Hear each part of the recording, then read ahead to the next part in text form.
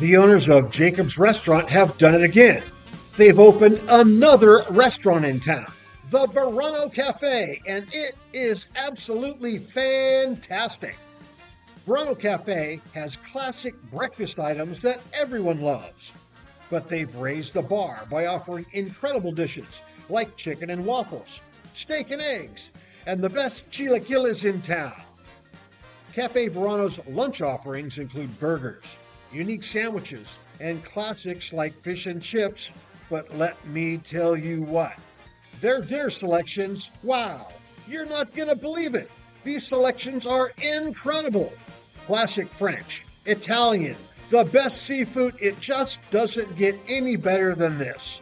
Verano Cafe, located on the corner of Highway 12 and Verano Avenue. Wow, check it out.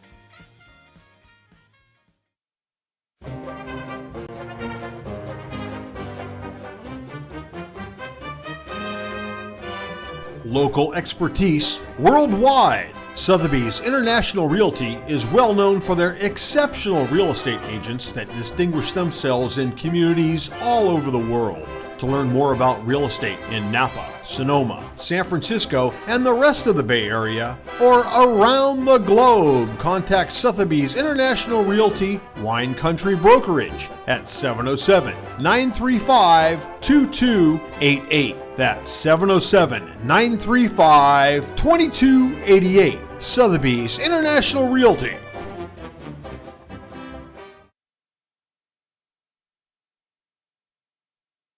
The Sonoma Stompers are tail-wagging happy to have partnered with Pets Lifeline.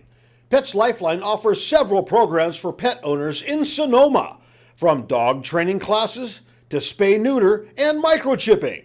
Pets Lifeline also has a trap, neuter, and return feral cat program, as well as resources to help with rehoming a pet. Pets Lifeline is here to support pet owners in keeping their pets healthy and happy. Pets Lifeline is also hosting Bark in the Park on July 29th, so you can bring your pet to a Stompers game. Pets Lifeline and the Sonoma Stompers, proud partners.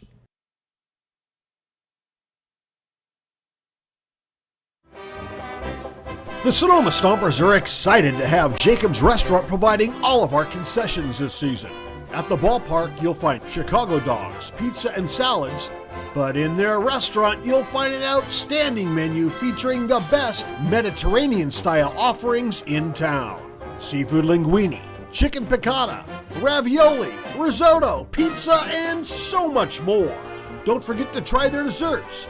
Jacob's Restaurant is located on 1266 Broadway, right next to Traintown.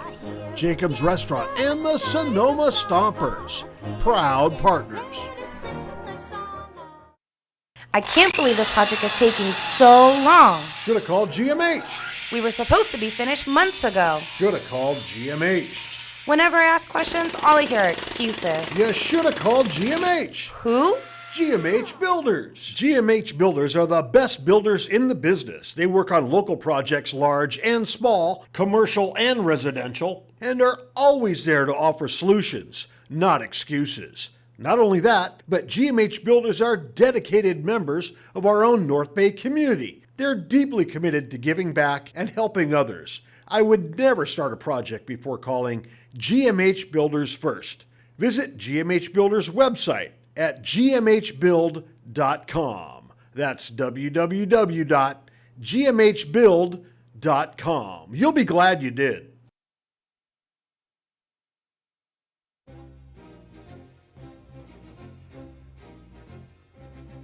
Hey, Stomper fans, if you're looking for roof services, look no further than Crandall Roofing. Crandall's dedicated team of professionals guarantees excellence. From roof repairs to installations, Crandall delivers top-notch solutions with unmatched value. One of the reasons Crandall Roofing stands out is Crandall Roofing uses only Class A fire-rated materials, and Crandall Roofing is certified by the manufacturer, who extend warranties up to 50 years. Not only that, but Crandall Roofing's simple pricing plan ensures absolute transparency. Hey, with straightforward rates and no hidden fees, Crandall Roofing makes roofing solutions easy.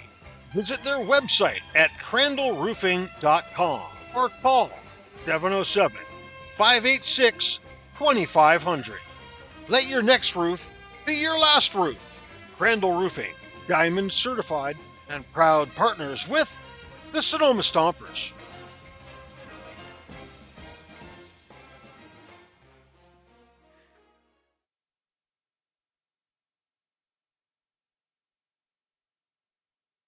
The time has come. The wait is over. The Sonoma Stompers pregame show starts right now.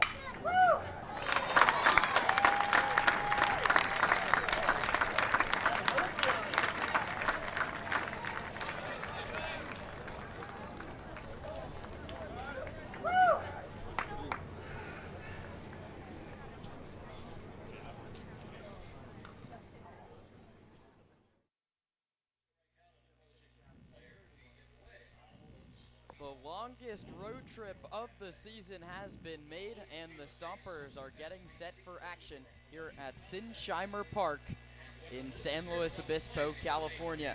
I'm Kieran Costa, joined alongside Roman Raffelli here on the Sonoma Stompers Radio Network, getting you set for the first of two between SLO and Sonoma, this time on the road. These two teams played twice. That was back in Sonoma to open up league play, and, well, they split the series there. The Stompers try and win the set by taking both of them here at Sinsheimer Park, and they turn to Charlie Moulton to do that. Welcome to the pregame show. I'm Kieran Costa, alongside my broadcast partner, Roman Raffelli, and these are squads going in two different directions, Roman. Sonoma 7-5. They've won 4 of their last 5 contests, including 2 on Sunday. The Blues, on the other hand, have lost their last 2 contests, but Sonoma on Sunday won both games of their doubleheader at the College of San Mateo. That was against the Menlo Park Legends. They won the first one 11-6. The offense looked great. Yeah, the offense really came out swinging it in that shortened 7-inning game 1. And they played great ball up and down the lineup. Nick Santavanias gave them a great start on the bump, and then from there they just took off with the bats, played good small ball, let the extra base hits really propel the offense that got guys on base and in position, and it just went up from there. Yeah, exactly. The bats get it done in game 1. That was 11 runs in 7 innings. The Big Blow 6 runs in the 7th, and, well, they were aided by the pitching of Menlo Park. They hit 7 stompers, beg your pardon, in that one. And something we saw there was Brady Shannon left the yard in game 1, and he got a double in game 2. Could he be coming around at the plate? Yeah, that's what we've started to see. You always imagine there's going to be some bumps and bruises when you come into a new stadium and a new team, just seeing the ball, getting comfortable in your environment, and that's what looks like Shannon is starting to do here. He's more confident and comfortable at the plate, just seeing it really well, swinging a bat that we all know has quite a bit of power in it. He had a couple of hits that didn't go down for hits, a couple of pieces of contact that were rockets out of the box that he was still able to do a lot with. Yeah, but on the pitching side in game 2 of that doubleheader, well, that one worked out well for Sonoma. They went 7 different pitchers to go 9 innings of just 1-run ball, 8 shutout innings going into the ninth. The Stompers win that one 4-1. And what can you say about Zach Pace's bullpen performance? Yeah, I mean, you use a bunch of guys to get you through that second game that was 9 innings, and they did exactly that. Every guy had a good way to contribute and just give his team a chance to win that game, a much more low-scoring affair. They all did a great job, contributed well, and have set themselves up for a successful week starting here in SLO. Yeah, and that week starts with Charlie Moulton on the mound, making what's now going to be just his second league appearance for Moulton. He pitched on the 8th against San Francisco. That was 2 innings out of the bullpen, and that game was already 11-0 when he entered the contest. This is a different beast, starting against a Blues team that's better than their 4-5 record would suggest, and more importantly, it's a starter role rather than a bullpen role.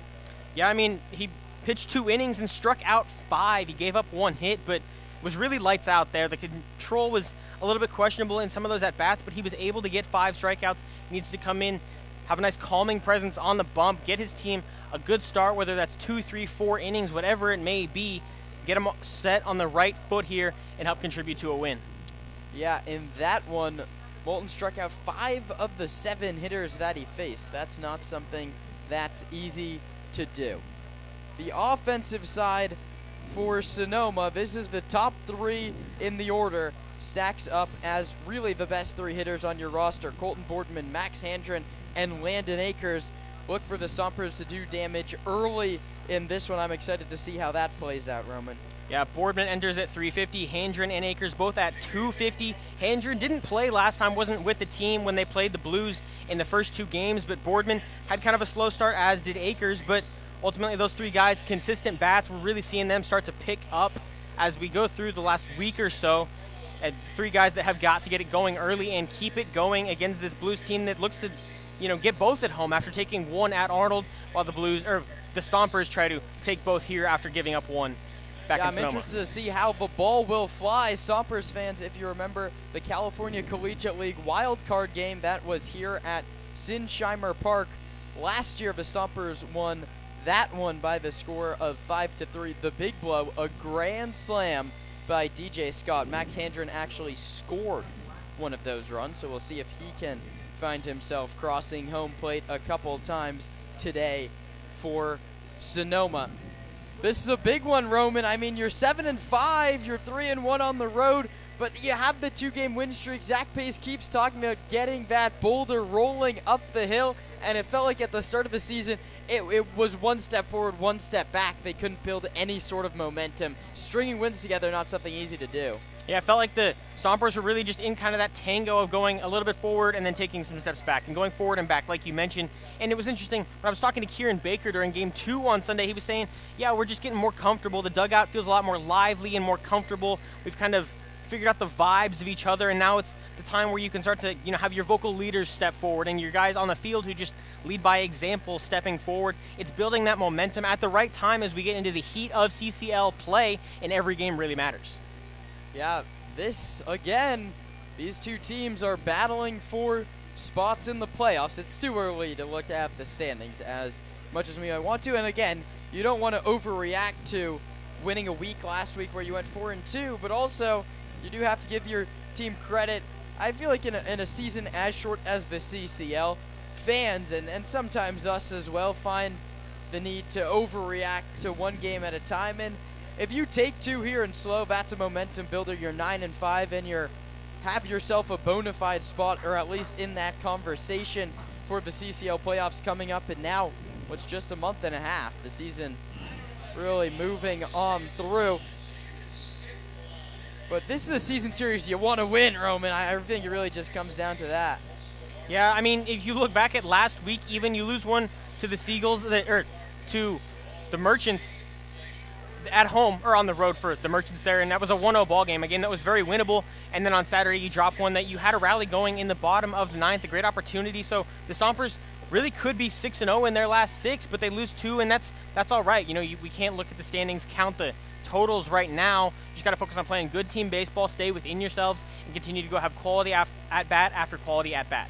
Yeah, let's move over to Roman's radar as we wrap up here on the Sonoma Stompers pregame show. The Slow Blues are the home team. Let's start with a look behind enemy lines. Yeah, for me today, it's going to be Mason Ashlock. He's hitting .429 in that 3-hole. It's a chalk pick, but I'm going to stick with it there. He's been great for the Blues through the season so far, and he needs to have a good one tonight. Yeah, Mason Ashlock, who had himself a standout season at Weatherford College, is in the transfer portal like a majority of this Slow Blues lineup. And now, Roman, Stomp Watch. There's a lot of options, especially at the top of that lineup for Zach Pace. Yeah, I'm going to go right in the middle of that lineup. It's going to be Brady Shannon. We mentioned he's starting to come around. He had a home run on Sunday, but he had 3 balls hit over 100 miles an hour. 2 of those ended up as outs, but he's hitting the ball really well. He's seen it really well at the plate, and there's no denying he's a heck of an athlete who can put some serious power behind the baseball. Yeah, Brady Shannon and the rest of the Stompers offense look to get going against Riley Marcotte when we return. That's all the time we have today on the Stompers pregame show. It's first pitch between Sonoma and San Luis Obispo when we come back on the Sonoma Stompers Radio Network.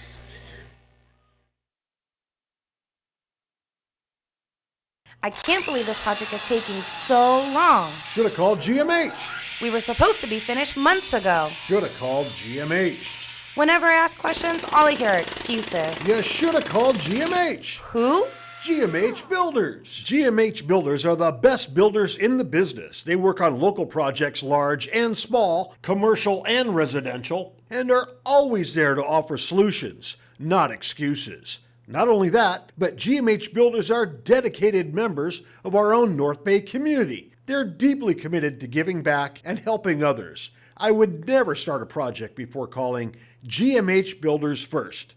Visit GMH Builders' website at gmhbuild.com. That's www.gmhbuild.com. You'll be glad you did.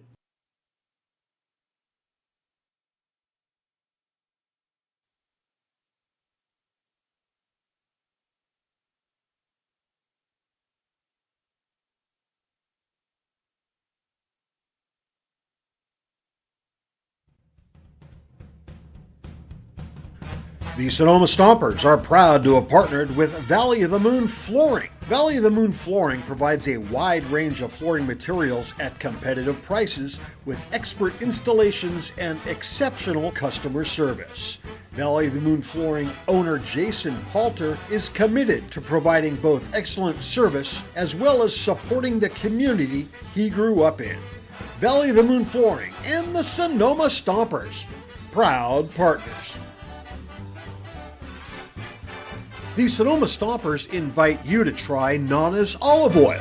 Nana's estate-grown extra virgin olive oil is made from olives grown on the property of Vianza Winery that were hand-harvested and pressed to create Nana's extra virgin olive oil. Go to shop.vianza.com to see for yourself why Nana's Olive Oil is the very best.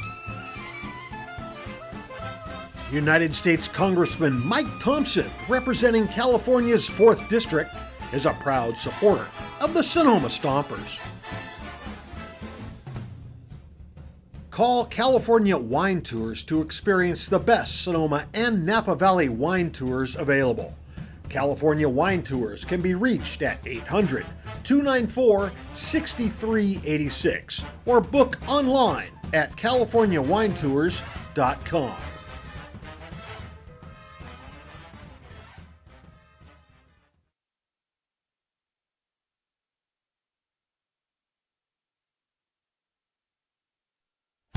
The Sonoma Stompers are tail-wagging happy to have partnered with Pets Lifeline.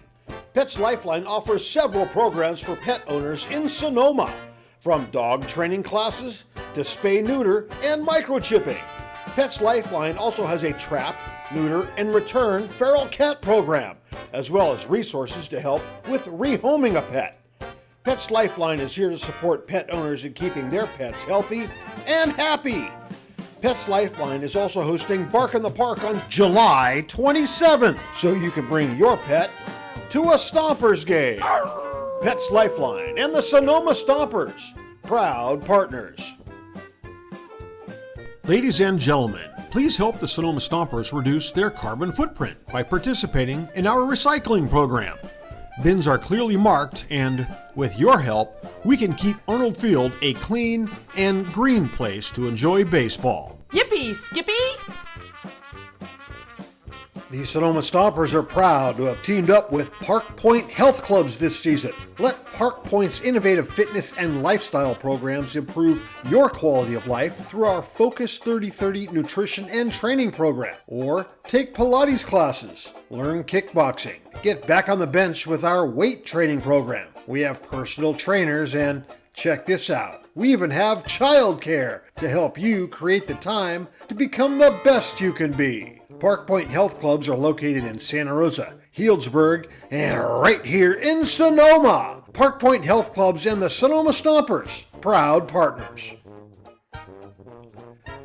Hey kids, do you want to go to college and play summer baseball for the Stompers?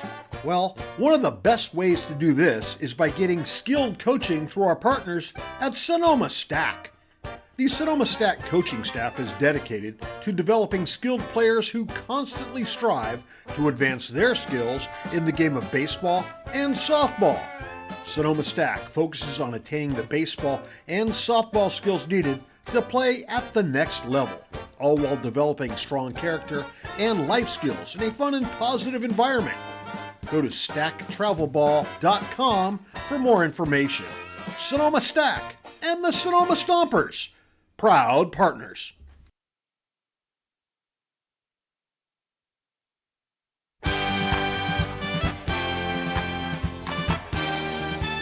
It's time for Stompers Baseball on the radio. Let's go out to the voices of the Stompers, Roman Rafelli, and here's Kieran Costa.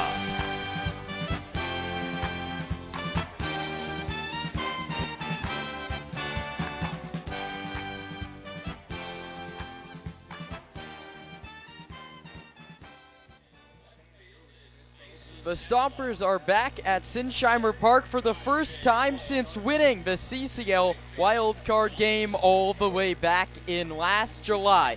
This time they look to improve on a 7-5 record and extend a winning streak to 3 games against the San Luis Obispo Blues, a team going in the opposite direction. 4-5 on the CCL season. Back-to-back losses against Walnut Creek. Over the weekend, the Stompers are 3-1 on the road, and this is the lineup they send out to try and improve on that. The shortstop, Colton Boardman, leads off, followed by the third baseman, Max Handren, and the center fielder, Landon Akers. McCann Libby cleans up, and Brady Shinnon, the right fielder, hits 5th. 6-7 goes Anthony Shepler and Nick Sebastiani. The first baseman, Trent Keys, hits 8th, and Luke Duncan hits 9th. They're matched by a left-hander out of Lauraville, Louisiana. Riley Marcotte, a 6'2", 180-pounder, plays at Louisiana Lafayette. And in 21 appearances, he made 2 starts for the Ragin' Cajuns, 32.2 innings, a 5.23 earned run average, 20 strikeouts to 14 walks. And this summer, 2025, sporting the Blues uniform, he had 2 appearances, 2 innings, 3 earned runs, 3 strikeouts, no walks though. Command an issue in the Stompers games over the weekend, hit by pitch, feeling like every single inning the Stompers would get hit 1 or 2 times against Menlo Park. Roman, it's Boardman, Handren, and Akers, in my opinion, the 3 most talented hitters on the roster in the first. Stomps look to jump them early. Yeah, this is exactly what you want from your top 3. Come out, make a statement in the first. Let the Blues know you're here to play some baseball. Get off to a hot start, and then just keep it rolling throughout the game. Colton Boardman, a left-handed hitter out of Cal State University Northridge. He's playing a little closer to where he plays college ball. A .350 average, a .480 on base percentage. He digs in from the left side. Marcotte, a lefty, winds and fires. First pitch is inside. We're underway at 6:03, 73 degrees in San Luis Obispo. Beautiful evening down in Southern California. Boardman takes low 2-0.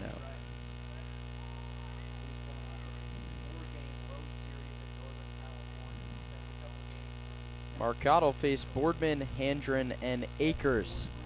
That's a heck of a top 3 that Zach Pace sends out there today. Dave Hoke is his third base coach. Jacoby Heyer, his first base coach.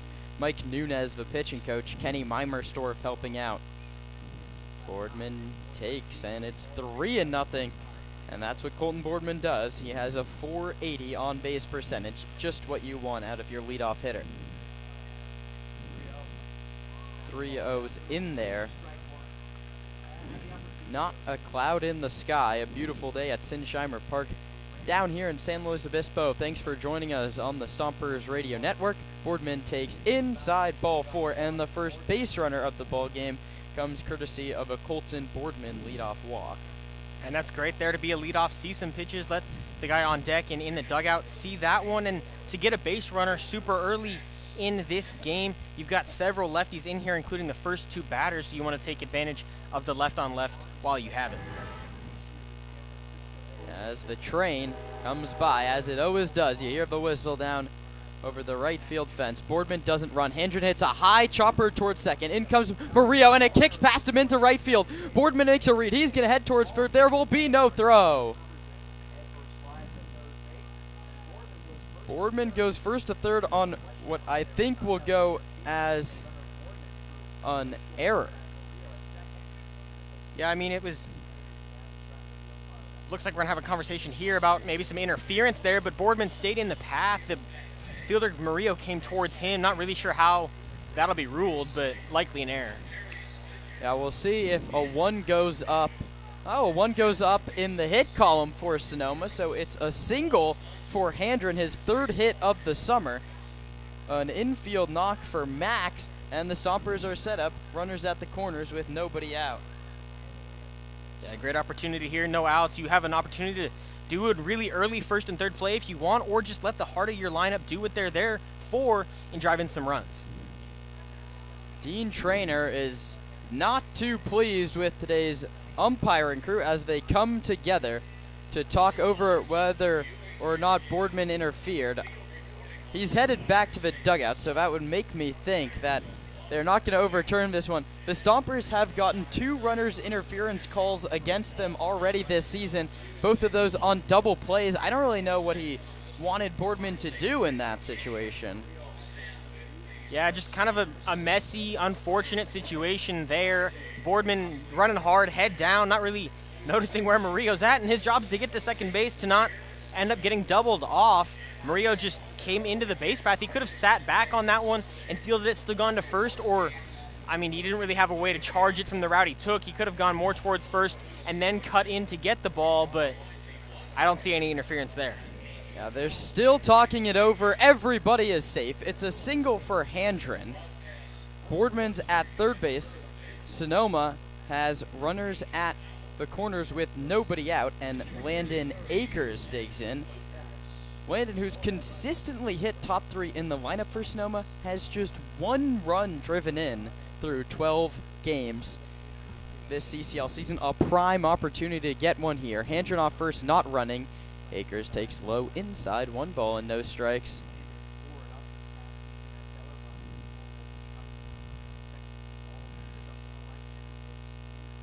There's already milling around them there in the bullpen for Slow. You wonder how long Marcotte's going to get as Akers fouls it back to the screen, 1-1. Landon 250 with a 348 on base this summer, but even when we thought he was hitting low at the start of the summer, you talked to him, he wasn't happy with his performance, but he said he's felt himself coming around. It's a long summer ahead, is what he's telling himself. He bounces this one to short, and that one's into left field as well. And defensive woes are plaguing San Luis Obispo early. That one had double play written all over it off the bat. Instead, it kicks into left field. That one goes as an error, so no base hit for Akers, but Colton Boardman comes in to score the first run of the ballgame. Stompers set up first and second with nobody out. And this is a big start here. You hit a ball really hard there and get rewarded for it. I mean, obviously the air, not what you're banking on if you're Akers, but it's better than a double play, and now you're still threatening with a run on the board. First one misses up and out. 1 ball and no strikes. Marcotte struggling mightily to throw strikes here, and especially first pitch strikes have been a struggle. Libby takes high. That one kicks to the backstop and is going to sit there. Handren's going to stop at second.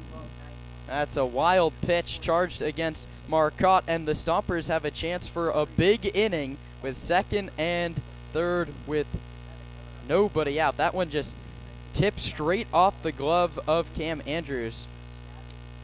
And just continuing a great start here. You want to have a big first inning. You come down to slow. You almost worry about what the energy is going to be like after a really long bus trip and an early morning for the Stompers, but it seems to not be an issue.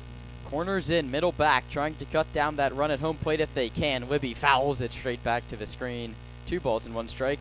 Libby has 1 home run on the season, and it was against these Slow Blues in a losing effort, a solo job in what was a 3-1 loss for Sonoma. That was all the way back to the second league game of the season. Marcotte with second and third. His 2-1. Libby takes outside, 3-1. Close pitch, missed. Marcotte doing some groundskeeping on the hill. Maybe some landing spot issues in the early going, but he's definitely not getting any help from his defense. 3-1 First base is open. Libby takes high ball forward. The first 4 Stompers reach, and the bases are loaded with nobody out. And it's our Stomp Watch player of the night due up, not the guy you want at the dish with the bases juiced, especially in the first inning with no outs. And Dean Trainer, I think that's the manager, to talk with his starter. Boardman walked, Handren got an infield single, Akers reached on an E6, and McCann Libby walked as well. The bases are loaded with nobody out. The Stompers already have scored 1, but a chance for a very crooked number. And Brady Shannon is a guy that is in an interesting spot. He leads the team in strikeouts, but he also probably leads the team in average exit velocity after 3 balls over 100 miles an hour during the 2 games of Sunday's doubleheader. He has to wait before he digs in from the right side, sporting the Stompers' road gray uniforms. Sonoma scripted in navy across the front, navy numbers on the back, orange numbers on the front. The Blues wearing the home pinstripes, blues across the front, and you guessed it, blue for slow. And if you're a consistent Stompers listener or watcher, you've heard us say he's a two-way athlete at Youngstown State, backup quarterback, and plays baseball. He's a 6'3", 220 senior. He's a tank of a batter, not the guy you want up. Shannon looking for a gap, swings first pitch, and tried to hit a grand slam, but came up empty. The last time the Stompers had the bases loaded here at Sinsheimer Park, DJ Scott delivered a grand slam that he tucked inside the left field foul pole back in the CCL wildcard game last July. Brady Shannon looking for a slam of his own. The pitch is up and outside, but a walk's as good as a hit here. That would force in another run. No place to put Shannon. Brady is on base at a 400 clip. He looks to do just that here and get aboard. The 1-1 is caught on and missed late on a fastball 1-2. And Shannon, as we mentioned, a lot of swing and miss in him. Has to shorten up here. Yeah, you got to shorten up, live gap to gap, just try to hit a ball hard.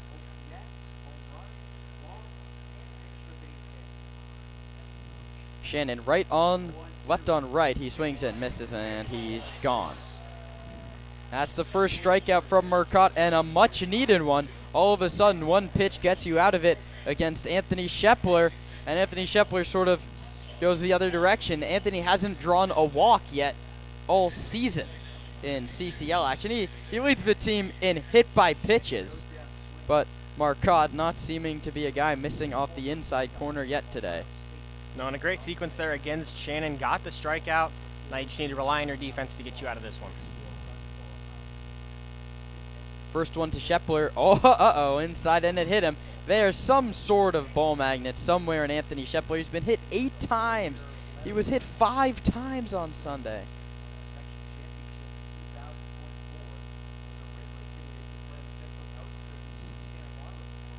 1-0 pitch to Shepler. Hitting room in right center to the lefty. Inside, and you betcha it hit him for the team-leading 9th time. But that one doesn't hurt as much because it's an RBI, and I jinxed it. I said they weren't going to hit him, but all Anthony Shepler does is get hit by the pitch. Yeah, you got to figure out if it's something in the diet or in his pregame routine. He's just getting plunked left and right this season, and he'll take that one. It's an RBI.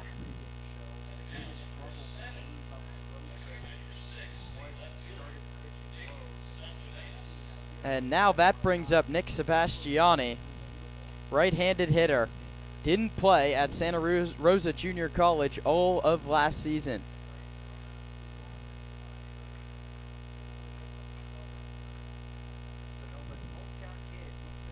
Sebastiani swings first pitch and bounces it to second, could be 2. Murillo goes to second for 1. The relay to first is in time. So after all of that, Sonoma gets just 2 runs, and they leave 3. It goes 4, 6, 3, and the inning is over. For Sonoma, 2 runs on 1 hit, and they lead them loaded. Charlie Moulton takes the hill with a 2-run lead when we come back for the last of the first. You're listening to the Sonoma Stompers Radio Network.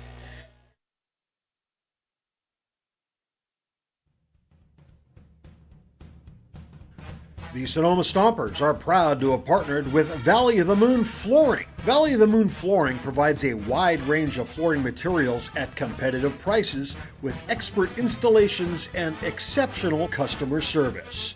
Valley of the Moon Flooring owner Jason Palter is committed to providing both excellent service as well as supporting the community he grew up in. Valley of the Moon Flooring and the Sonoma Stompers, proud partners. The Sonoma Stompers invite you to try Nana's Olive Oil. Nana's estate-grown extra virgin olive oil is made from olives grown on the property of Vianza Winery that were hand-harvested and pressed to create Nana's extra virgin olive oil. Go to shop.vianza.com to see for yourself why Nana's Olive Oil is the very best.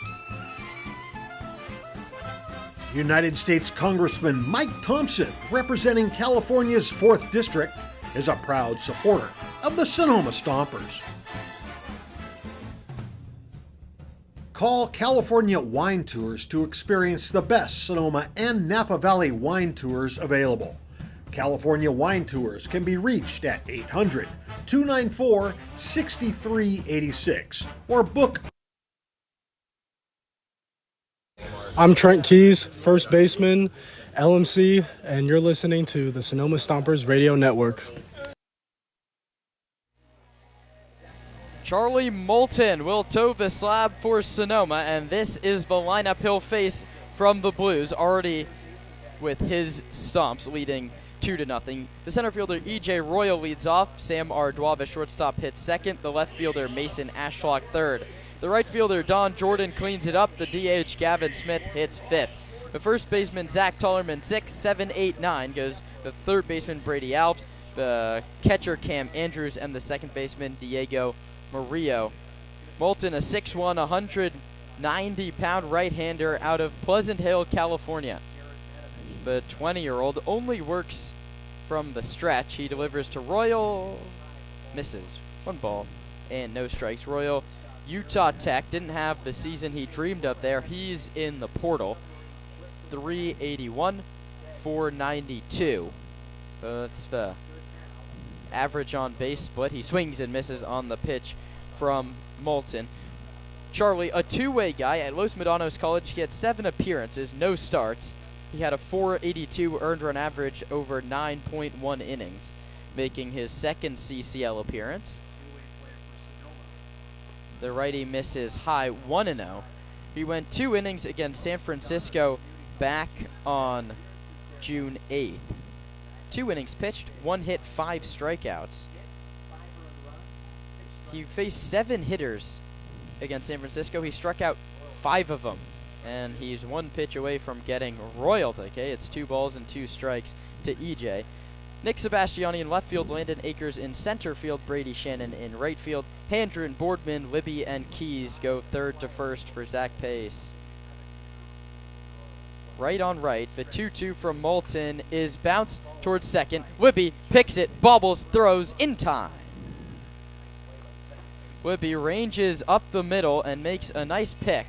Second, I thought he wasn't going to be able to get it out of his glove, but he does, and throws out E.J. Royal. That brings up Sam Ardois, another guy making his second stint for the Blues.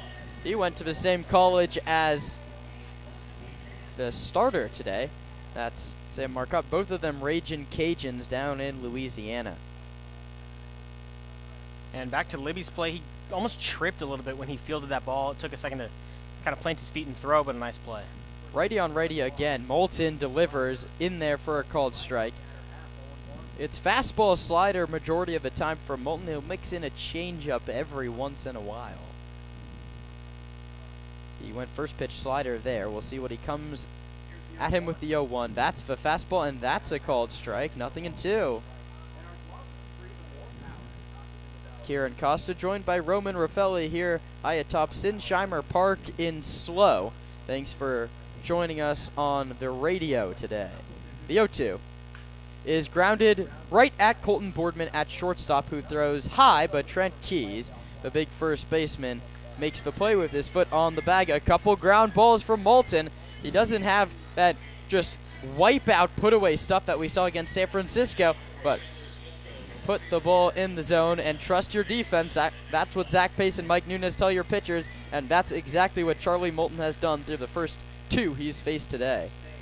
And I tell him that for a reason. That's all they need to do. You've got a great defense behind you. Let them play. Don't put too much pressure on yourself and get quick, efficient innings. Moulton delivers to Ashlock, and this is a guy you want to face with nobody on base. Mason's hitting .429 so far in CCL play, an on-base percentage of .512. The 0-1 is outside, and it's 1-1. Ashlock has an average 350 points higher than Trent Keys, who's going to lead off for the Stompers in the second, but guess what? His on-base percentage is not as good. That one misses. Whoa, it's 2 balls and 1 strike. And that just tells you the ridiculous season that Trent Keys is having right now. Struggling at the plate, but he's finding ways to get on base. That's the definition of a small ball baseball player. Righty on righty. It's been all righty so far from Slow. That one misses outside, and the count's now 2 balls and 2 strikes. Ashlock in left field tonight for Dean Trainer's squad. Infield plays back. It's a quicker infield than Sonoma, but it's not the carpet that they play on at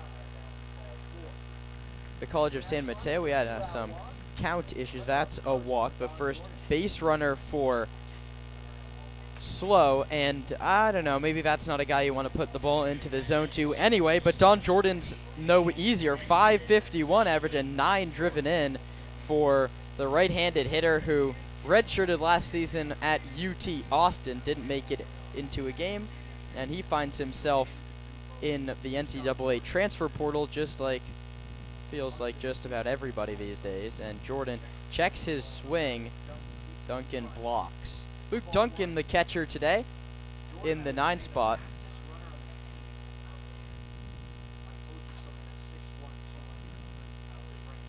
Ashlock sets up ever so slightly open stance, feet close together in the right-handed batter's box. Back foot all the way on that back line, fighting against the velocity of Moulton, who delivers, and that's not a fastball, but fooled him badly. It's 1-1.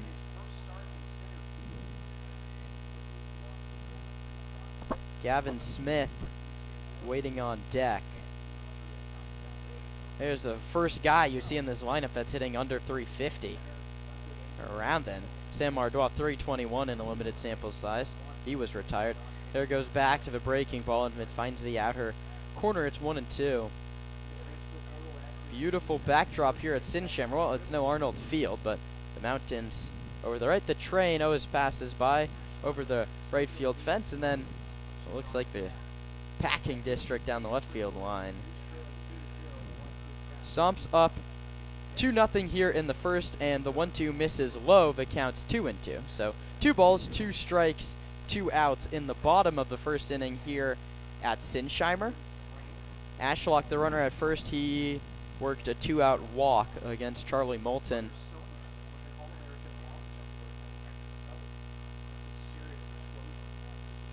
Two balls and 2 strikes. Ashlock leads off first, not going. The pitch misses below the knees. The count's 3-2. And Moulton thought he had strike 3 there, but he's done a good job of pitching ahead early in the counts, getting into good leverage counts to be able to miss a little bit off speed later in the count, try to get some swing and miss pitches. Ashlock will be running 3-2 with 2 outs. It's bounced towards second base. Libby fields a high hop and throws out the very speedy Don Jordan at first base. So 3 ground balls induced by Moulton with a walk mixed in. No runs on no hits, and Ashlock left on base. We head to the second. Sonoma leads Slow 2-0. You're listening to the Sonoma Stompers Radio Network.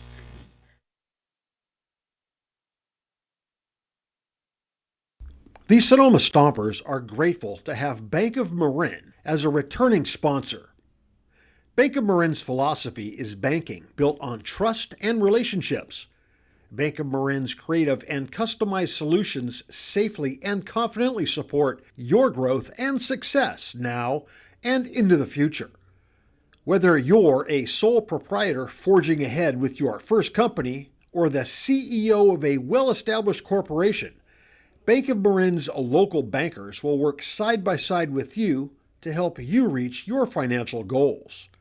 Bank of Marin, the official financial institution of the Sonoma Stompers.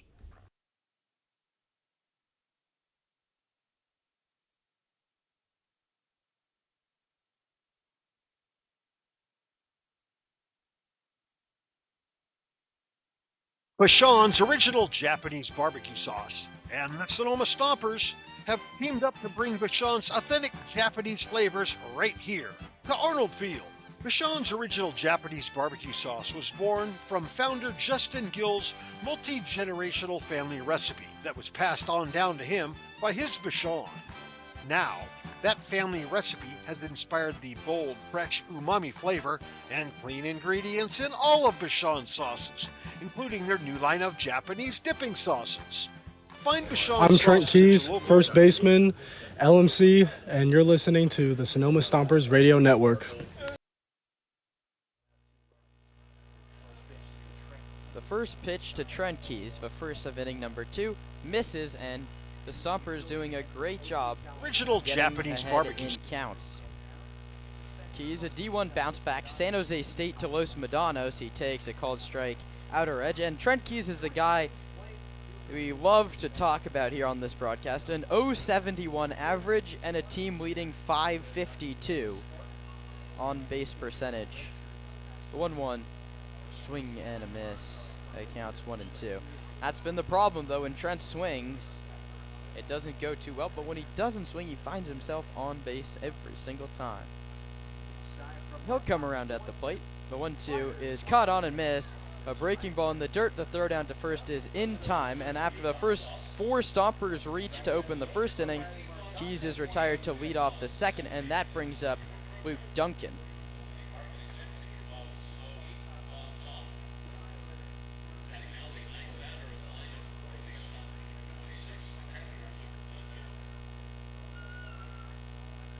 Duncan, a right-handed hitter, digs in against the lefty Marcotte. Pitch is outside, 1-0. Duncan just 1 for 6 in limited CCL action. A two-way guy, also Los Medanos. 1-0 is a check swing chopper toward short. Ardois gloves behind the bag and throws to first in time. A half-hearted swing results in a ground out and back to the top in Colton Boardman for his second trip to the plate in as many innings. And Marcotte doing a good job settling into this one. Got roughed up early. We saw a mound visit made, and since then he's been very solid. Left a couple on in the first. He got a strikeout and then let the defense work. Rolled a couple ground balls. He's gotten 1 so far this inning. Just looking to reset. Boardman takes a called strike, 1 outer edge. You know what they say about leadoff walks. They always come back to bite you, and Boardman's leadoff walk in the first did just that on a Sam Ardois error. Boardman takes, and it misses. 1 ball and 1 strike. Colton was hit by a pitch 3 times last time out. That was the second game of Sunday's doubleheader in Menlo Park. The 1-1 is bounced foul, first base side.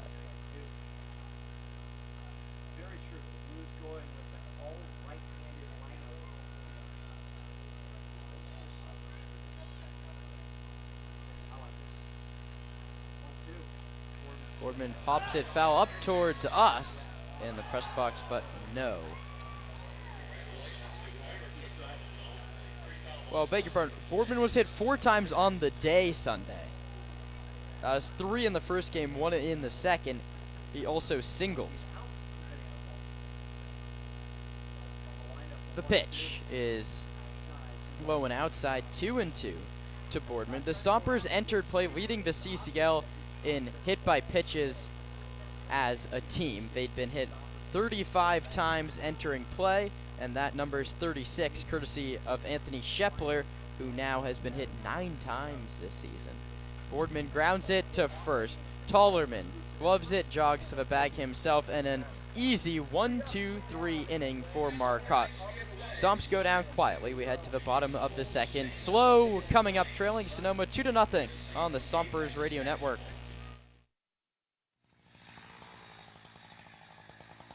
Hey, honey, what company the neighbors use for their tree work? I don't know, some discount tree service. Do they even know what they're doing? They're cutting down a tree. It's not rocket science.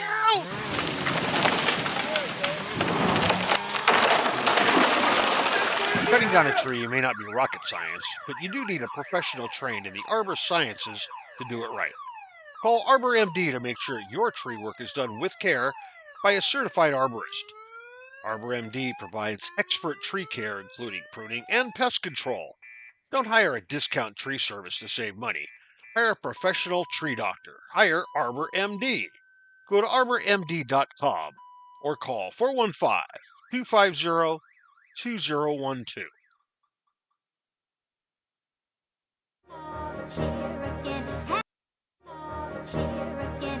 The Stompers are proud to have Adams Chiropractic as our official chiropractor. Keeping our players healthy and in the lineup is our #1 priority, and Adams Chiropractic is right there every step of the way, thanks to Dr. Lawrence Adams.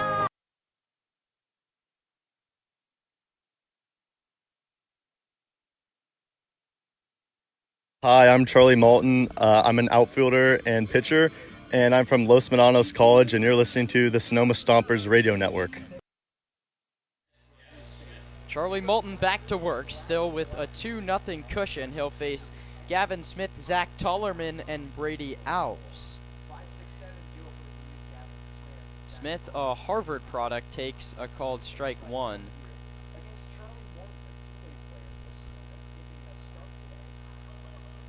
Smith just a $186 average so far for slow.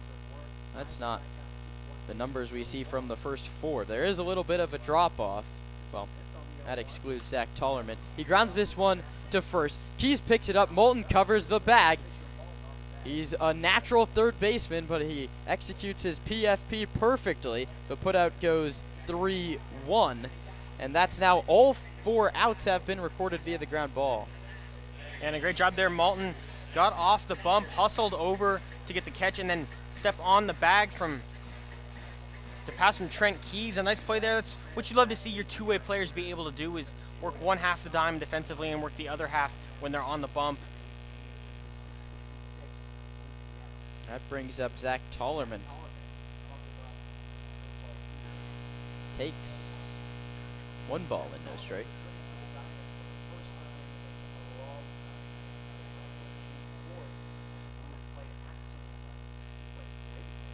Tollerman takes a 1-0 inside 2-0.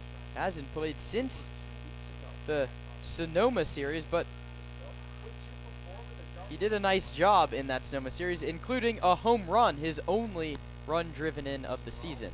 The 2-0, he's fooled badly on an off-speed pitch from Charlie. The count's 2-1.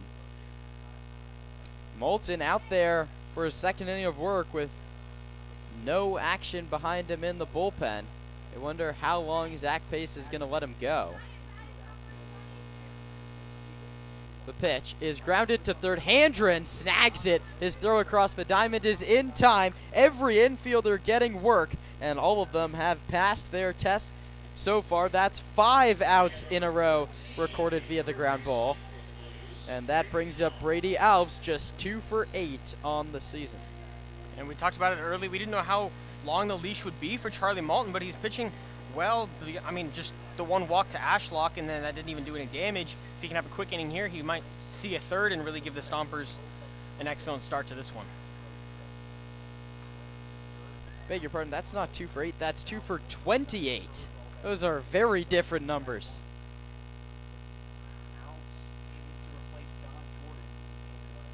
Alves is behind, 0-1. Moulton starts him off with a fastball. I mean, 2 for 8, that's a 250 average. 2 for 20, that's below 100. And that one misses, 1-1. This is a guy that you're gonna wanna go after. Both of them are singles.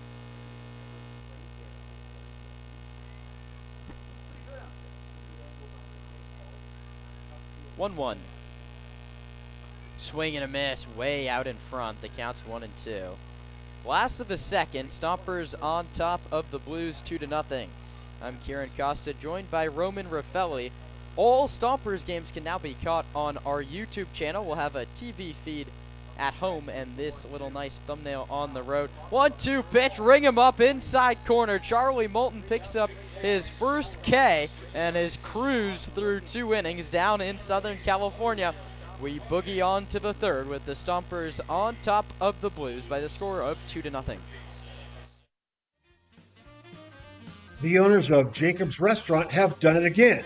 They've opened another restaurant in town, the Verano Cafe, and it is absolutely fantastic. Verano Cafe has classic breakfast items that everyone loves, but they've raised the bar by offering incredible dishes like chicken and waffles, steak and eggs, and the best chilaquiles in town.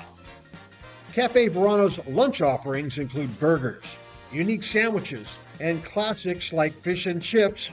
But let me tell you what, their dinner selections, wow, you're not going to believe it. These selections are incredible. Classic French, Italian, the best seafood, it just doesn't get any better than this. Verano Cafe, located on the corner of Highway 12 and Verano Avenue. Wow, check it out.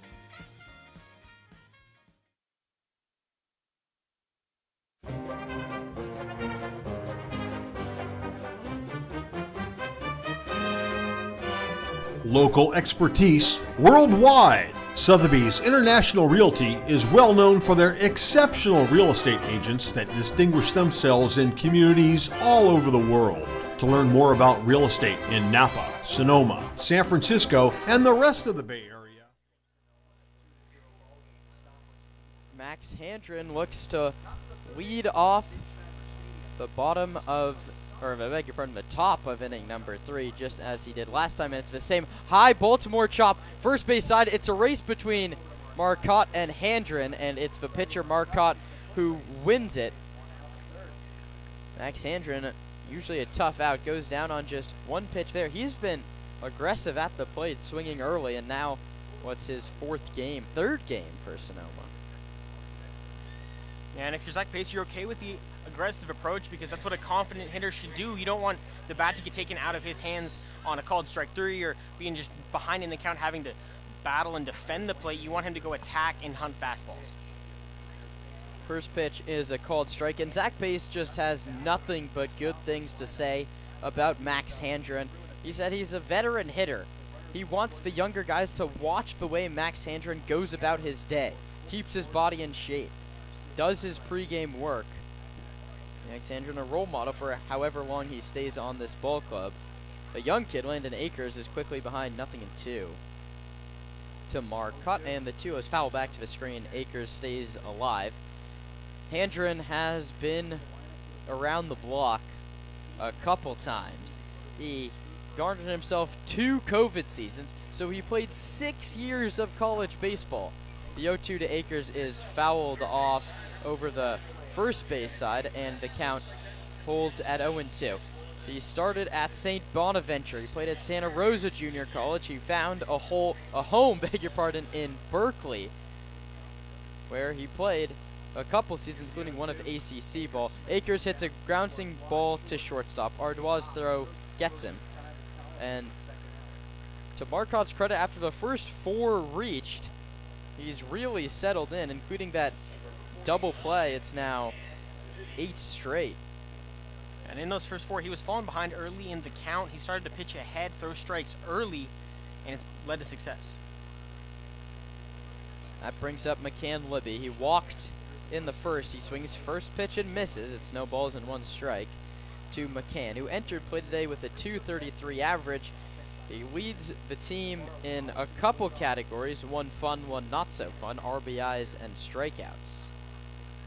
He takes outside the counts 1-1. Well, he entered today tied with Brady Shannon with 12 strikeouts. Brady struck out in his first at-bat, so Libby off the hook for now. The 1-1 is low, and the count's 2-1. Stompers and the Blues, their third meeting this season. The first of two down here at Sinsheimer Park. And maybe, just maybe, we could be set up for another CCL wildcard game between these two squads. The 2-1 is inside 3-1, and Libby way out in front now of Marcotte.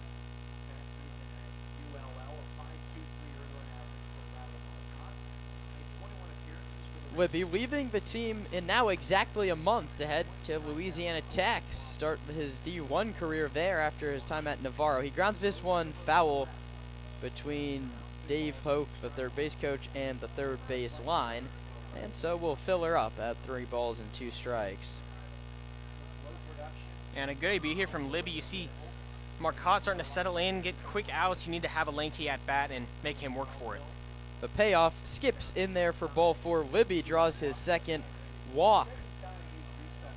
And that brings up Brady Shannon, who struck out his first time up. And Brady is one of those 3 true outcome guys. A lot of pop, but a lot of swing and miss.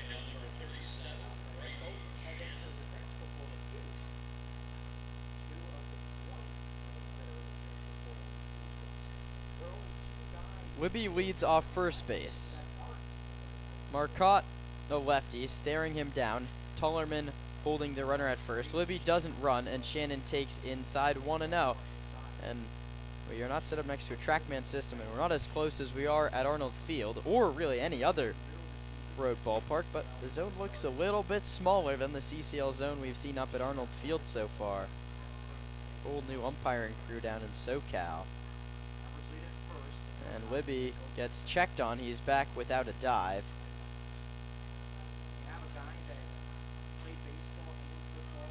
Infield and outfield plays him straight up. Shannon, Youngstown State Penguin against Louisiana Lafayette Ragin' Cajun. The pitch is sent towards right. Jordan cuts over, and it's by him, and it's going all the way to the wall. McCann Libby's hustling around third. The throw's cut off. Shannon heads into third base. The throw's offline. It's Brady Shannon's second triple, and I don't know what happened. Don Jordan just started in and just watched it drift over his head and jogged out to the right field fence. It was much too late. A 2-out rally for Sonoma and an RBI triple for Shannon. A great piece of hitting there from Shannon. Took it the other way. That's where it was pitched on the plate outside corner. And then Don Jordan just kind of got a bad read. Took a couple steps in. Realized it was well over his head. And then didn't look particularly motivated to go get to that one. Kind of jogged to the track. Grabbed it and threw it in. But it's the second triple from Shannon. That's what got his season started. Yeah, it was like a knuckler almost. I don't blame Don Jordan for taking a step in. I blame him for not sprinting out to the wall to pick it up. Shannon into third. He now has 2 triples. The only 2 triples for Sonoma hitters, as Shepler has quickly found himself behind 0-2 with a take and a swing. Anthony, you betcha, he was hit by a pitch his first time up. His 9th on the campaign. All sorts of banged up. That one's lined off the glove of the pitcher, Marcotte. Ardois fields behind second and throws to first just in time to get Anthony Shepler, but Brady Shannon delivers an opposite field triple to tack on one more. 1 run on 1 hit and 1 left. Last of the third coming up. Sonoma 3, San Luis Obispo nothing. You're listening to the Stompers Radio Network.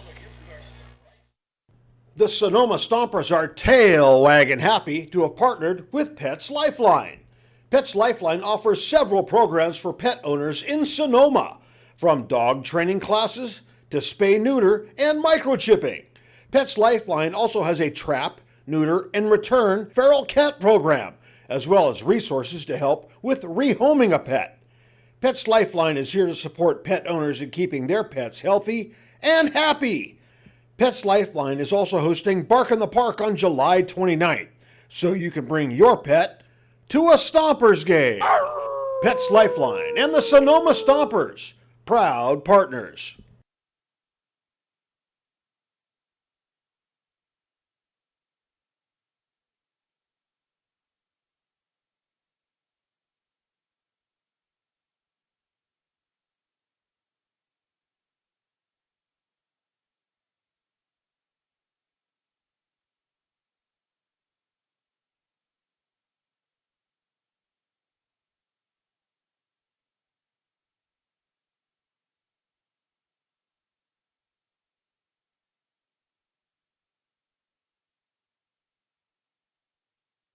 I'm Paul Azul, first baseman for your Sonoma Stompers, and you're listening to the Sonoma Stompers Radio Network.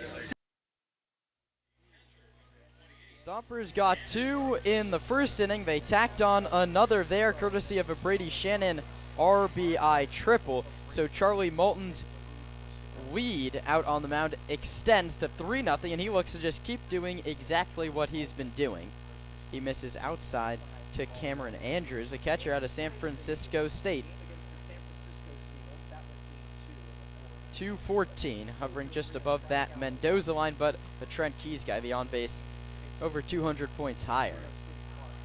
That one misses low and outside. 2-0 now, and Moulton, this is interesting. This is as his outing progresses, going deeper into game, not something he's used to doing. We'll see if that command, which has been the only knock on him so far, if he can keep that under control. The 2-0 is sent towards center field, not deep. A long run for Akers, and he goes into a slide and cannot squeeze it. Oh no. That wasn't a very hard hit baseball. A pop-up between left and right. Akers went a long way, went into a slide, but could not come up with it. It's a single, a nicely placed pop-up from Andrews. That's the first hit allowed by Charlie Moulton, and that brings up the 9-hitter Diego Murillo. A lot of grass in that outfield. That one just got up and then died. I mean, about 60, 70 feet behind the second base bag and just into the left center gap. A tough play to make. Murillo, beg your pardon, sneaks in from the right side and lines this one to Keys, who takes it to the bag himself. Double play. How about that? That's a line drive right at Trent Keys, holding the runner on base. If there's no one on, that ball is still rolling into the right field corner. Instead, it's to the easiest way you could ask for, 3 unassisted. And that's how you pick up a couple of your teammates. You pick up the runner for Charlie Moulton, who let him on, and you pick up Landon Akers. That ball, a tough play to make, but it fell out of the glove. Nice line drive to Trent over there. He snags it and steps on it pretty casually. Reminds you of how the Saturday game ended at Arnold Field, an unassisted double play by the first baseman, robbed Hyun Han of what could have been his second walk-off of the summer. Stompers fans just happy to see one go their way. 1-0 is a called strike. E.J. Royal has 1 home run so far on the season. He hit it out to right at San Bruno City Park. That's where Landon Akers hit his out to left. That's his lone home run, also came there. The pitch is low, kicks by Duncan, done nobody aboard. It's 2 balls and a strike. EJ bounced out to the second baseman Libby on a nice play to the backhand side in the first. 2-1 coming from Moulton. High 3-1.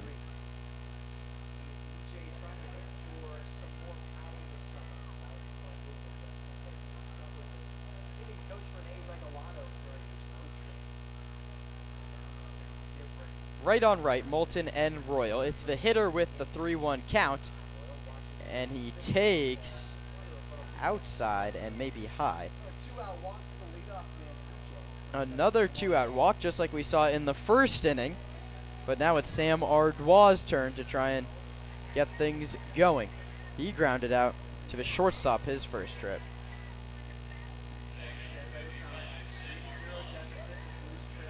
Another righty.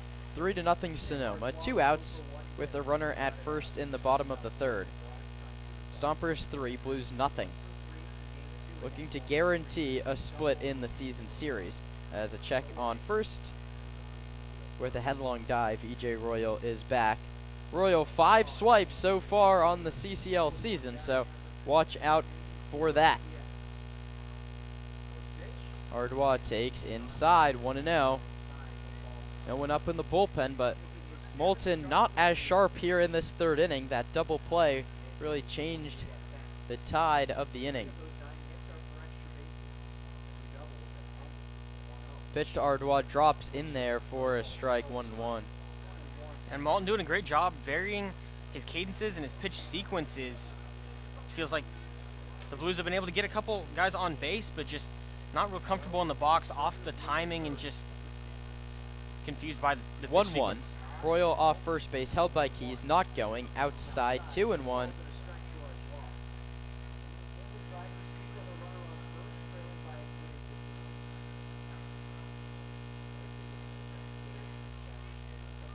Moulton ready to deliver his 42nd pitch. And as effective as he's been, 21 for strikes, 20 for balls, and that one is in there, 2 balls and 2 strikes. Wow, I wouldn't have guessed those were the numbers. Just off the top of my head, right? He's walked 2, but it feels like it's ground ball after ground ball, but you want that strike number to be a whole lot higher. 2-2, runner goes, the pitch is low outside, Duncan's throw on a hop, the tag is not in time. Luke Duncan has a cannon. He throws 93 on the mound, but that's the 6th stolen base for E.J. Royal. The Stompers threw out 15% of the runners that tried to steal against them entering play today. That percentage gets a tiny bit lower. A payoff coming now to Ardois. A base hit to the outfield would all but guarantee a run. Instead, it's cut on and missed. The 2nd strikeout for Charlie Moulton, who's turned in 3 shutout innings today for Sonoma. A lucky one, that double play erased 1 base runner, that's the single, and E.J. Royal, the walk was left on second. No runs, 1 hit and 1 left. We head to the 4th, where Roman Raffelli takes over on play-by-play with the Stompers leading the Blues 3-0.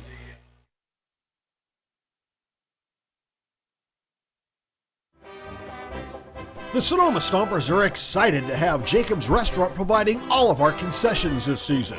At the ballpark, you'll find Chicago dogs, pizza, and salads. But in their restaurant, you'll find an outstanding menu featuring the best Mediterranean-style offerings in town. Seafood linguine, chicken piccata, ravioli, risotto, pizza, and so much more. Don't forget to try their desserts. Jacob's Restaurant is located on 1266 Broadway, right next to Traintown. Jacob's Restaurant and the Sonoma Stompers, proud partners.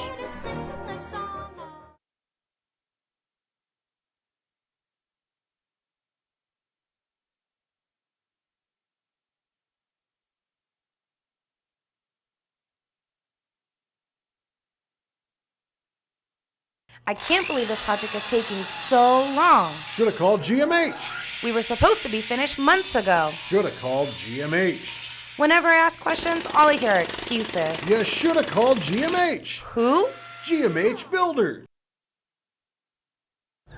This is Nicholas Sebastiani, the left fielder for the Sonoma Stompers, and you're listening to the Stompers Radio Network. Bottom of the 4th, Nick Sebastiani in, takes a ball low. The Stomps with a 3-0 lead on a pair of hits, runs in the 1st and 3rd. They lead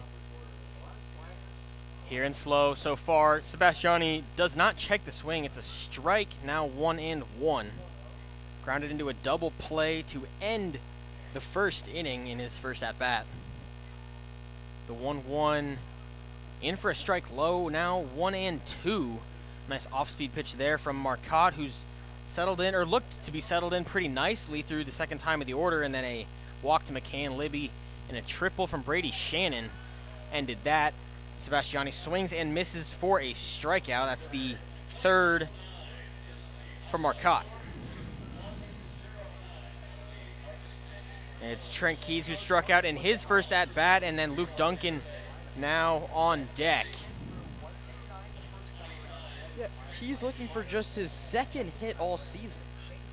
Be a nice time for Trent to get things going offensively. Then he becomes a really dangerous hitter with an eye like that. Keys, the on-base percentage jumps off the page at you, especially when put in the slash line next to the batting average. He's ahead 1-0. The 1-1 fouled back, 1-0 fouled back now, 1-1. Keys plays a great first base. It's a large part of why he finds himself in the lineup. Splits time with Paul Lazule.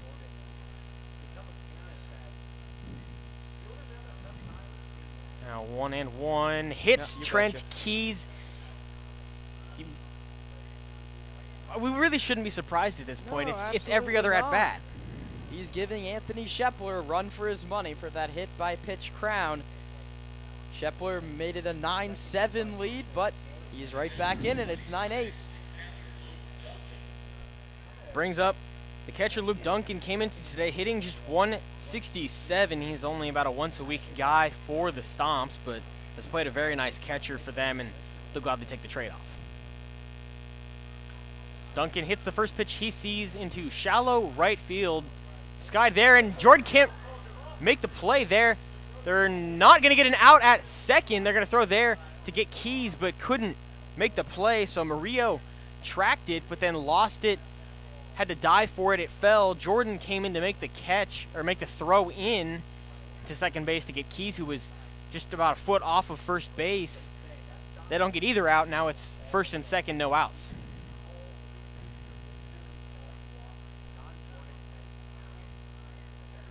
It's ruled a single for Luke Duncan. Keys now at second. Second hit for him this season. So back to the top we go. Boardman hits a ball hard to the first baseman, Tollerman. He tosses over to Marcotte, who steps on the bag for an out, but Boardman moves the runners into scoring position and records the first out of the inning. You'll take that every day.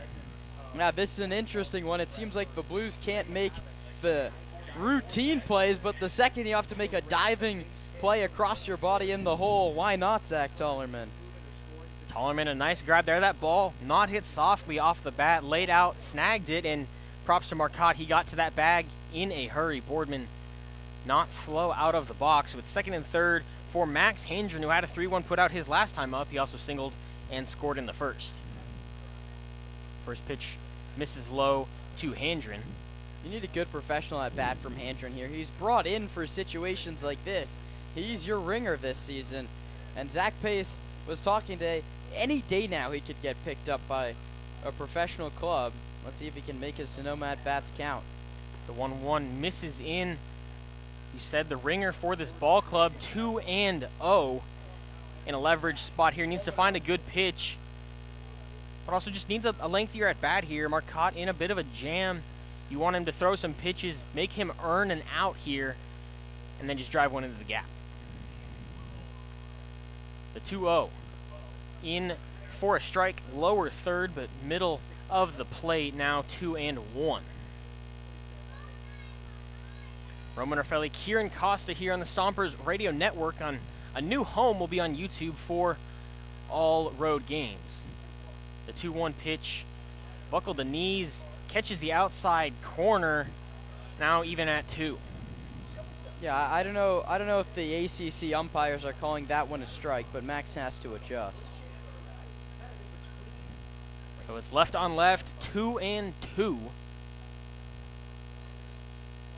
The pitch swung on and missed. Strike 3. They get out of the jam. The Stompers put 2 on, but don't score any. We'll head to the bottom of the 4th here on the Stompers Radio Network.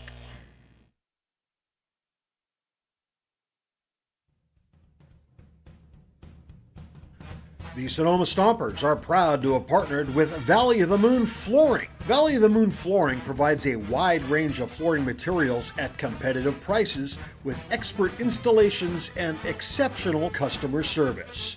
Valley of the Moon Flooring owner Jason Halter is committed to providing both excellent service as well as supporting the community he grew up in. Valley of the Moon Flooring and the Sonoma Stompers, proud partners. The Sonoma Stompers invite you to try Nana's Olive Oil. Nana's estate-grown extra virgin olive oil is made from olives grown on the property of Vianza Winery that were hand-harvested and pressed to create Nana's extra virgin olive oil. Go to shop.vianza.com to see for yourself why Nana's Olive Oil is the very best. United States Congressman Mike Thompson, representing California's 4th District, is a proud supporter of the Sonoma Stompers. Call California Wine Tours to experience the best Sonoma. This is Colton Boardman, shortstop out of CSUN, and you are listening to the Sonoma Stompers Radio Network. Bottom of the fourth here from Sinsheimer Stadium in the clear sky, sunny weather, San Luis Obispo. About 4.5 hours south of Sonoma. A lengthy bus ride, but a good start here for the Stomps. They're up 3-0 through 3.5. First pitch on the outside corner for a strike to Mason Ashlock, who walked in the first but came into today hitting .429 and slugging, an on-base percentage of .512.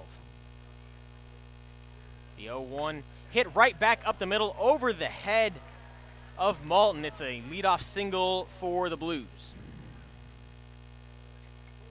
Yeah, and there was action in the bullpen before this inning started. Moulton, you have to assume the leash is pretty short at this point, pitching into the fourth inning. I mean, not a lot of true starters. Vinik Santavanez, Devin Lagintos do that. Moulton was set up more of an opener role, if you will. 3 innings is probably what Pace expected. He's pushing Charlie for a fourth. Malton's first pitch to Jordan misses high and in. Jordan grounded out in the first. That ended that inning with Ashlock on first, but then a couple, not so great plays from Jordan in the field have not helped his case. Runner goes, no throw from Duncan. A nice jump there. He read Malton well and was off as soon as the leg came off the ground. Yeah, third stolen base for Ashlock this season, and maybe the bigger worry is that a 350 9 RBI guy in Don Jordan is ahead in the count 2-0 with a couple of defensive miscues to atone for. He hits in the 4 and fits it well. Malton comes set, looks back, the 2-0 pitch. Popped back foul just in front of us. I should have brought the glove, but there's about 100 kids swarming to that one. You know what I saw today? I mean, we talk a lot about how the crowds aren't that big away from Arnold Field. I mean, they really have something special here at Sinsheimer Stadium. Down in Slow, a packed grandstand Tuesday night. I mean, that's impressive. I saw a kid wearing a Steph Curry jersey and a first baseman's glove. Bring your first baseman's glove to the ballpark. That's a gamer right there. The 2-1 misses outside and low to Jordan. And even we have a nicer home here in Slow. Find ourselves at a table and a couple of chairs on the side of the field most places, but they got us up in the press box. They really do it right down here. It's no Arnold Field, though. I can tell you that. Malton set 3-1 to Jordan. Cut on and fouled back over our heads this time. The kids might not get to that one. I don't see a hey Trey. I do see a very nice view from the press box, though. Yeah. I mean, what even is a blue? We've got a cow at Arnold.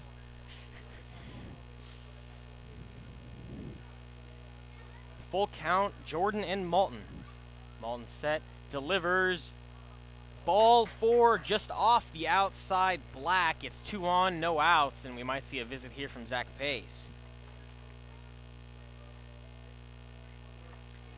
It's the third walk issued by Malton. And it's Gavin Smith, the guy you want up in of him. Comes in today just hitting 186, and we'll see a mound visit. It's not Zach Pace, but the pitching coach for the Stompers. Yeah, Mike Nunez is going to talk it over with the entire infield.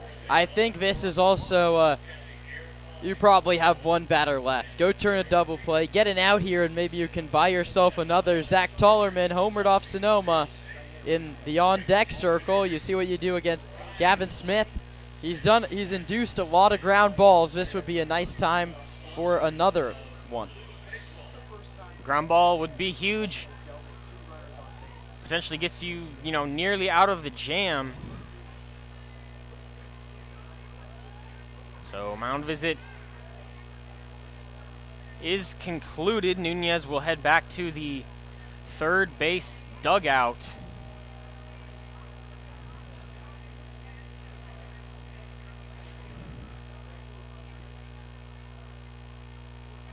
It will be Gavin Smith from the right, Malton from the right, 2 on, no outs. The Stomps with a 3-run lead that the Blues looking to chip away at here. First pitch, outside corner, strike 1.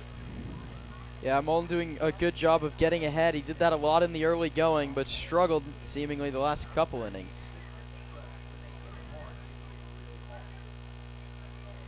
It's 0-1 to Smith. Runner dances off of second. That's Ashlock. The pitch, outside corner, same spot, strike 2. And a K here would be just as big as that ground ball you mentioned that could potentially turn 2, but getting 1 and then turning 2 gets you completely out of the jam.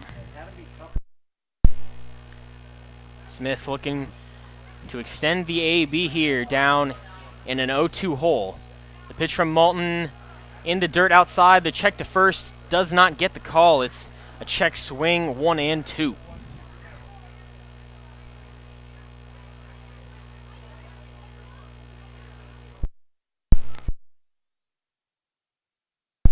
And the left on base numbers for Sonoma continue to plague. It's already 6 left through just 4 innings, and you'd feel a lot more comfortable if 2 of those score, and it's 5-0 right now.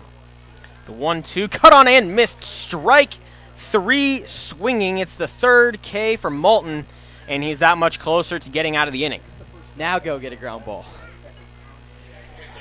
An infield that is more than capable. Heck, you got a couple individuals who can do it themselves. Just hit another line drive to Trent Keys. He'll grab it and stand on the bag, but it does bring up Zach Tollerman, who grounded out in his first AB, but had a very good series against the Stomps when they played up at Arnold.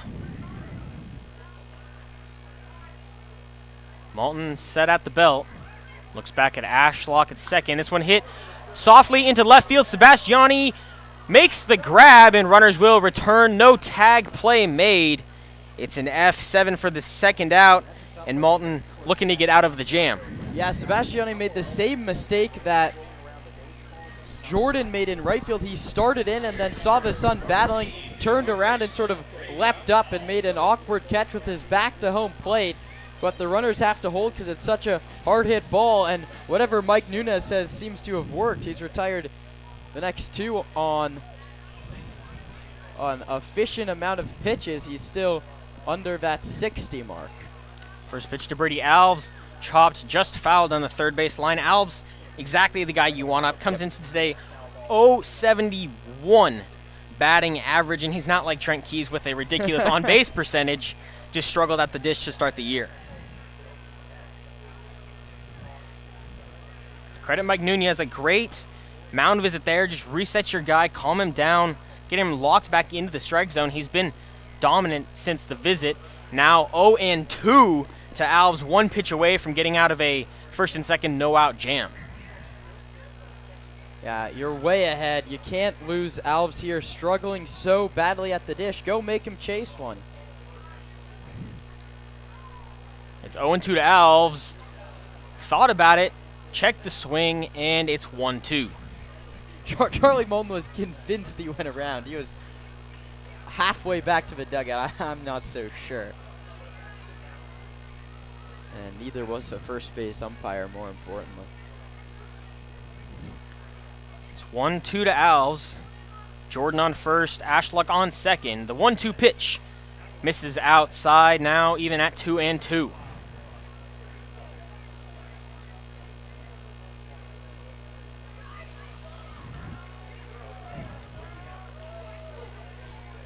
Malton got ahead 0-2. Alves battles back to even. The 2-2 pitch in the dirt outside, 3-2. Yeah, and Alves is not a guy you can lose to the base on balls, as we've made very clear. Not an ideal start at the plate for Brady. And you just go challenge him 3-2. If you get beat, you get beat. He struck him out the first time. Runners go. Ball for outside corner. That loads the bases, and exactly what you said there, not the guy you want to walk. 50-50 pitch there for Brady Alves, and it goes his way. So it's a bases loaded moment brought to you by Friedman's Home Improvement. Friedman's is loaded with all your home improvement needs. Freedman's. If they don't have it, you don't need it. And it looks like Malton will not be visited by Zach Pace. Rather, he will get to face Cam Andrews, who singled and was put out on that Trent Keys unassisted double play. First pitch, swing and miss, strike one. Yeah, he's done a good job. He's got ahead here. And if you get out of this inning, it's no harm, no foul. But if a run comes in across, you were 0-2 on a guy hitting under 100. We'll see what happens. It's 0-1 to Andrews. The pitch in for a strike. Strike number 2. Now 0-2 here. You have got to win this at-bat. You can't lose another one. Yeah, back-to-back 0-2s. He couldn't put away Alves. He has to put away Andrews.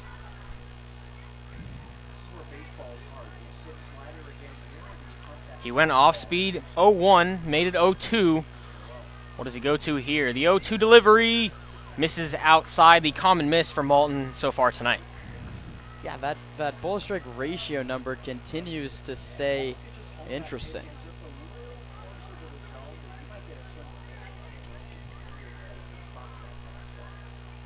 Malton shakes twice and comes set. Bases loaded, 1-2. Andrews at the plate, pops it up just past second base. Akers coming on to make the catch. It'll be Libby. He makes the out, retires the inning. It's pop 4 to get out of a bases loaded jam. Charlie Malton got into some trouble with no outs, but finishes his start. Night likely over, but he exits with a 3-0 lead. We'll head to the 5th here from San Luis Obispo.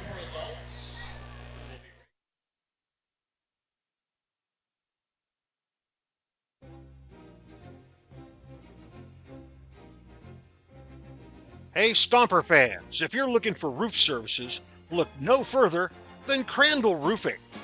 Crandall's dedicated team of professionals guarantees excellence.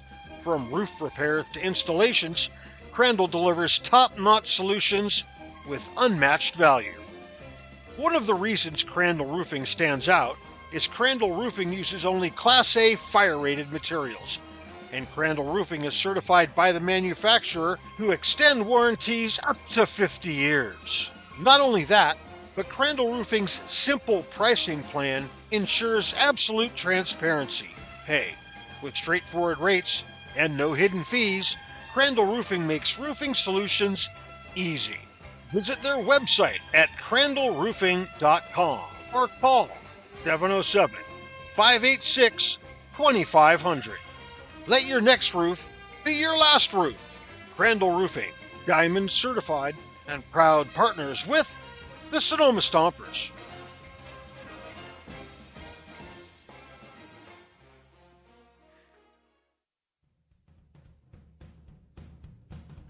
The Sonoma Stompers are proud to have partnered with Valley of the Moon Flooring. Valley of the Moon Flooring provides a wide range of flooring materials at competitive prices with expert installations and exceptional customer service.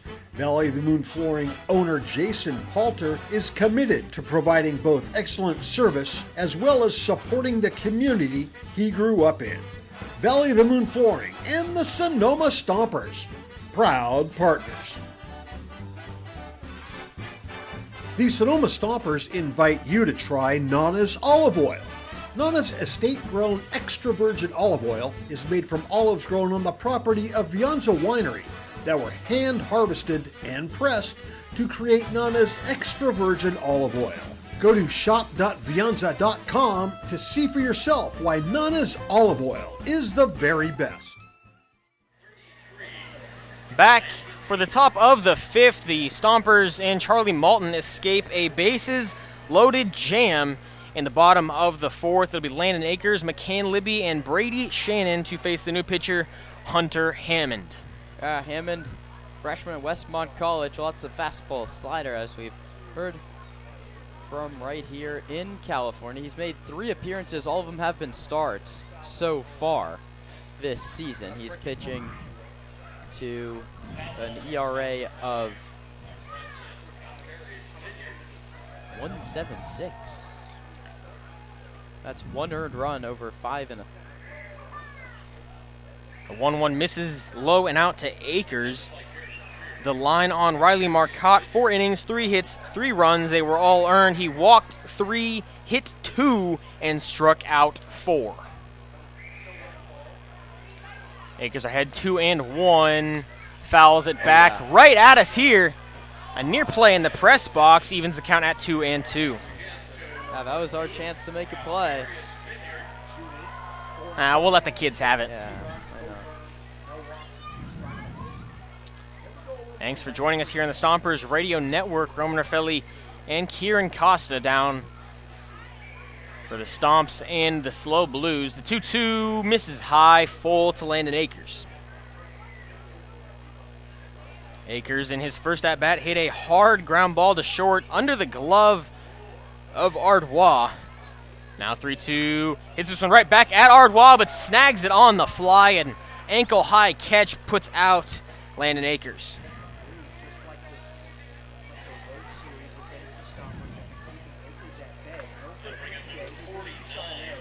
Brings up McCann Libby, who's got a pair of walks and a run scored so far today. Quiet but effective.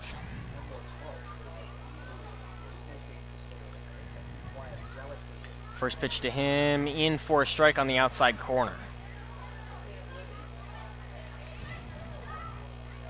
Libby went 1-for-7 in the first pair of games against the Blues. Swings and misses, now 0-2. He had a sac fly, 4 strikeouts, but that lone hit was a home run. The 0-2 hit into shallow right field. It'll be Murillo ranging over to make the grab quickly. 2 up, 2 down for the Stomps in the top of the 5th. Yeah, Riley Marcotte 4 strong, but the walk and the hit by pitch are really the ones that get him. 3 walks, 2 hit batsmen. Another nice slider there from Hammond. Quickly 2 gone for Brady Shannon, who struck out in the first. That was with the bases loaded, but tripled in the third, drove in McCann Libby to extend the lead to 3-0. Would have taken that triple with the bases juiced. And he hits one right back at us. It's 0-1. This is our chance to get one, Roman. 100%. Should have brought the glove out to the ballpark tonight. We were set up so close to the screen. Everywhere else would have to be popped right on over. Second pitch outside low. Shannon nods his head at the call, exchanges a question and response with the home plate umpire. Now quickly behind 0-2. Hammond, first inning, looking to make it a quick one. The 0-2 misses outside.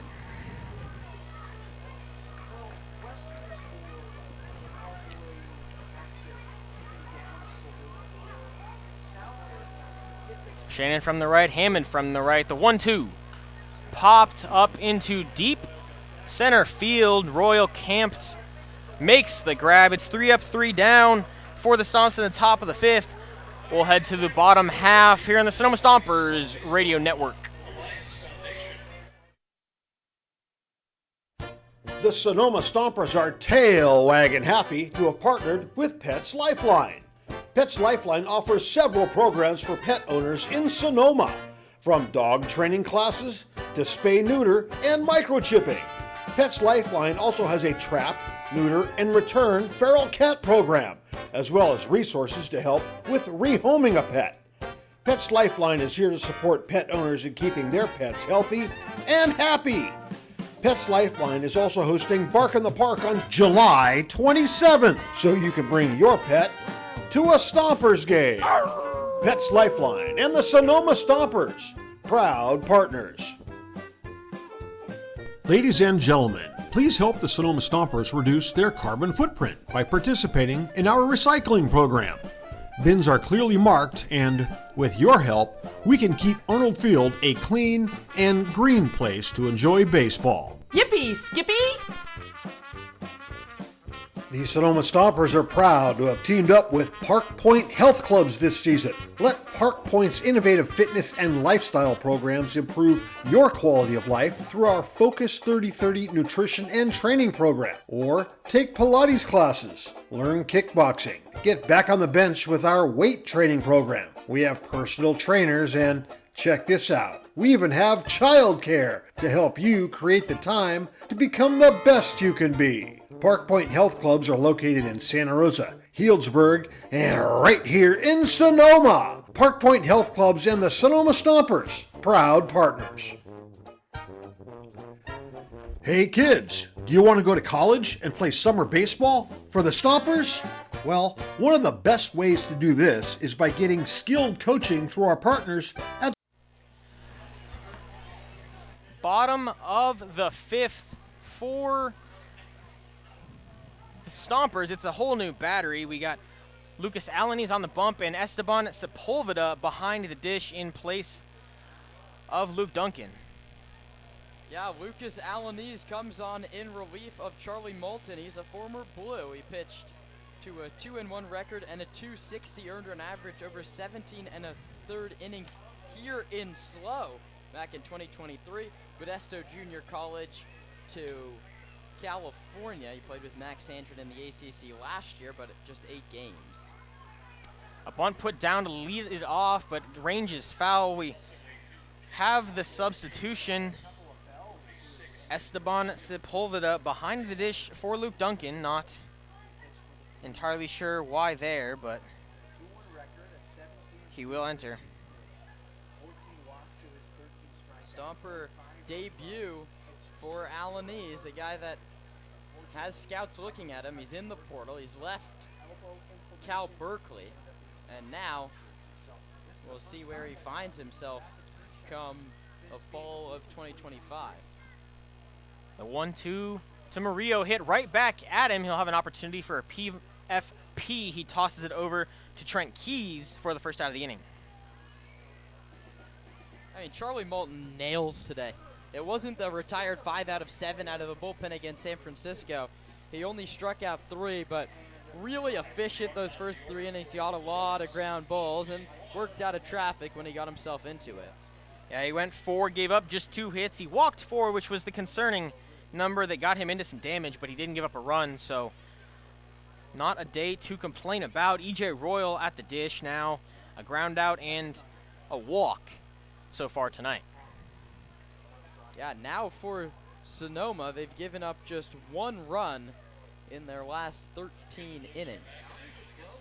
Now 1-1 to Royal, a first pitch ball and then a swing and miss on an off-speed pitch outside. Royal just offered a bit of a whiff. 1-1 inside, nearly hit Royal. He got out of the way. It'll be 2-1. Royal. I hope Luke Duncan's okay, a guy that has multiple different schools looking at him. He's played his 2 years at Los Medanos College. And especially a pitcher with the velocity like that, you don't want to lose your season due to your defensive play as a catcher. Yeah, we did see him throw down once, and it bounced pretty, just barely behind behind the pitcher's mound, excuse me. Bit of a weird play there, but you can always just over-grip. The 3-1 misses high to Royal. It's a 5-pitch walk with 1 out in the inning. Yeah, EJ's been on base twice against Sonoma. Stole a base last time. That was his 6th of the season. Watch out for him to run. Now it's Sepulveda's turn to try and limit the run game. And Sepulveda been great behind the dish all season long. Had an outstanding game last Friday in Game 1 against the Legends. He had 3 extra base hits, including a home run, a 3-run home run to left field. First pitch, bunt showed, throw down to first. Tag not in time by Keys.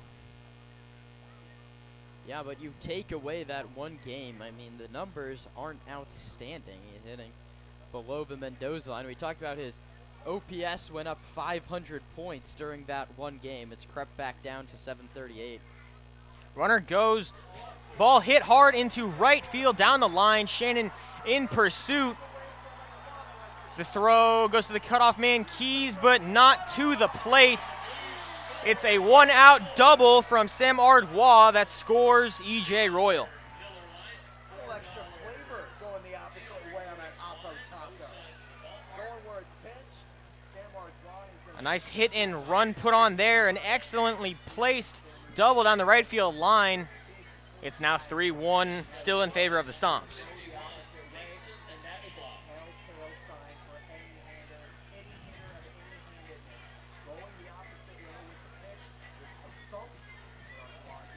Alanese got the first out in the 9-hole, Diego Murillo, but walked Royal and gave up a double to Ardois, and now finds himself in a battle with Mason Ashlock, who's got a walk-in a single so far today.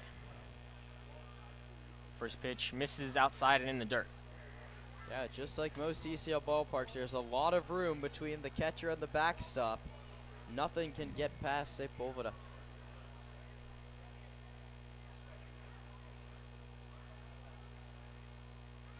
The 1-0 low, 2-0. Lucas Alanese during his time here in SLO was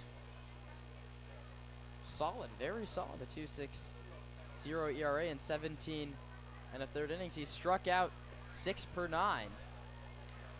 The 2-0 misses outside. Now a 3-0 hole to Ashlock. Donovan Jordan on deck. But a guy that walked 14 and struck out just 13. We've already seen one walk this inning, and now he's way behind Ashlock. The 3-0 in for a strike.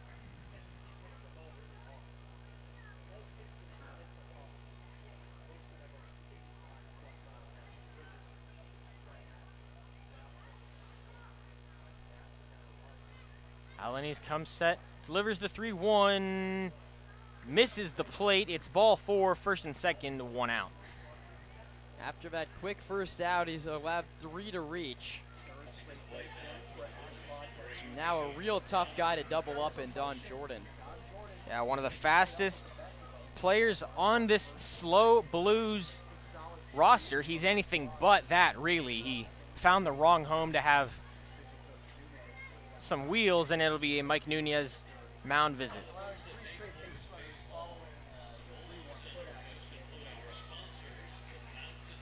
Sepulveda joins the 2 on the mound. Here with first and second. One already scored. That was E.J. Royal.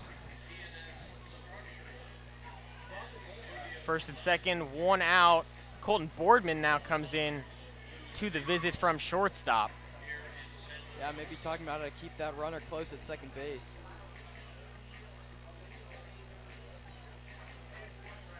Ardois at second, a guy that does have 5 stolen bases.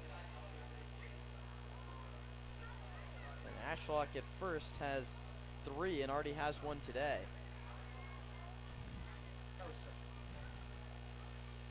Jordan hits from the right. Alanese throwing from the right as well. First and second, 1 out. The runners go. First pitch, it's chopped foul down the third base line. And if you're the Stompers and Lucas Alanese, you're thankful for that because the runners were well on their way to a double steal. Yeah, that looked like a hit and run from that swing from Don Jordan, sort of just threw the bat head at it. But maybe that's, I mean, if your coach tells you hit and run, you want to swing the bat, but a nuanced read, maybe you say, I think they had that one stolen.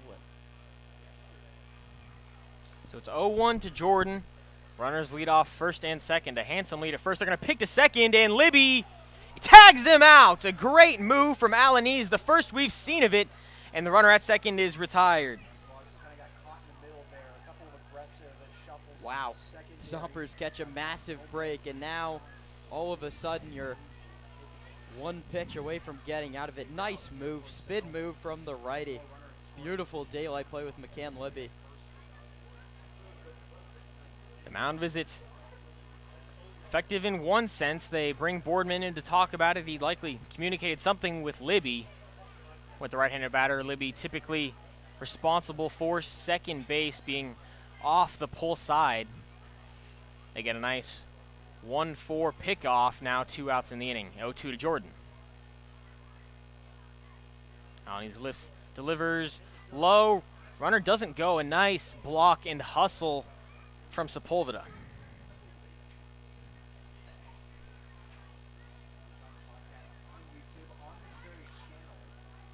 1-2. Jordan in the box. Came into today hitting .351.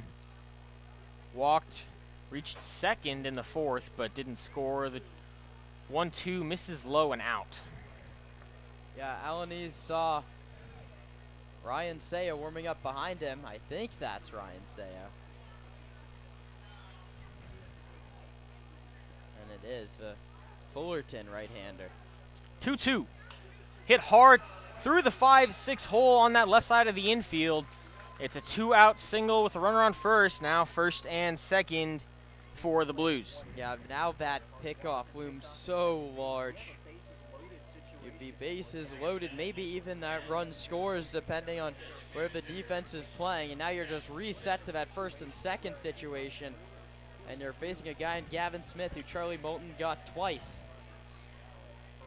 And if you're Mason Ashlock, you really don't want to get picked off at second here.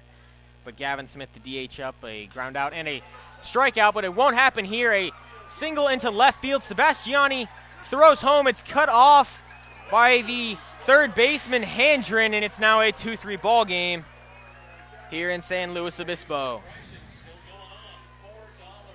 Yeah, an aggressive send by Rene Regalado down at third. I don't know, Sebastiani, that throw gets in there, but Handren cuts it off. Thought about the back pick at second base, but that's now walk, double walk, single, single. And this would be really getting out of hand, and I think the Blues would be winning if that pickoff wasn't made. It's first and second again. Tollerman at the dish. He flew out to give the Stompers a much-needed out in that fourth inning. He also grounded out in the second, and you're exactly right. They don't pick him off at second. This is likely a tied ball game. Big swing and miss from Tollerman there. Now behind 0-2. Yeah, Tollerman wanted to pick up his second home run of the season and his second against Sonoma with that swing, but ball just died off the outer corner. Alaniz looking to end the inning. 0-2, fouled back.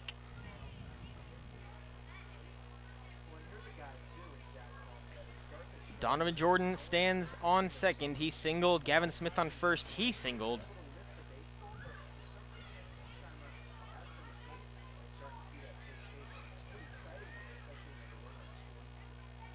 Alaniz comes set, takes a look back. 0-2. Hits softly at Handren. He'll throw across to Keys. The inning is over. 2 runs on 3 hits and a pair of walks. It's 2-3 as we head to the 6th here on the Sonoma Stompers Radio Network.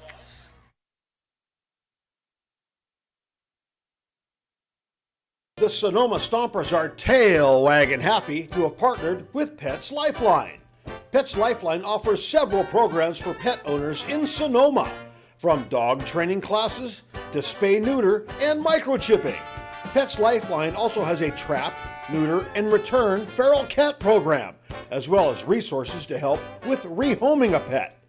Pets Lifeline is here to support pet owners in keeping their pets healthy and happy.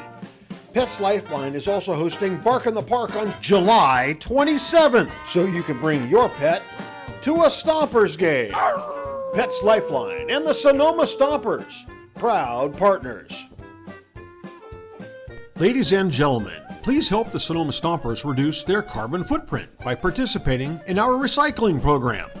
Bins are clearly marked, and with your help, we can keep Arnold Field a clean and green place to enjoy baseball. Yippee, Skippy!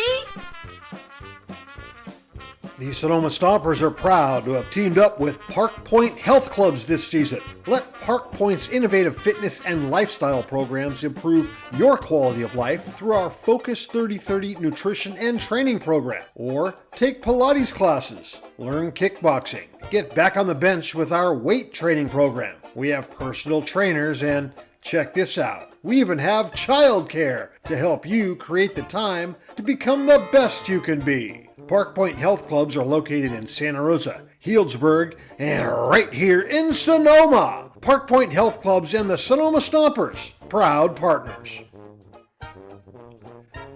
Hey kids, do you want to go to college and play summer baseball for the Stompers?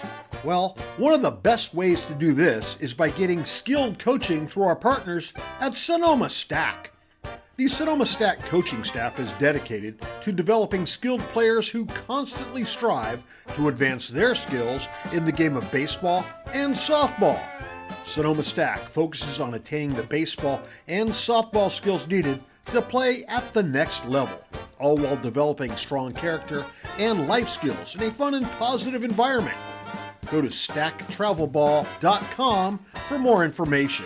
Sonoma Stack and the Sonoma Stompers, proud partners.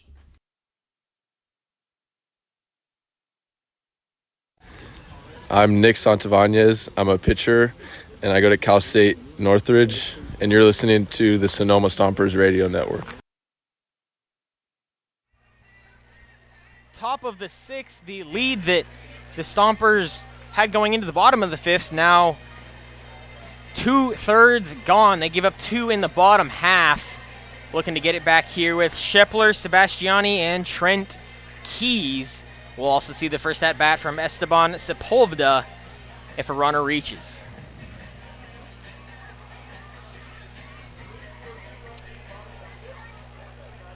Shepler hit by a pitch.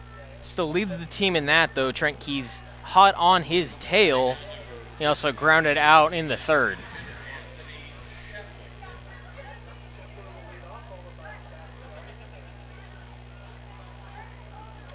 First pitch left on right from Hammond, who came in and had a 1-2-3 top of the fifth in for his second inning of work. Second pitch fouled back, 1-1 the count.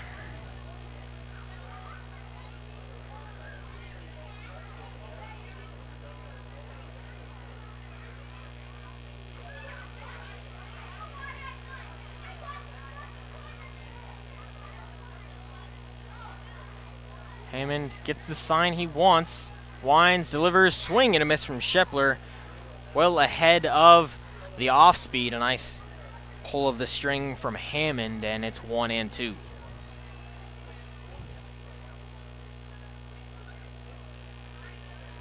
The 1-2 wind, swung on and missed. Strike 3 from Shepler. The first for Hammond today.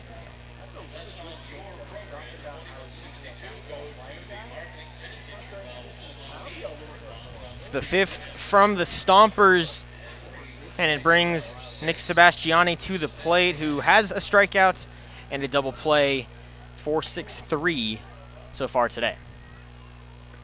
First pitch outside corner for a strike.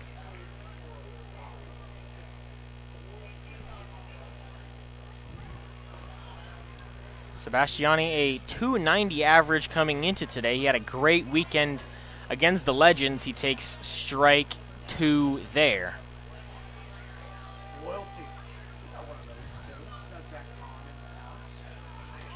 The 0-2 misses well outside there. Sebastiani had a hit, a double, and scored a run against the Blues the last time these teams played. The 1-2 chopped at the third baseman there. Throw across in time by about half a step. Alves to Tollerman, retires Sebastiani. Now 2 gone.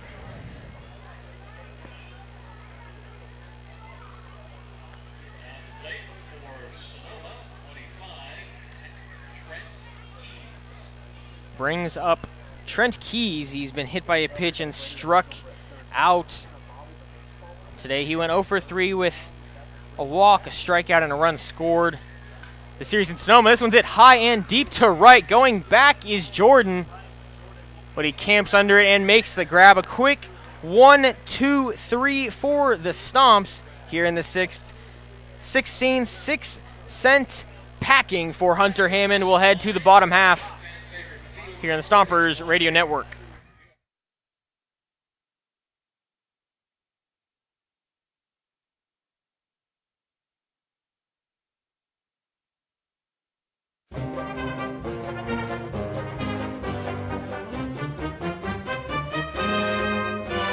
Local expertise worldwide. Sotheby's International Realty is well known for their exceptional real estate agents that distinguish themselves in communities all over the world. To learn more about real estate in Napa, Sonoma, San Francisco, and the rest of the Bay Area, or around the globe, contact Sotheby's International Realty Wine Country Brokerage at 707-935-2288. That's 707-935-2288. Sotheby's International Realty. The Sonoma Stompers are excited to have Jacob's Restaurant providing all of our concessions this season. At the ballpark, you'll find Chicago dogs, pizza, and salads. But in their restaurant, you'll find an outstanding menu featuring the best Mediterranean-style offerings in town. Seafood linguine, chicken piccata, ravioli, risotto, pizza, and so much more. Don't forget to try their desserts. Jacob's Restaurant is located on 1266 Broadway, right next to Traintown. Jacob's Restaurant and the Sonoma Stompers, proud partners. The Stompers are proud to have Adams Chiropractic as our official chiropractor. Keeping our players healthy and in the lineup is our #1 priority, and Adams Chiropractic is right there every step of the way, thanks to Dr. Lawrence Adams. Yippee, Skippy! Hotcha matcha!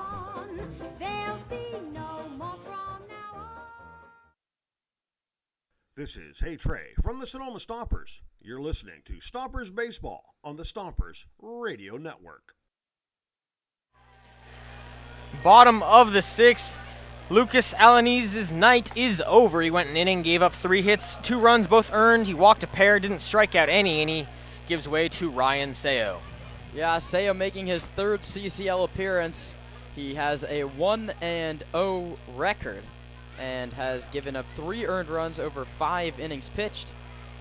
2 walks, but a lot of swing and miss on him. 12 strikeouts. Bunt shown, offered, and missed from Brady Alves leading off the inning. It's 7-8-9 to face Seo here in the 6th. Seo struck out half the batters that he's faced. The sidewinder to slightly submarine misses outside now 1-1. He's faced 24 hitters and he struck out 12 of them. The problem is 3 of them have also scored. Comes set, the 1-1, swing and a miss, 1-2. A really nice slider there from Seo. Against a right-handed batter, it comes out so far outside and low, it feels like it's coming from behind them. He also situates himself on the third base side of the rubber. The 1-2 misses outside 2-2. That's what you have to do against Seo. It's lay off that pitch. It's just a fastball slider mix, and in his first appearing, it was 50-50. 24 fastballs, 24 sliders.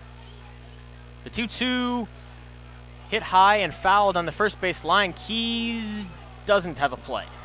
Yeah, gets more whiffs on that slider, 44% whiff rate compared to 38 on the fastball, but it's really about how he mixes it up.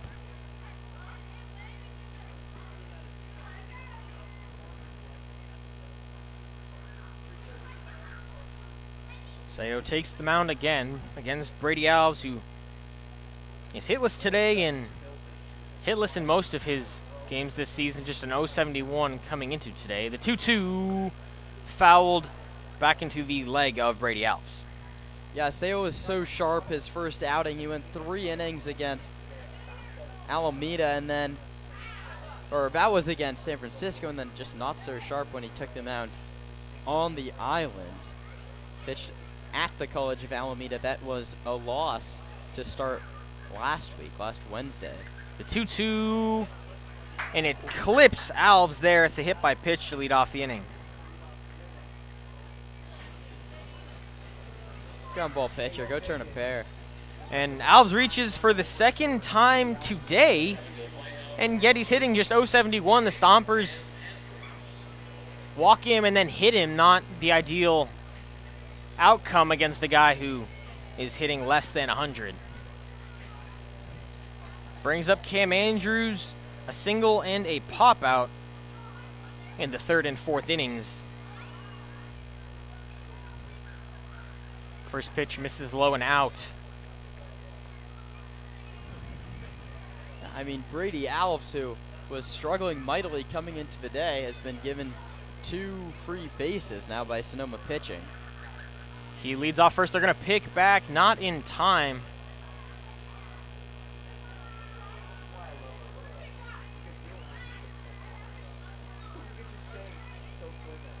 Seo behind 1-0. Andrews at the plate. Second pitch swung on and missed. The slider there, and nasty pitch from Seo.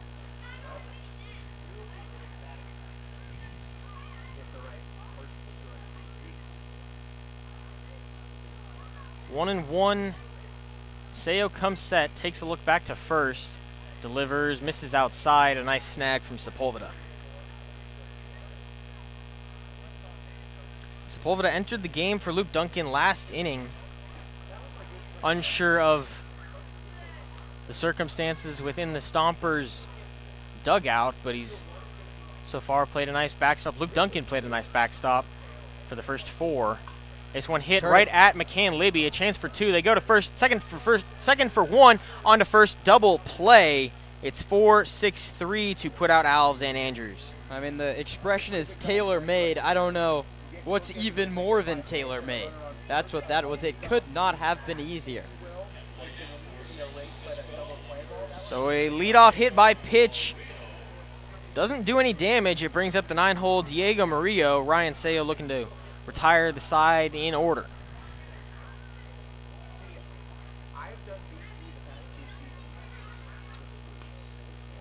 Murillo 0 for 2 on the day. A ground ball that turned into a double play, or excuse me, a line drive to Trent Keys that he snagged and stepped on first, and a ground ball right back at Charlie Malton. Or correction, that was right back at Lucas Alanese. Pitching path to victory. Interesting here for Zach Pace. You have now 3 innings and 1 out to get, and Ryan Seo and then his brother Kyle Seo also available. You go 2-2. If Seo looks good if Ryan Seo, beg your pardon, looks good through 2 innings, you give him the 8th. It also depends on the run support, which the Stompers have been lacking lately. Seo set 2-1 the count. One sneaks in for a strike, a really nice slider there. Pitch. And Seo has a phenomenal slider. You mentioned just the one fastball and the slider, but he's great with the 2-pitch mix because he can put them in or out of the zone. He can get batters to chase the slider, or he can drop it in front of their eyes. 2-2, fouled back. This is interesting. The entire outfield in the sunshine, the entire infield pretty much, other than the lip of the left side, is fully in the shadow, and the temperature will plummet when that sun completely goes away and the ball's just not going to fly anymore. If you want to get a home run, you should get it early. The 2-2 to Murillo, misses outside. It'll be full.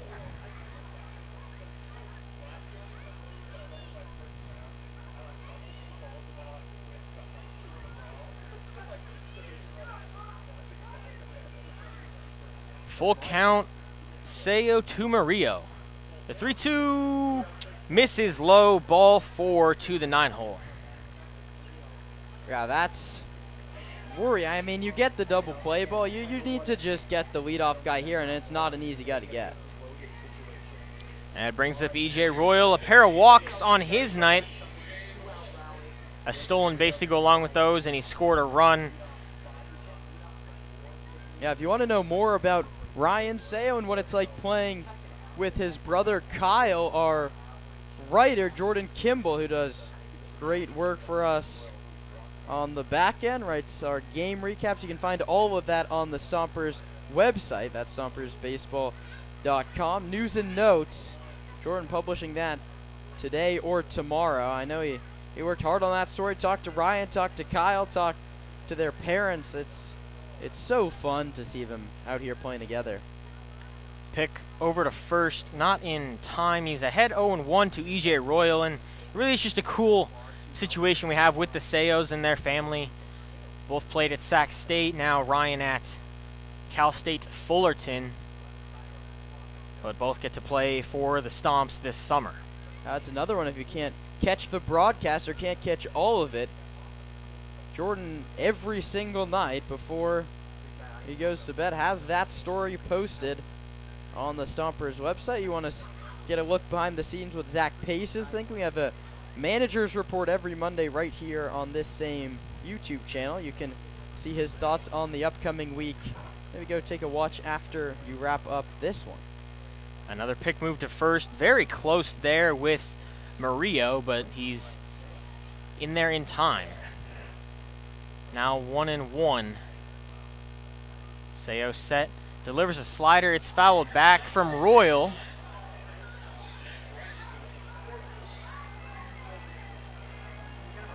I mean, even talking to Ryan, I interviewed him post-game, his first outing when him and Kyle combined for 6 innings. Ryan got the win. Kyle got the save. They played together in high school. Obviously, they played together at Sac City. They didn't get to share a field together this past season, but ball hit right side past McCann Libby. It's a 2-out runner on single, now first and second from EJ Royal. Yeah, just to wrap up, that's fun for both of them that they get to share the diamond together again and share that Stomper bullpen. Well, and they shared that piece of their brotherhood with us. We got to call that game, and a really cool moment to see Ryan pitch well and then Kyle pitch well, close out that game, get a big win for the Stompers, and just a cool moment back at Arnold Field. Now Sam Ardois at the plate, 2 on, 2 outs, right on right with Sayo. First pitch, outside corner with a slider. Yeah, go back to attack mode. Trust your stuff. I think that's what the coaching staff wants. The free passes are the ones that kill him, especially your defense has been so good today behind Charlie Moulton especially. He really took to heart, put the ball in the zone, and trust your defense. The 0-1, cut on and missed, 0-2. Bullpen guys need to come in and throw strikes, trust the D, have quick innings. We haven't had a quick inning from Stomper pitching since the 3rd. That was a 4-batter inning, but 6 in the 4th, 7 in the 5th, and this the 5th and the 6th. The 0-2, low and out.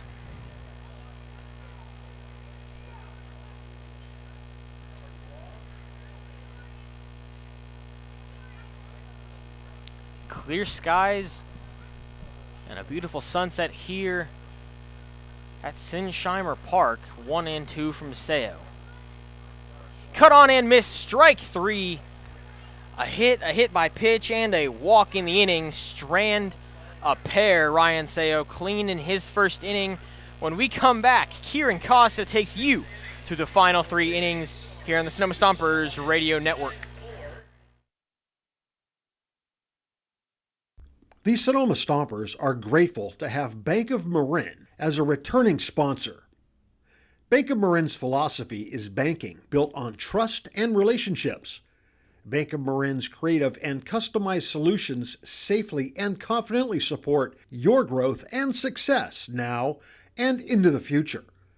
Whether you're a sole proprietor forging ahead with your first company or the CEO of a well-established corporation, Bank of Marin's local bankers will work side by side with you to help you reach your financial goals. Bank of Marin, the official financial institution of the Sonoma Stompers.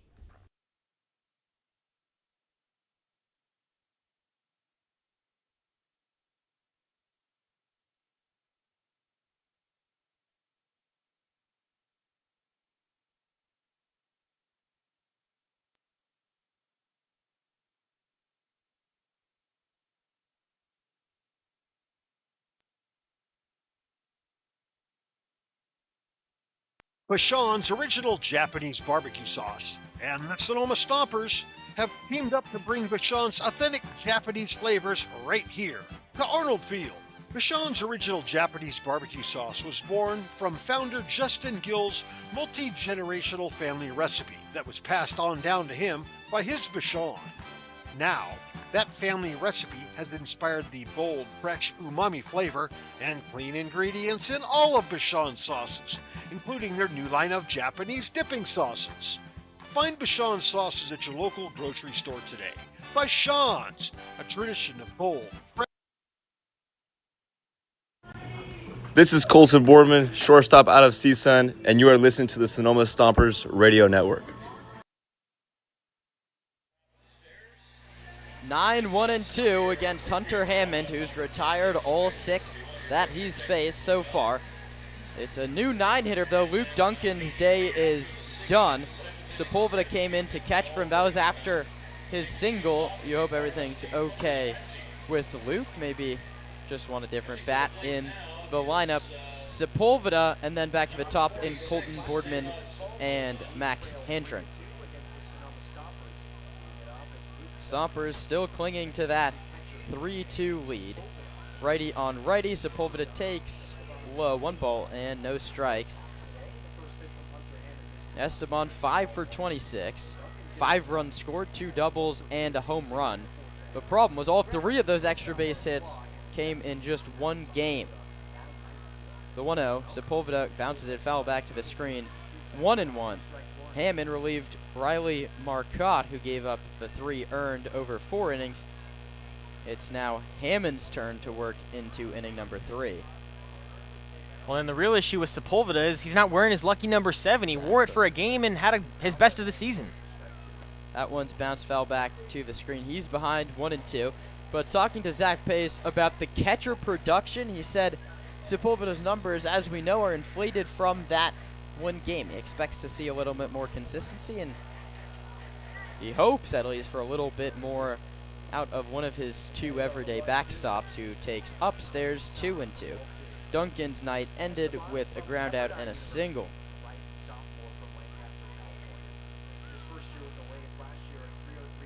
The 2-2-2 Sepulveda struck him out swinging on an off speed. Hammond's second K. He is still retired all 7, and that's now 9 straight retired by pitching of the Blues, and it's actually perfectly the last 9 from Boardman to Sepulveda. 1 through 9 have been retired. Colton trying to get back going. He takes high. He walked and scored in the first, bounced out to the first baseman in the second and the fourth.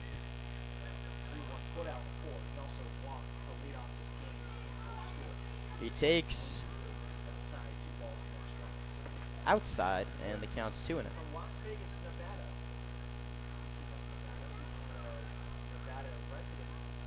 2-0 pitch. Boardman takes high, 3-0. He'll be happy to see Kenny Meimersdorf back in that dugout. They went to the same high school in Las Vegas. They also coach/played against each other while Boardman was in high school. A Bishop Gorman guy.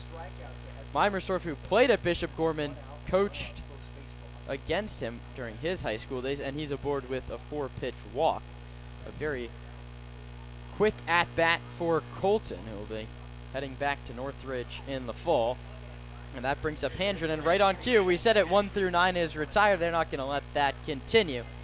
Max was a big out. It was 2 on, 2 outs in the 4th. That was the last Stomper rally. The Stompers need to shake it up here, get some run support. Check on Boardman, a very short lead. He's back to the bag with a dive. Colton, 6 swiped bags, leads Sonoma this season. That's lead play, of course. Brings up Hendren, a lefty. Gets his first crack at Hunter Hammond. It's low. That's 5 straight out of the zone from the tall right-handed pitcher.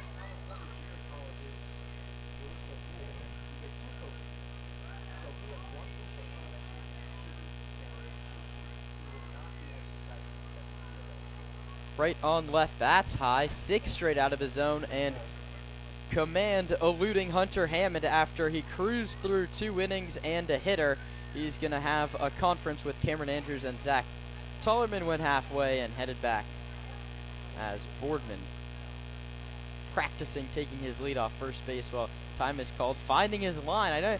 You don't see that a lot. I mean, he's kicking up a lot of dust down there at first base. Is that where he wants to know? He wants to get his lead to. He hasn't memorized that one by now. Or just having some fun kicking dirt. Who could blame him? I wish I was down there kicking dirt at this point. 2 balls and no strikes. He's not running, and that one is a called strike, bottom of the zone. It counts 2-1. He'd missed with 6 straight. You got to give him that one. Hitting room on the right side for Handren, who takes inside 3-1, and this would be the Stomper way to rally. A couple of walks. It wouldn't be Stomper baseball without free passes and pass balls. 2 runs, 3 hits for Sonoma. Beg your pardon, 3 runs, 3 hits for Sonoma, 2 runs, 6 hits for Slow, as that one is cut on a miss. That one would have been ball 4 if Handren kept the bat on his shoulder, but that's very up here in the press box. Payoff coming from Hammond. Boardman runs, and Handren hits it a mile high on the infield, but it's drifting back into center field, and it kicks off the glove of E.J. Royal. Oh my goodness, I was dummied by the second baseman who came in, and it just dropped. E.J. Royal had 3 miles to run from center field and almost made a fantastic catch. Instead, it's the second hit for Handren. If you ask him, neither of them were an ace swing. He got that little cue shot that kicked off the grass past Murillo in the first. He gets a mile-high pop-up that drops in the 7th. Stompers set up first and second for Landon Akers. Boardman runs. The throw down to third won't be made. That one swiped off the pitcher. Colton Boardman did all that practice with his lead at first base. It pays off. He swipes third. Sonoma has a much-needed insurance run 90 feet away with less than 2 outs, and that one gets away from the catcher Andrews to second base. Goes Handren, who wasn't running on the pitch, but he takes it when it kicks behind Andrews. Second and third, the infield comes in, and Dean Traynor saw the scouting report. Zach Tollerman playing against the bunt. Instead, Akers hits the 1-1 hard but foul towards the Stomper dugout, and now he has to battle from a ball and 2 strikes. You cannot strike out in this situation if you're Landon Akers. And just excellent small ball here from the Stomps. What you didn't see on that single was Murillo crashing to cover the base when Boardman stole and then just couldn't get back to field the ball. 1-2 is hit hard but foul again. He was on the breaking ball a little early, and it's snagged by a Stomper warming up in the bullpen. That's Kyle Seo just getting his warm-up pitches in and gets a free ball. Yeah. You think you'd be that nifty if one was hit up towards the press box? Oh, absolutely. Akers hits a bouncer that gets past the drawn-in infield. Dave Hoke's going to send Max Handren. It's picked up by Ashlock. The throw goes into second base. It's a little seeing eye single through the drawn-in infield. It's the second and third RBIs of the season for Landon Akers, and the Stompers are back up by 3. They don't ask how, they ask how many, and it was probably 70 miles per hour off the bat, but it does the job. Yeah, that ball hardly off the end of the barrel, just kind of threw it out there. Not the prettiest of swings, but dribbled just past the drawn-in infield and slowly rolled through the thick grass to score 2. Akers not running. Wibby swings and fouls it off the catcher. The counts 1-1. Who's a guy that really does hit a solo home run of his own. He did it all himself, but he gets 2 on that one. That is nice for Sonoma. Break the way of the road squad. Akers, short lead, not running. Libby takes a called strike. McCann walked twice. That was against Marcotte, and then he popped out in his first look at this man, Hunter Hammond. And Roman, we talk second time through. You're facing Hammond for the second time. The Stompers look more comfortable. Well, Libby didn't there as he strikes out swinging. That's Hammond's third. And there's 2 outs for Brady Shannon.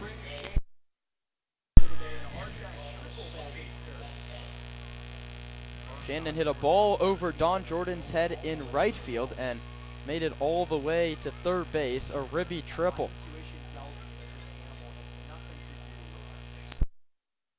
That one misses outside 1-0.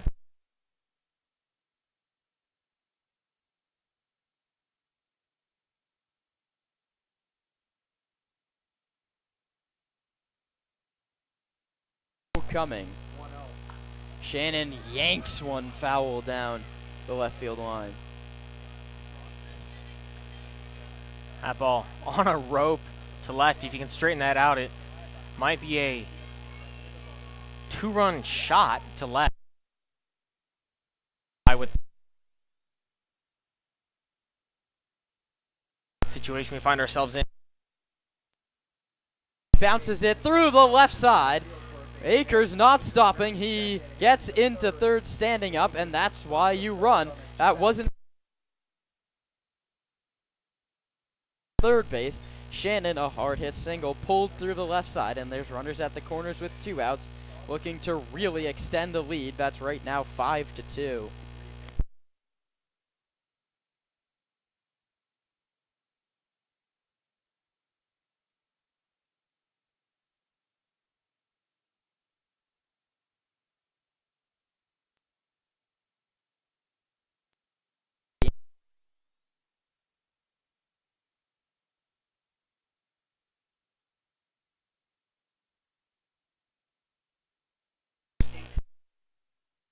The Stompers, Roman, had 3 hits through 6 1/3 innings. They had 3 hits in the last 4 batters.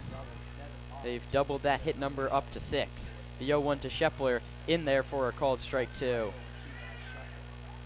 Anthony's been hit by a pitch, bounced out and struck out. Shepler, local kid back in Sonoma, was a full-timer in high school, but goes down swinging here. For the Stompers, though, it's 2 wrong.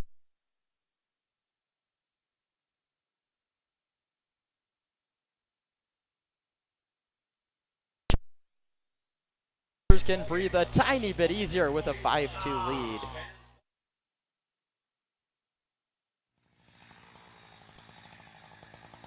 Hey, honey, what company do the neighbors use for their tree work? I don't know, some discount tree service. Do they even know what they're doing? They're cutting down a tree. It's not rocket science.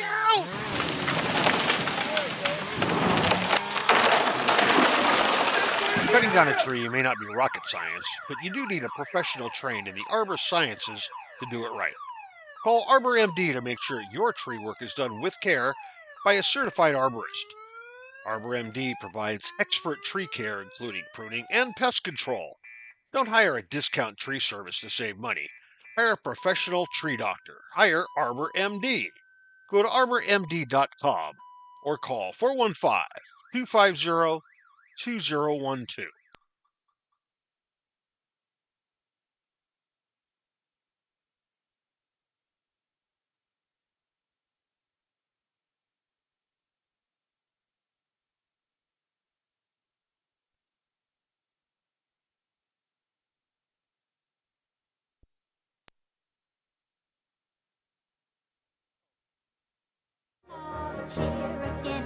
The Stompers are proud to have Adams Chiropractic as our official chiropractor, keeping our players healthy. The Stompers are proud to have Adams Chiropractic as our official chiropractor. The owners of Jacob's Restaurant have done it again. They've opened another restaurant in town, the Verano Cafe, and it is absolutely fantastic. Verano Cafe has classic breakfast items that everyone loves, but they've raised the bar by offering incredible dishes like chicken and waffles, steak and eggs, and the best chilaquiles in town. Cafe Verano's lunch offerings include burgers, unique sandwiches, and classics like fish and chips. But let me tell you what, their dinner selections, wow, you're not going to believe it. These selections are incredible.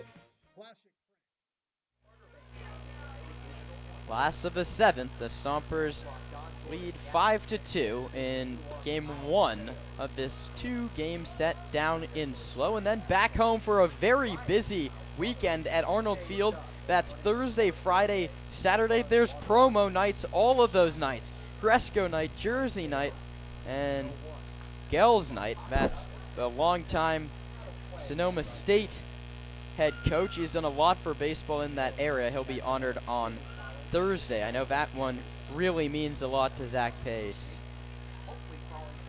They coach together at Sonoma State. Really try and, if you can, come out to Arnold on Thursday. The 0-2 home is outside 1-2 to Mason Ashlock, 3, 4, and 5. The Blues need to get the offense going, and these are the three guys to do it. Mason Ashlock has yet to be retired by Sonoma pitching. A walk, a single, a stolen base, and another walk. He's also scored a run. The 1-2. Seo's gonna be the guy to get him, and he knew it. Before the punch-out call was made, he was heading back to that first base dugout. That one's looking. It's back-to-back for Ryan Seo, and it brings up Don Jordan, also a guy that's been on base twice. And this is actually Kyle Seo now in the ball game. They made the change after just an inning, but Ryan went one, gave up a hit, walked and hit one, and struck out one.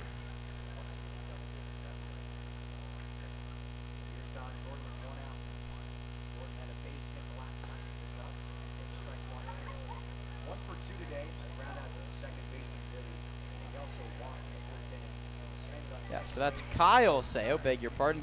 Ryan Seo went one inning. He gave up a walk, a hit by pitch, a single, but no runs. This one's popped up. Trent Keys makes the call in foul ground and the catch in foul ground. Job done. There's two away. Kyle Seo trying to match his brother's 0. Kyle's only come on in games that his brothers also pitch. In those same 2 games, he and given up 2 earned runs. He's one better than his older brother so far. And the Stomps looking for their 3rd shutdown inning and as many attempts in this game, a big stat that... Yeah, Kenny's back. We can go tell him after the game. He'll be excited. That one sent into right field. Brady Shannon does it, and just about the easiest shutdown inning you could ask for Sonoma pitching. Kyle Seo, before I could even give you the preview on him, has retired the side in order. We head to the 8th, getting late in San Luis. Stompers up 5-2 on the Sonoma Stompers Radio Network.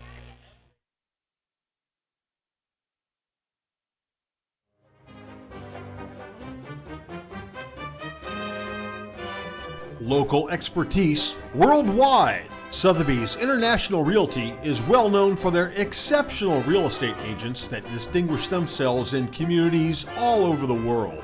To learn more about real estate in Napa, Sonoma, San Francisco, and the rest of the Bay Area, or around the globe, contact Sotheby's International Realty Wine Country Brokerage at 707-935-2288. That's 707-935-2288. Sotheby's International Realty.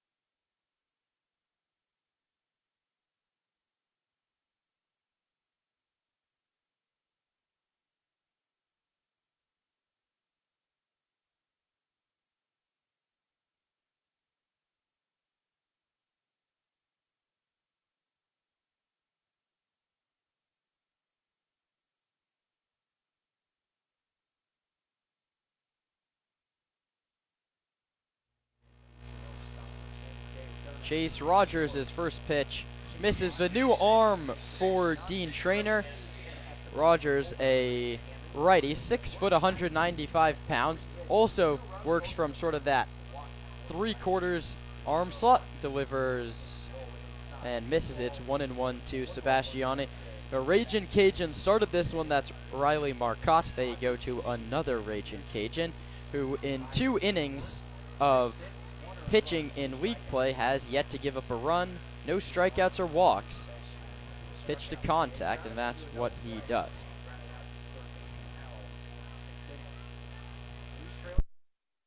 Couple other games around the CCL, which we'll tell you about after Roman tells you about Hunter Hammond's line from today's contest. Hammond went 3, and it was smooth sailing through 2 of those, and then in the third one, the Stomps got on him. He gave up 3 hits, 2 runs, both earned. He walked 1, struck out 4 in the 13 batters he faced, but a very ugly 7th inning. 3-1, misses ball 4, and Nick Sebastiani is aboard for the first time today. It's via a walk. Rogers went just 1.1 innings for Lafayette University, and it did not go well. We'll just leave it at that. An ERA over 20. In 1 innings, that's a 9 ERA. 3 runs? I think it's 2 runs. Stompers lead the Blues 5-2 as we play in the top of the 8th inning. He's coming off a year at Los Medanos. Steps out because a check on first base, no throw over to Sebastiani. He has 4 steals, and the Stompers have been aggressive on the base paths today. Rogers, now from the stretch, misses outside. He starts his front foot aggressively closed, so he works off already the third base side of the hill. His feet are pointing, his foot starts, he just sort of rocks and delivers inside. I explained that very poorly. He works off the third base side of the rubber. He starts his foot closed off, so pointing towards the Stomper dugout, then opens up and sidewinds it home. The 2-0 is fouled back to the screen. Keys has struck out, been hit by a pitch, and popped out.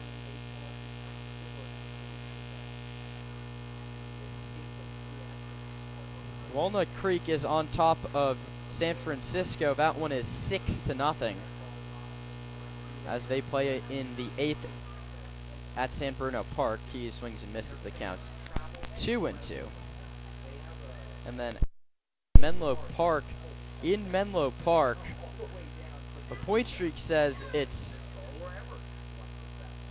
0-0 in the 2nd inning. This one's popped up center field. Royal has a long way to go, but EJ makes the catch in left center. Keys is retired, but I don't think it's possible for that game to be in the 2nd inning because there's no lights at the College of San Mateo, so I don't think that one's getting finished up today. That brings up Esteban Sepulveda for his 2nd crack at things. Nick Sebastiani still at first base.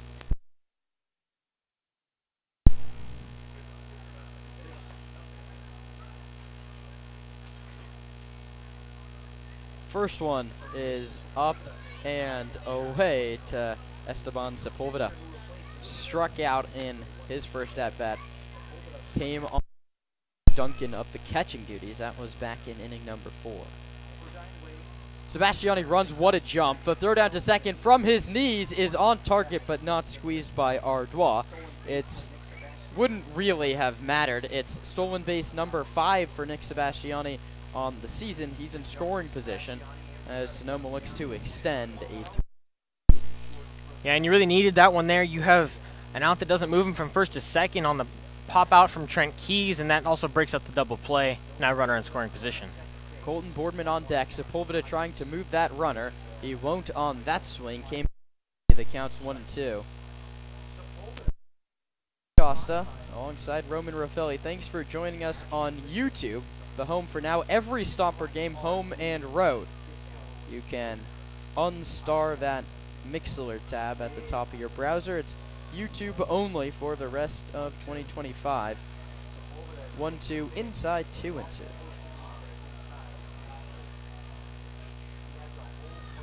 Good take by Esteban on front hip slider, it looked like from here. 2-2 coming to Sepulveda, who changed his number, changed his walk-up song, and had a 3-hit game last week. Here, he fouls it. That had the trajectory to come to us, but too far to our right. We're set up directly behind home plate. It's the best spot to be of any of the CCL ballparks. Set up nicely in the press box. Thanks to everyone at the Slow Blues helping us out. Nate Mills, Ryan Giacomini calls game for them. Just gracious hosts as a check swing by Sepulveda fills up the count at 3-2. And a great AB here from Sepulveda. Got down early, battled back, knocked a couple out of play that he didn't like, and then takes a close pitch there. It's knocker walk. Payoff coming. Sepulveda's worked himself a nice little at-bat. Hitting room on the right side. Sepulveda pops it up to that right side, but the hitting room won't matter. Murillo makes sure he squeezes it, 2 hands, and makes the play after Sebastiani walked back-to-back pop-ups. Sets up Colton Boardman at the top. 2 walks and 2 grounds out to first base, and 2 runs scored. It looks like it's going to be Kyle Sayo again for the last of the 8th, but hoping that Boardman can find a gap and extend this 5-2 lead.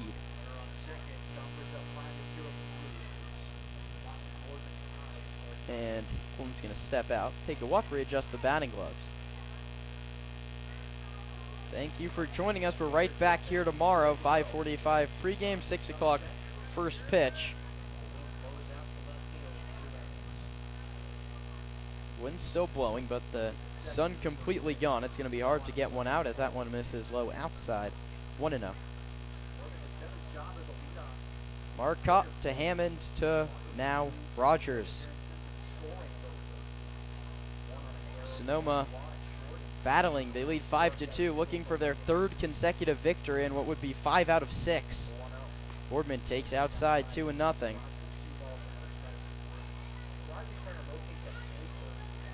San Francisco, as we mentioned, Trail Walnut Creek 6-0. That's an improvement on last time they played. I think the final was 23-0. 2-0 coming. Boardman takes outside corner, called strike 2-1. Sonoma had their fun against San Francisco offensively. A back-to-back 14-run outputs. That was all the way back last weekend, 2 weekends ago. And we witnessed just the lack of pitching down with the Seagulls. The 2-1 clips Colton Boardman. He's making a case to be in that conversation for hit by pitch leader on the Stomper squad. I've heard that they're keeping track and having fun down there in that dugout. That's his 5th. So the top 3 hit by pitch guys, Schepler, Keys, and Boardman, have all been plunked today.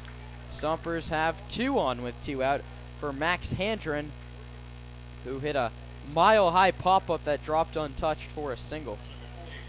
And you kind of said it there. They've been hit by 3 pitches today, the Stompers, and they've also walked 4 times. They'll always take 7 free bags in a 9-inning game.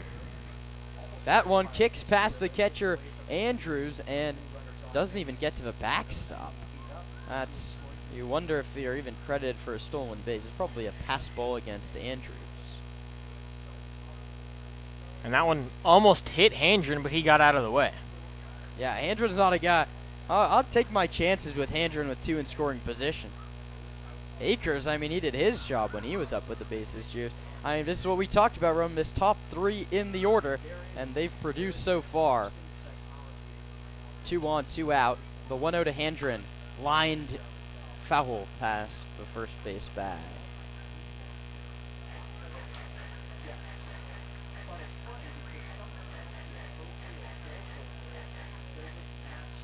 Every Stomper in the starting lineup reached base. Sepulveda 0 for 2.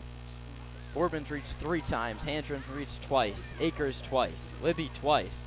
Shannon twice. There's the top 6 in your orders, all been aboard 2 times. And Handren is ahead in the count 2-1, making a case for his 3rd trip on the base path so far.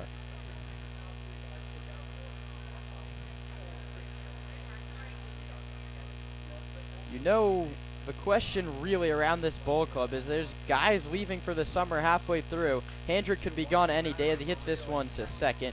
Murillo throws him out at first, and we'll talk about the Stompers' second half of the season roster when we come back.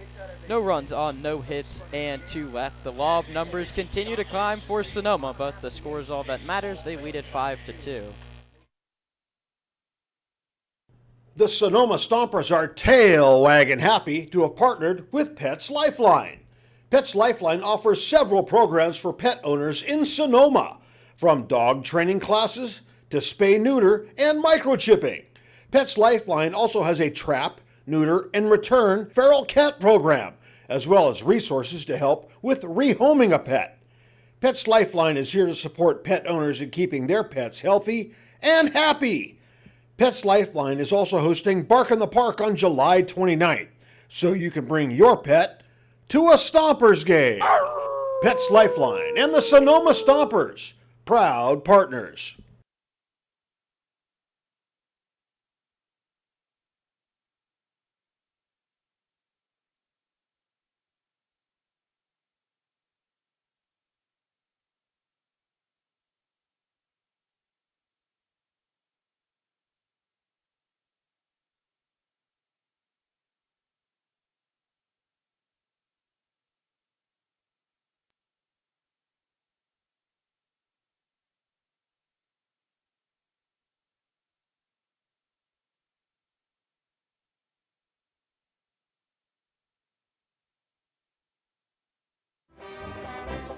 The Sonoma Stompers are excited to have Jacob's Restaurant providing all of our concessions this season.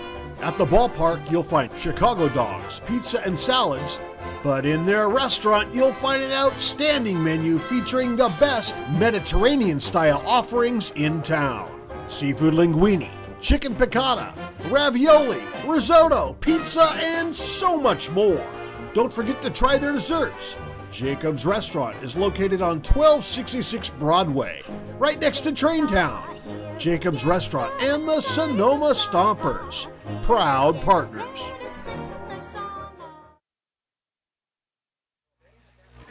Eighth inning of play from Sinsheimer Stadium in San Luis Obispo, California. The Stompers loaded up the bus at 9 a.m. today.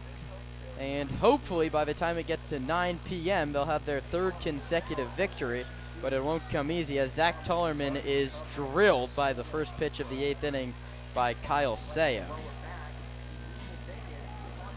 And we saw a leadoff hit by pitch from Ryan Sayo in his first inning of work, so it's the second for Kyle, but eerily similar there. Yeah, but to Ryan's credit, he got this 4-6-3 double play just one hitter later. And Brady Olves, who is just struggling to start his summer, has been on base twice. Tullerman seems to be okay as he's set to take his lead off first base.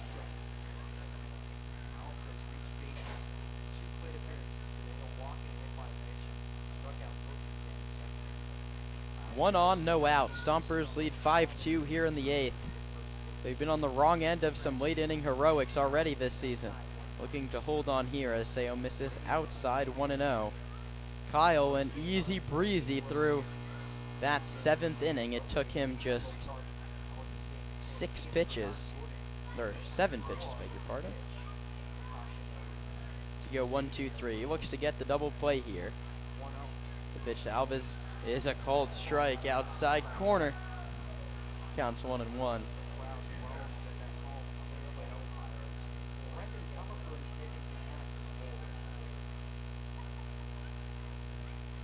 Cam Andrews on deck. 1 ball and 1 strike. The runner leads from first. Tullerman not running, and he drops it in there. Slider by Chiz the corner, 1-2. I mean, if you're going to get that call, 1 ball, 2 balls off the corner, keep going to that spot until you don't get it anymore. 1 ball and 2 strikes. Kyle Seo sports the high stirrup socks, and he checks on first. Kellerman's back without a dive.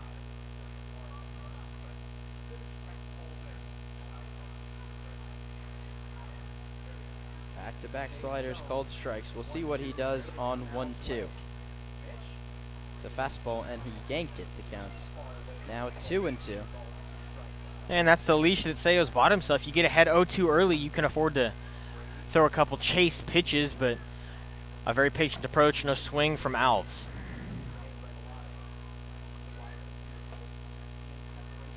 Two coming. Seo to Alves. That's hit up and over the screen. The count holds at 2-2. And this is where the Stompers having 10 runners left on base kills you. This should not be pressure pitches down the stretch every single game. They need that breakout 6 runs that they had in the 7th inning on Sunday to just calm the nerves. Tollerman leads off first. Seo delivers a 2-2, and Alves strikes out swinging on a slider. That's disgusting for the second K for Mr. Seo. That brings up Cam Andrews.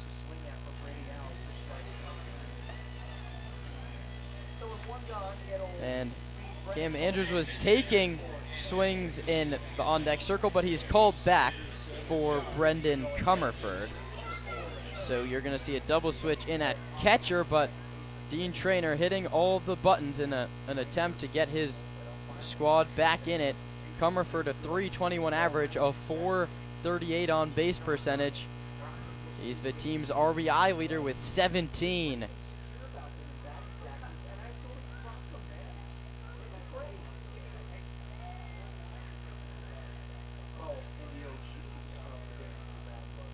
Yeah, the Blues trying to spark some offense here. Comerford hit .356 at Ohlone College. He had 19 doubles and 15 home runs. He slugged .712 through 43 games, not committed to Gonzaga. Yeah, hit .217 here for the Blues last summer. He's really improved upon those numbers in the early going of 2025, and he watches the first one miss low and away. 1 ball and no strikes. He's going to go play at Gonzaga, take the place of a former Stomper. Mikey Bell was all first team for the Zags last season. 1-0. Low, good pitch, 2-0. Stomper infield, shaded up the middle for 2, trying to escape this 8th inning jam and keep the Blues at arm's length for now. 2-0 coming from Kyle Seo. Drops down from the right side and misses low. That one kicks away from Sepulveda, and Tollerman's going to take the free base on a wild pitch.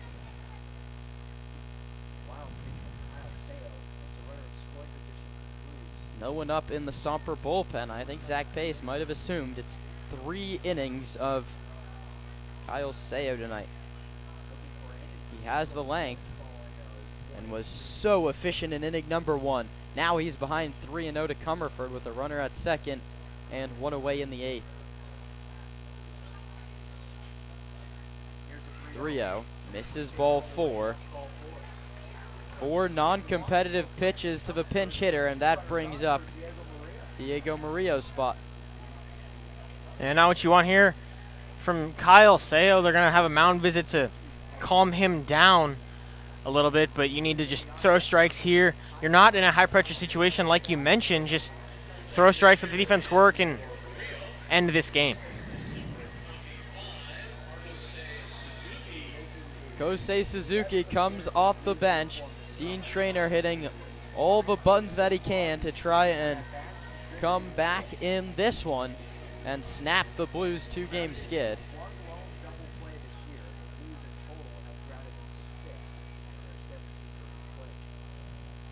Stompers looking for the twin killing. It would be their 3rd of the evening.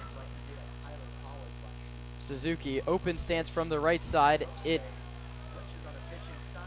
kicks past Sepulveda. That one hit the knob, maybe? It sounded like it clipped something. Maybe it was just, a, Sepulveda's glove, and all of a sudden, there's Sepulveda's glove, and all of a sudden, there's second and third, and it's 1-0 to Kosei Suzuki. We saw him play in Sonoma. His numbers were great. He's headed to LaSalle. He played at Frank Phillips, where he hit .344, but the big number, 13 home runs and 55 driven in. He's looking for some ribbies here, and he's not going to get them as McCann Libby robs Kosei Suzuki of probably a couple of runs driven in, and McCann Libby's played an outstanding second base this year for Sonoma. Yeah, nice play there. A tough ball to read, a line drive about 10 feet or so above the ground. He sat back, waited for it, and then almost kind of high-pointed that baseball, jumped up, timed it right, and snagged it. A heck of a play at second base. That's the second time we've seen Libby make a leaping catch in the late innings, especially in a close ball game. Back to the top in E.J. Royal. Represents the tying run, 2-on-2 out in the 8th. Kyle Sale looking to throw up another 0. Comes set and delivers. Royal takes a called strike 1, a slider. Royal's been on base 3 times his last 3 trips. A couple of walks, a single, a stolen base, a run scored. He's yet to pick up an RBI, but has a chance for a couple of them if he can find the outfield grass. The 0-1 pitch to Royal.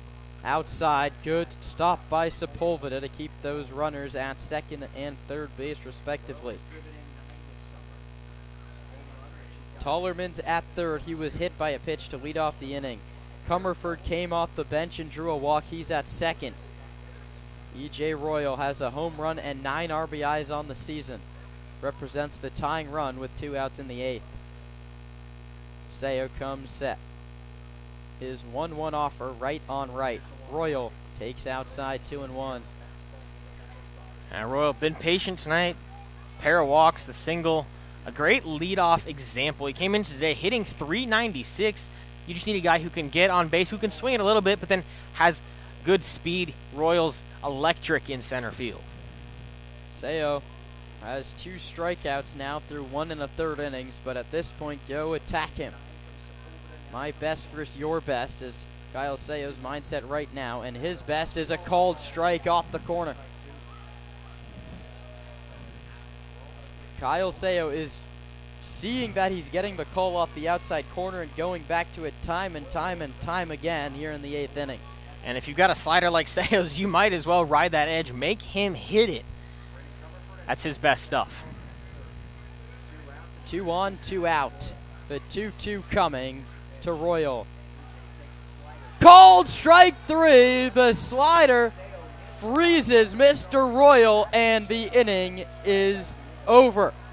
The slow blue crowd doesn't like it, but the inning is over with none across.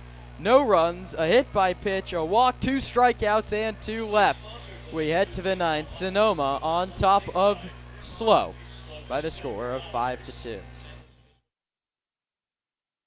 It's taking so long. Should have called GMH. We were supposed to be finished months ago. Should have called GMH.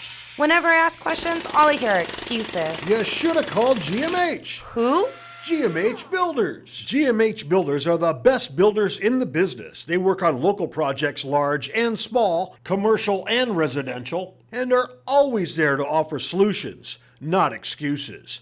Not only that, but GMH Builders are dedicated members of our own North Bay community. They're deeply committed to giving back and helping others. I would never start a project before calling GMH Builders first. Visit GMH Builders' website at gmhbuild.com. That's www.gmhbuild.com. You'll be glad you did.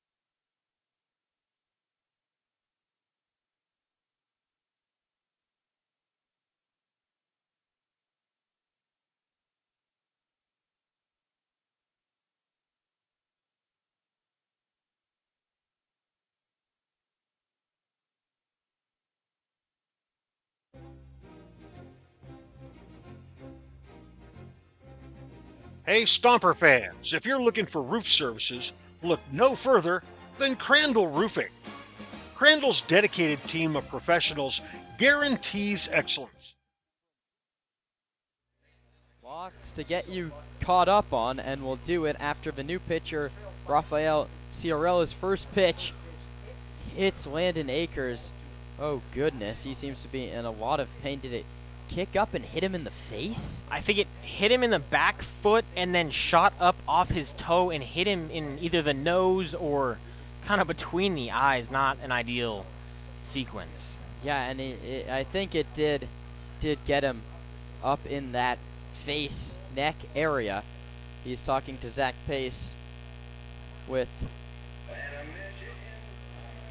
the Blues training staff, and he's going to head down to first base, and that closes the book on Chase Rogers, who pitched the 7th inning with a walk and hit by pitch.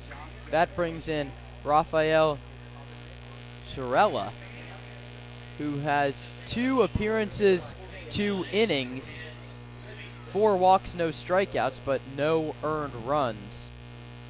Out of Allen Hancock, where he pitched to a 6.26 earned run average in 27.1 innings, and he delivers to his new battery mate Nico Button, and the pitch misses high 1-0. Brendan Comerford's playing third base. Sam Ardois stays at second. Ardois stays at short, beg your pardon. Gavin Constantine at second, and Zach Tullerman at first base. Akers heads towards second and steals second base. Standing up, no slide from Landon. That's a stolen base, although it did come on a strike. So the count's 1-1 to Libby, with Akers at second and nobody out.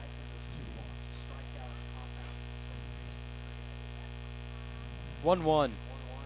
Outside, nice play, Nico Button, to keep that from going to the screen. And the Blues need a quick inning here. You have a runner in scoring position, no outs, so the Stomps looking to score that one, but game already a 3-run deficit for the home team. You don't want to have to make up more than that in the bottom of the 9th. 2 balls and 1 strike. The lefty Ciarella delivers inside, 3-1 to Libby, and they went into the first game of the doubleheader, the 7th inning of that game, leading, I think, by the score of 5-1, and they made it 11-1. They lead this one 5-2. I'd like this one if they made it 11-2. Libby bounces it to shortstop. Ardois, one of the only infielders still in, throws it to Tullerman, and it's an unproductive out for McCann. And I think he very nearly came off a little bit early there. It was pretty close from Tullerman, but they gave him the out. So that brings up Brady Shannon, who has tripled and singled. A nice day for Brady, who everyone I talk to says he's coming around at the plate. Players, coaches, you. He was my Stomp Watch. Liking what they're seeing from Brady. Stomp Watch player of the night has triple. I think that's a good pick. Akers takes a huge secondary, but will head back to second as a fastball misses away.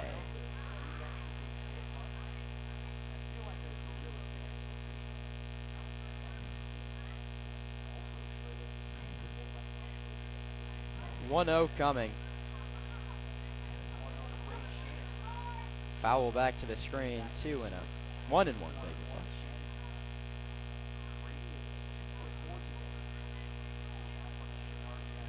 Shannon led Youngstown State in just about every offensive category for the Penguins during the college season. Had a slow start here in Sonoma, but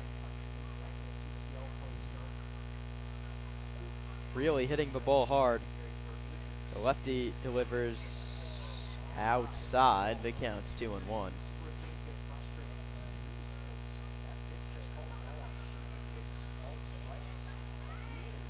Anthony Shepler is in the on-deck circle, but Shannon wants the RBI himself.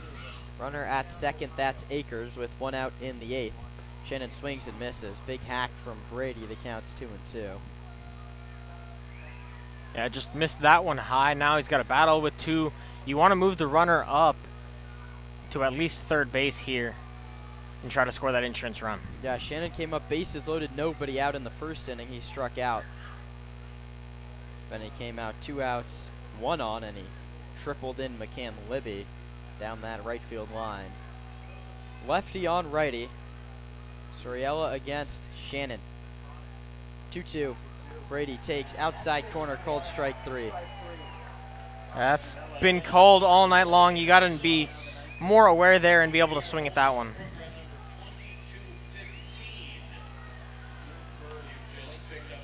Ninth strikeout for slow pitching. And that brings up Anthony Shepler, trying to get that run home from second base. Akers, who was on second with nobody out, now sits there with 2 away.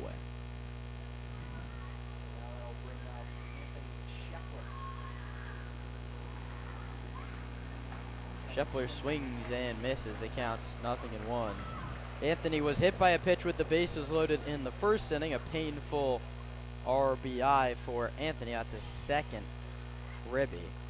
Since then, he's grounded out to the shortstop and struck out twice. He awaits the 0-1. Outside, 1-1.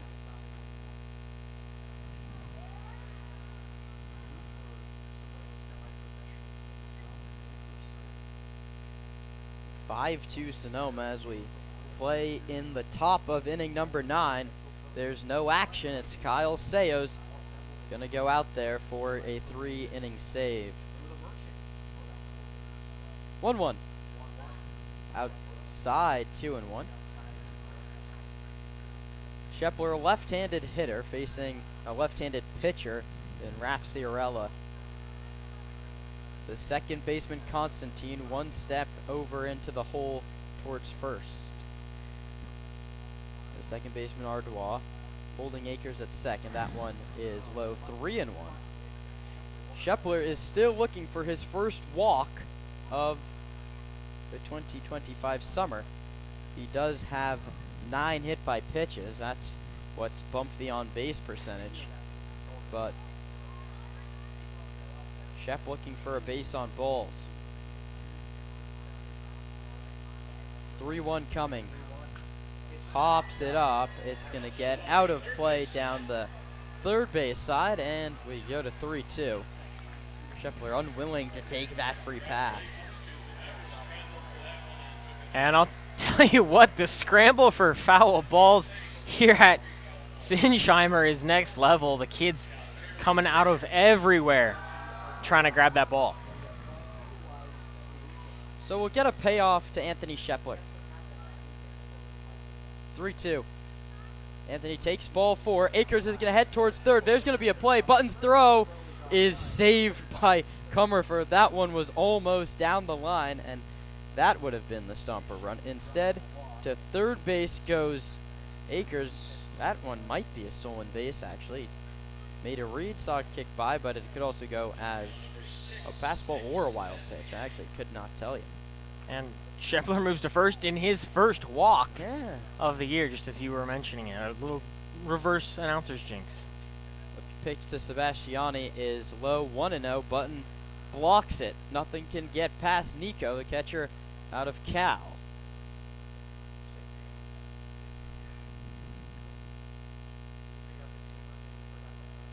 Shepler leads off of first base. Akers off of third.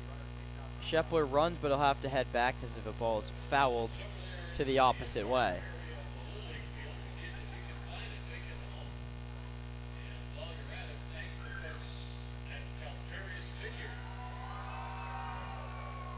Still a good amount of fans here. They've stuck it out on a Tuesday night. Their Blues trailing, but this one far from over. Just down 3 as we head to the 9th. The 1-1 misses outside 2-1, and not a lot of consistency off that outer corner, especially here in the late innings. And the Blues fans are letting him know. More like the Booze fans with that call. 2-1 coming. Swinging and a miss by Sebastiani, redshirted last season at SRJC, so no competitive at-bats since last year.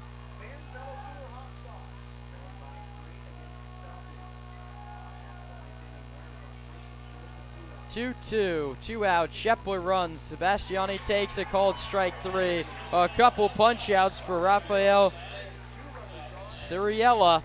And the Stompers don't add any insurance runs in the 9th, but they lead by 3. Kyle Sayo comes out looking to slam the door on slow. Catch the conclusion of this one on the other side. 5-2 Stompers. You're listening to the Sonoma Stompers Radio Network.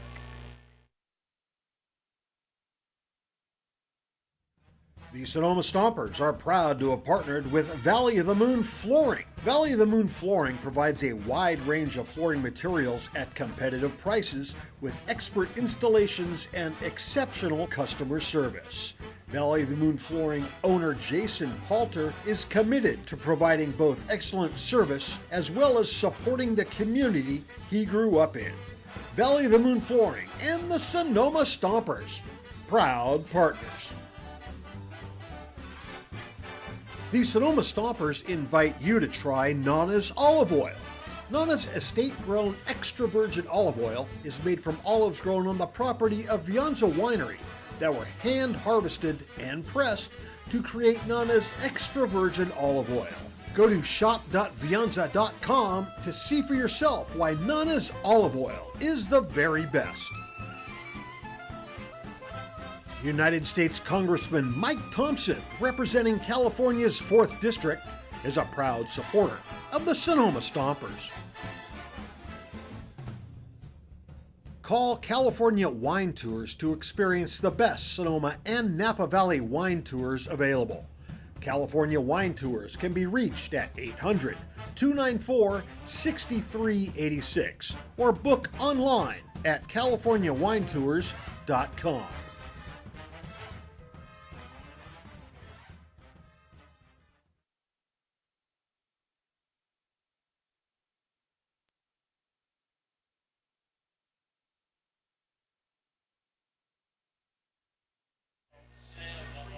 Bottom of the 9th, Kyle Sayo has a tough task. Sam Ardois, Mason Ashlock, and Don Jordan. All 3 of those entered play, hitting over 300. Kyle Sayo working against 2, 3, and 4. He's out for his 3rd inning of work, looking to grab the save for Sonoma, as he would get with a 3-inninger. And Ardois squares to bunt and pulls it back. A called strike at home plate anyway. I don't know. There's a little bit of worry, Roman. The Stompers have been on the wrong ends of a couple of 9th inning rallies. The Blues walked off their last home game a week ago against Menlo Park. We'll see what happens here. And the bunt signs off when you're down 0-2. Sam Ardois can't believe it, especially because it came in and out of the glove of the Stomper backstop Sepulveda. Well, and I don't really understand giving up the strike. First pitch, he showed bunt, but then pulled it back. If you're trying to put down a bunt, that's the exact one to hit. Off-speed pitch, pretty much down the middle. Handren and Keys deep at 3rd and 1st. So even if he can get one down anywhere with 2 strikes, he's most likely aboard. Kyle Sayo looking for the punch out and misses outside with the fastball. That's where he's been missing with the fastball. He's pulling it glove side and really yanking it into the far batter's box.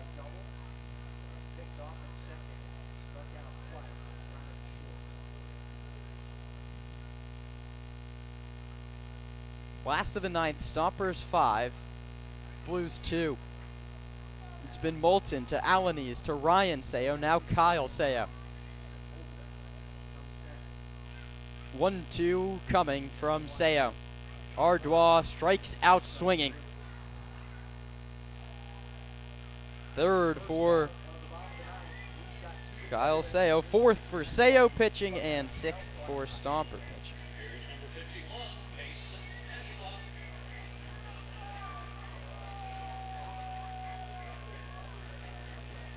That's now 4 strikeouts for Kyle, 1 for Ryan, and 3 for Moulton.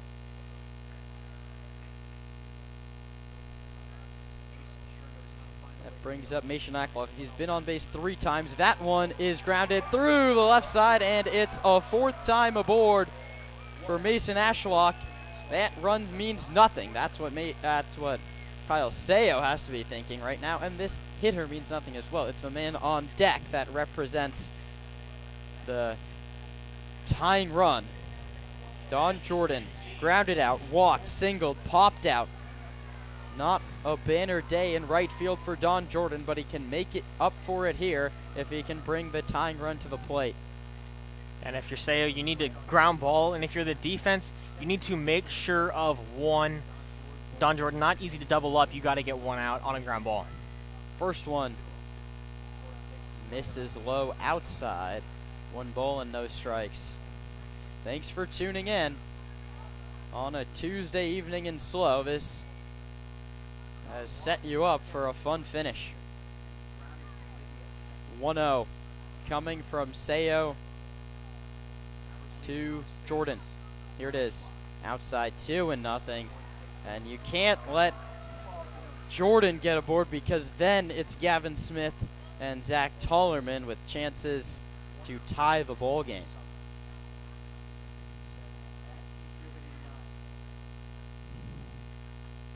2-0 coming from Sayo to Jordan, right on right.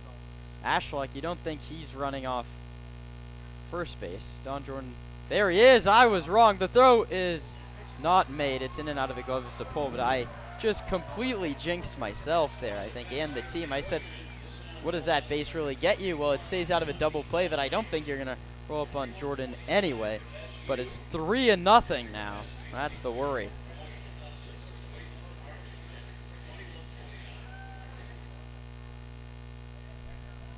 And in the CCO, you have unlimited mound visits. I'm surprised they don't take one here.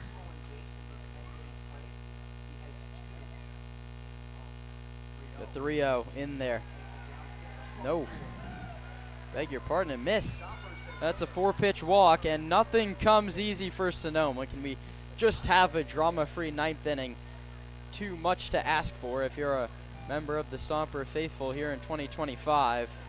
And that brings up the Harvard man, Gavin Smith, and right moment. The whole one up in the bullpen. It's Kyle Sayo's mess to get out of. Charlie Moulton went 4. Lucas Alanis gave up 2 runs in the 5th. Ryan Sayo a shutout 6th inning. Kyle Sayo worked out of jams in the 7th and 8th. He has to do the same thing here in the 9th. The Stompers got 2 in the 1st, 1 in the 3rd, 2 in the 7th.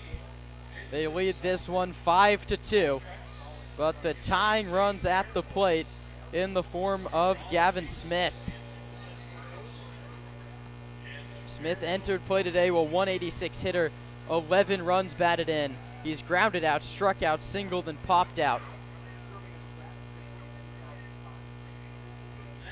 In college, last year for the Crimson, he had just 1 extra base hit in 20 games. That included 15 strikeouts.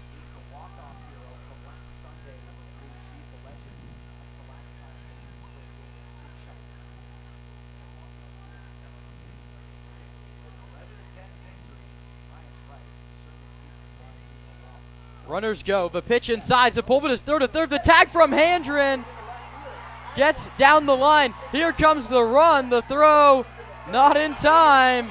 Uh-oh. Ashlock steals third. Scores on the throw. Jordan goes first to third. Heads up, base running. And things getting real dicey here in the 9th.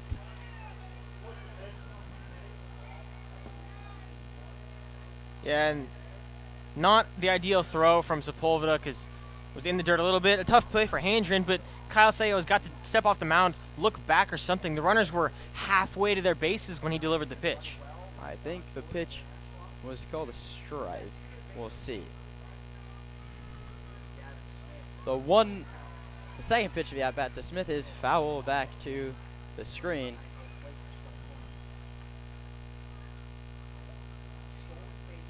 No balls and 2 strikes, says the home plate umpire.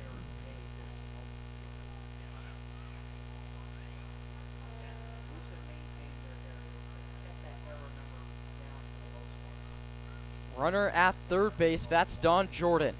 he would make it a one-run game. The man at the plate, Gavin Smith, would make it a tied ball game. But Kyle Sayo has him exactly where he wants him. No balls and 2 strikes. We'll see if he goes to the slider. He does. And it misses up. I was over the plate. That's a good challenge pitch, but a better take from Gavin Smith than what I think was a fastball.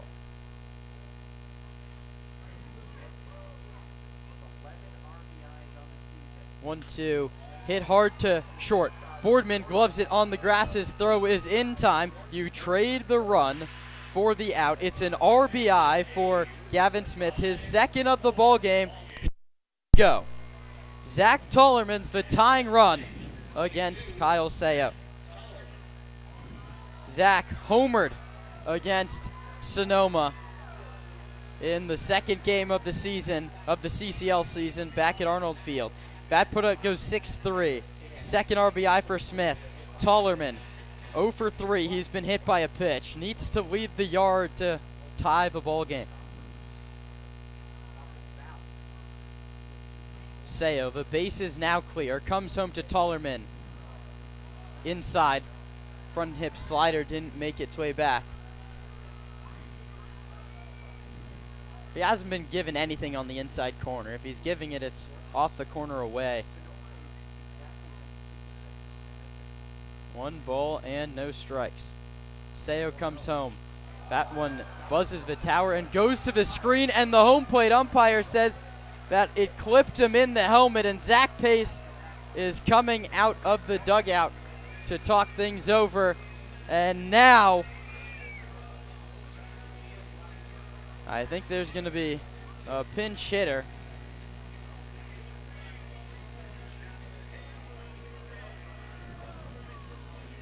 It's Nico Button. Button, catcher from Cal.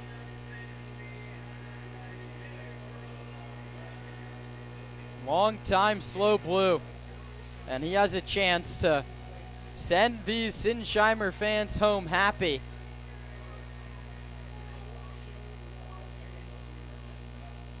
Zach Pace is going to have to head back. The ruling of hit by pitch on Zach Tollerman's going to stand. Button from Junipero Serra High School back in the Bay. Caden Cuccia is going to pinch run. He's at first base.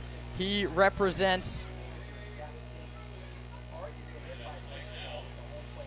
the tying run. Now you really have to limit the base runners. You can't let that tying run get into scoring position. Button, as I mentioned, from San Mateo. He's a 4-year now CCL player. The last two, or third, this is his 3rd year in the CCL, 2nd year at SLO. A check on first base. Cuccia dives back.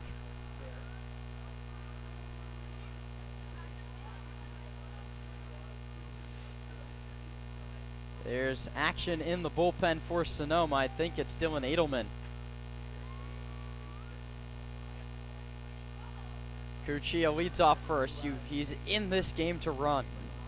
He doesn't go. Button takes a called strike 1. Sayo's been so good when he's gotten ahead of hitters. The issue's been when he's fallen behind, which has happened too many times here in this 9th inning. Cuccia leads off first base. He's the tying run.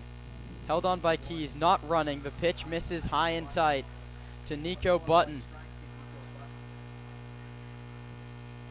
And Kyle Sayo just has to remember here, he's 1 pitch away from a ground ball. They can step on second, they can toss across to first, and the game is over.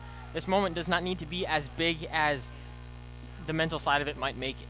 Any out ends it for the Stomps. A check on first base. Cuccia dives back to the bag safely. A very close play over at first base. And some booing from the SLO Blues fans, or stalling or picking back, whatever, but he nearly got him there. I don't know that I'd be booing. Cuccia still has a big lead off first. Runners go after pickoffs a lot. Button pops it up. Third baseline out of play, and all of a sudden slows down to their final strike.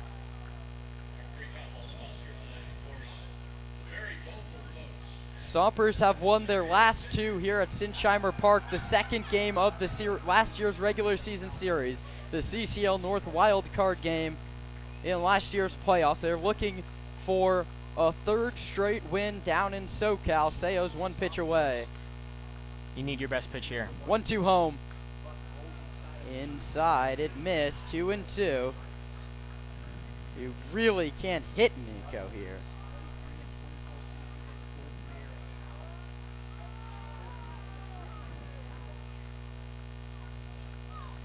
But in the California Golden Bear, left-handed hitter, open stance from the left side. Seo's pitch is low outside. Filler up, 3 balls and 2 strikes, and a walk here would put the winning run on base and set up Brendan Comerford for a gapper that would walk it off.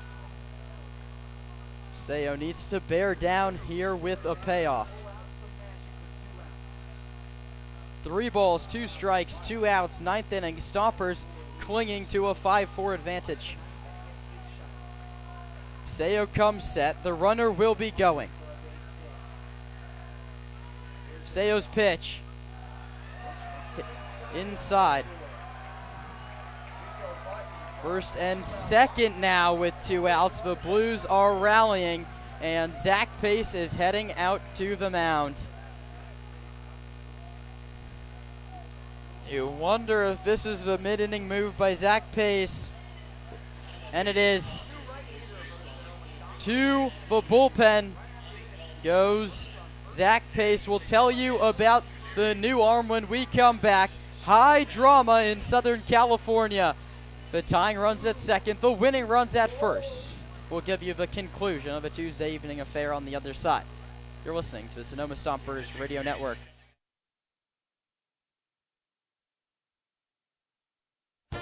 The Sonoma Stompers are tail wagging happy to have partnered with Pets Lifeline. Pets Lifeline offers several programs for pet owners in Sonoma, from dog training classes to spay-neuter and microchipping. Pets Lifeline also has a trap, neuter, and return feral cat program, as well as resources to help with rehoming a pet. Pets Lifeline is here to support pet owners in keeping their pets healthy and happy. Pets Lifeline is also hosting Bark in the Park on July 27th, so you can bring your pet to a Stompers game. Pets Lifeline and the Sonoma Stompers, proud partners. Ladies and gentlemen, please help the Sonoma Stompers reduce their carbon footprint by participating in our recycling program. Bins are clearly marked, and with your help, we can keep Arnold Field a clean and green place to enjoy baseball. Yippee, Skippy!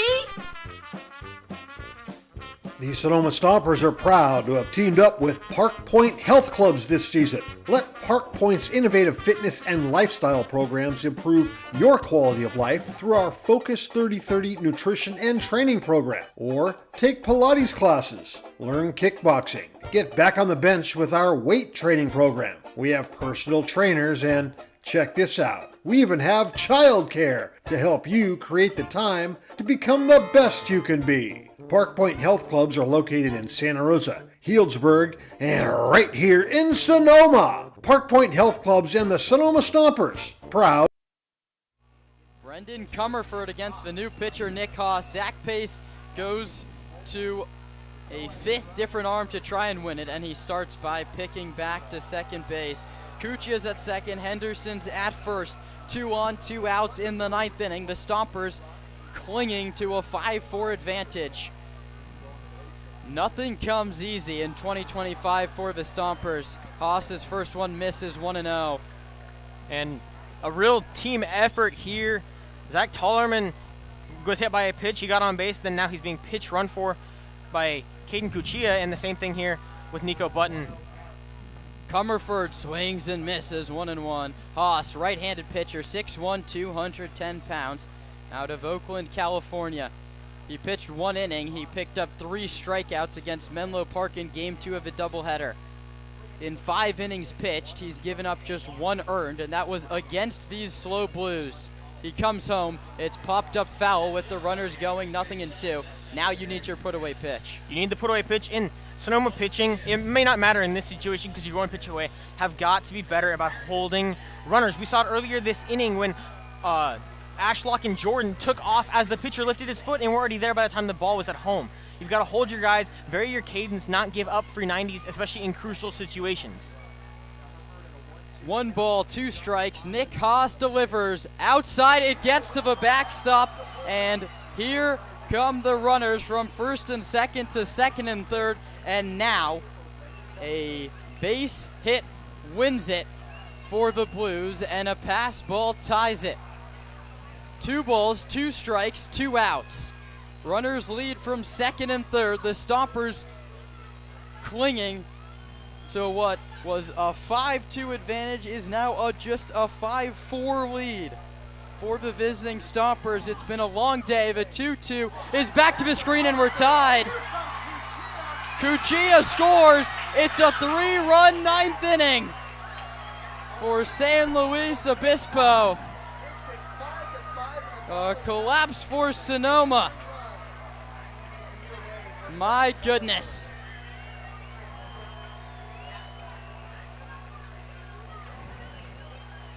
Yeah, a ball behind the batter isn't ever going to do you any good, and it doesn't right there. 3 balls and 2 strikes. Now Sonoma playing for a 10th. Nick Haas pitches. It hit him. He's fired up, and that's not a good outcome, but Sonoma catches a break. If he gets out of the way of that pitch, it's to the screen, and this ball game is over. Yeah, it's surprising to say that a fortunate situation was another free pass. It's the 5th in the 9th inning for Sonoma pitching. Gavin Constantine's chance to walk it off. And Mike Nunez is going to come to the hill. That runner at first base, Comerford, doesn't matter at all. Let him take second if he wants. But if anything gets past the catcher Sepulveda, this ball game is over.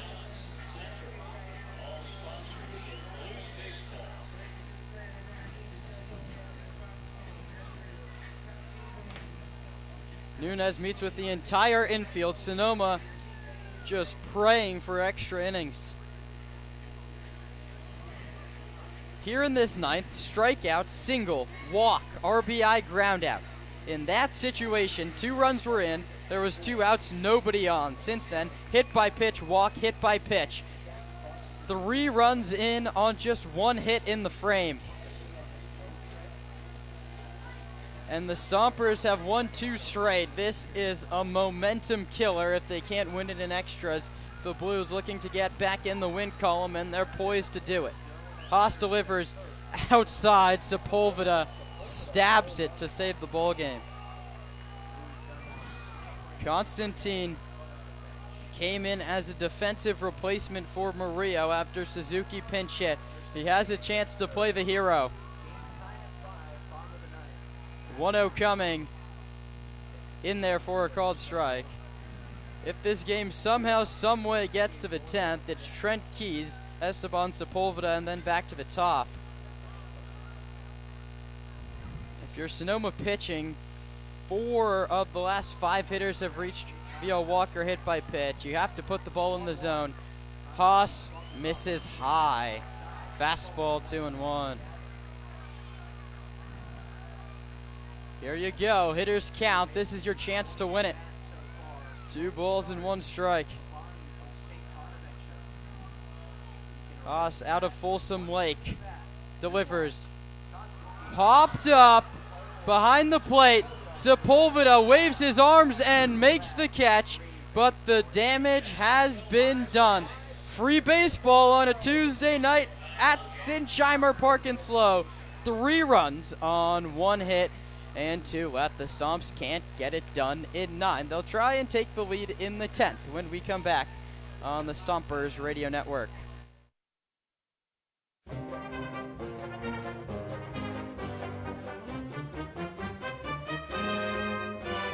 Local expertise worldwide. Sotheby's International Realty is well known for their exceptional real estate agents that distinguish themselves in communities all over the world.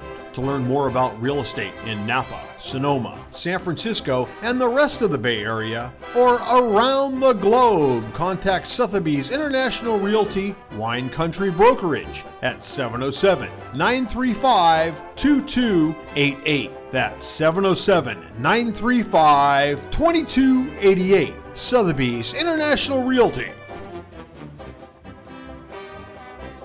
The Sonoma Stompers are excited to have Jacob's Restaurant providing all of our concessions this season.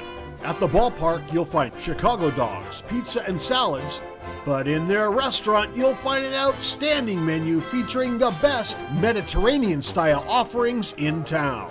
Seafood linguine, chicken piccata, ravioli, risotto, pizza, and so much more.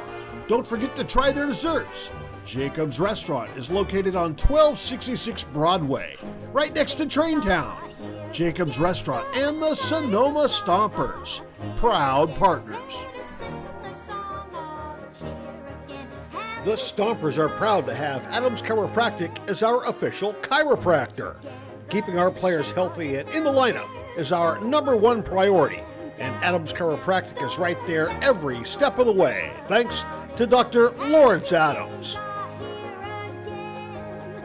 Yippee, Skippy! Hotcha matcha!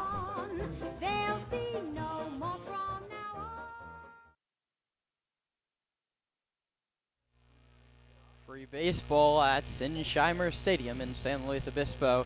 The Stompers collapse. They give up 3 runs in the bottom of the 9th inning, and that sets up the 10th. The Manfred runner at second base is Nick Sebastiani, and Trent Keys, the hitter, squares to bunt and takes inside. And this has been debated across baseball for now 4 years. As the road team, do you bunt and sack fly here? Knowing Zach Pacey was going to bunt no matter what. Trent Keys cannot get it down. It's bounced foul back to the screen. Sebastiani is the runner at second base, and Cade O'Hara's the new arm. In 5 games, he's pitched 8 innings and given up just 1 earned run, 1 walk to 5 strikeouts. O'Hara was cut from Texas, UT Austin, just days before the season last year. Keys pulls back the bunt. It's 2-1. Trent has just 1 hit this season. Man, would this be a nice time for a second one.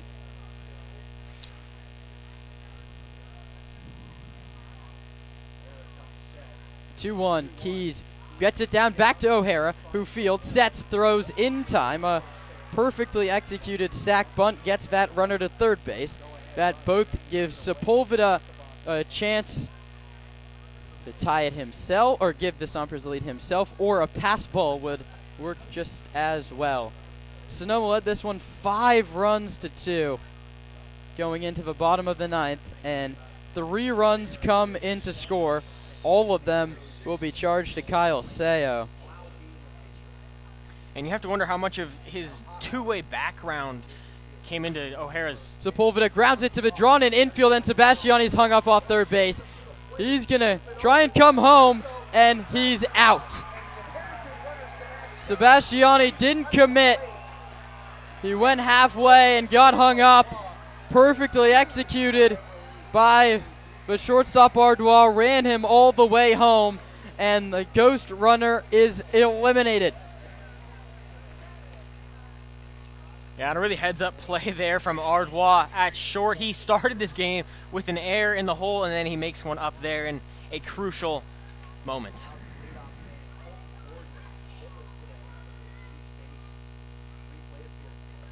That one misses. 1 ball and no strikes to Colton Boardman. You get your guys up, you have your chance. This one's gonna sting. 1-0 to Boardman. Check swing. Called strike at the plate. The count's 1-1. Sepulveda off first base. He reached on a fielder's choice.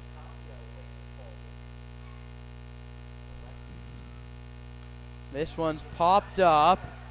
It might stay in play. It won't.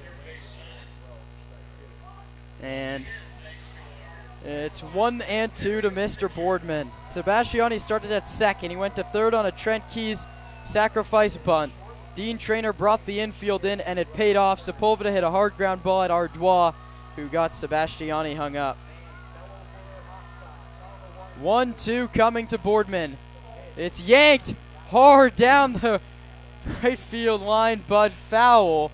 That one had trouble written all over it, but it kept on slicing out of play. The count's 1-2. It was just one hit in the bottom of the 9th inning for the Blues, but it got them 3 runs thanks to some wild pitches. Boardman strikes out swinging. Handren's left in the on-deck circle, and Nick Haas needs to work a miracle. The winning run's at second base automatically when we return. Work to do for the Stomper bullpen, trying to avoid a walk-off. Now, this might be the conclusion on the other side in the last of the 10th.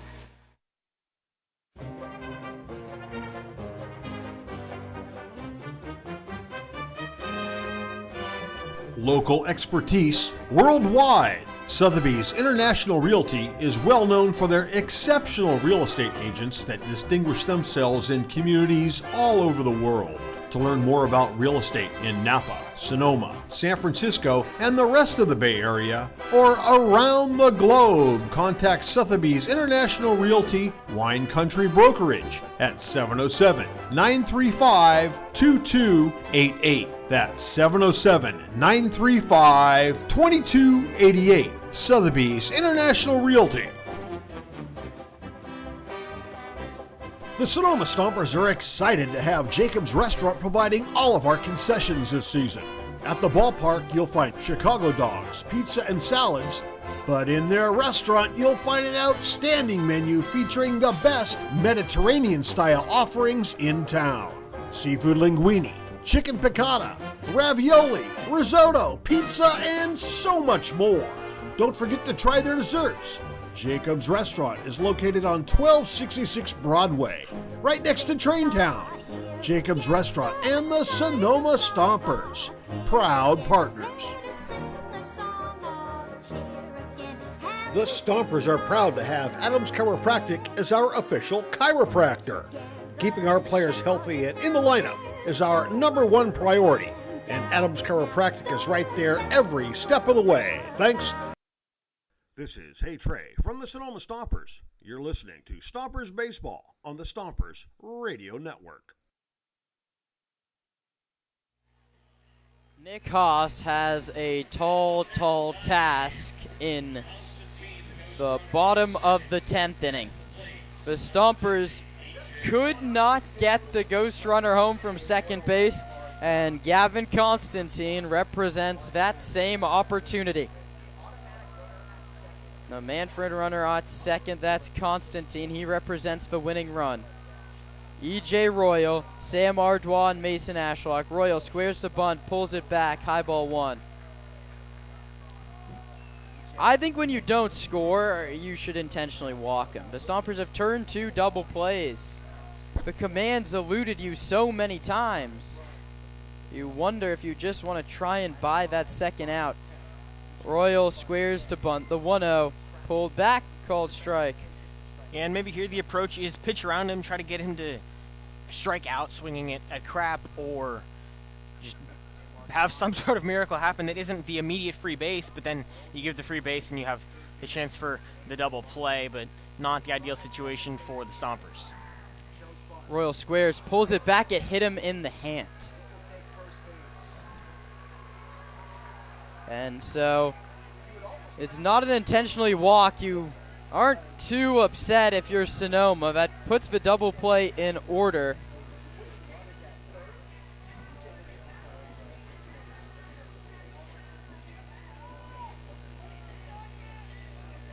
First and second. Constantine is the winning run. Royal just hanging out at first base. And that brings up Sam Ardois. He struck out 3 times. He's doubled, and he's grounded out. He also made a very nice play.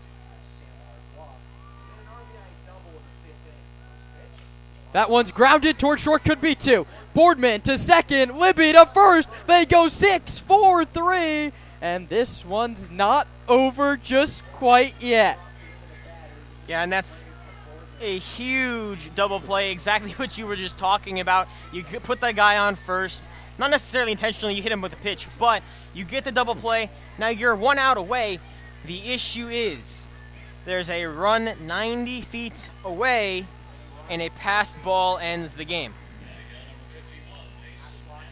Mason Ashlock, he's singled twice, he's walked twice, has a chance to play the hero in the last of a 10th. Takes strike one from Nick Haas.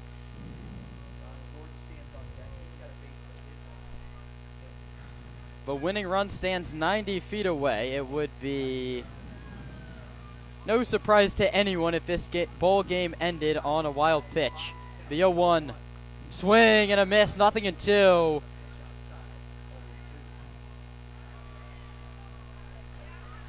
And whether you're rooting for Sonoma or Slow, this is our Stomp Watch or look behind enemy lines player at the plate with the winning run 90 feet away. One heck of a ball game's played out here on a Tuesday. And it's not over yet. We head to the 11th. He buckled his knees on a curveball. Back-to-back zeros in inning number 10. This one can't end, and it won't end. We head to the 11th, tied at 5.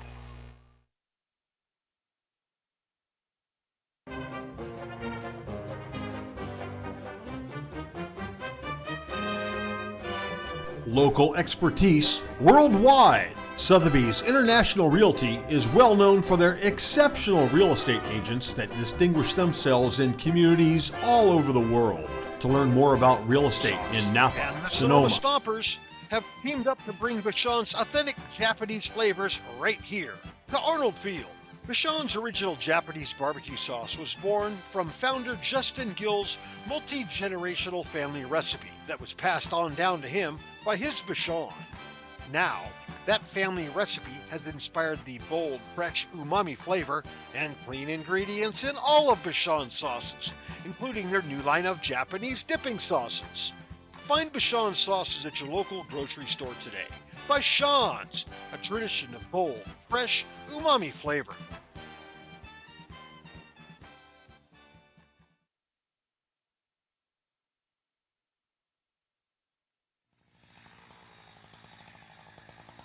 Hey, honey, what company the neighbors use for their tree work? I don't know, some discount tree service. Do they even know what they're doing? They're cutting down a tree. It's not rocket science. Watch out!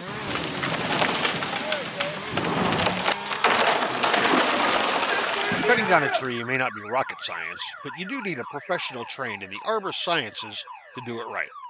Call Arbor MD to make sure your tree work is done with care by a certified arborist. Arbor MD provides.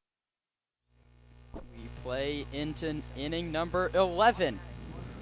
It's been a long day for the Stompers. They like to fill up that bus with a bunch of smiles. Handren swings and misses late on a fastball.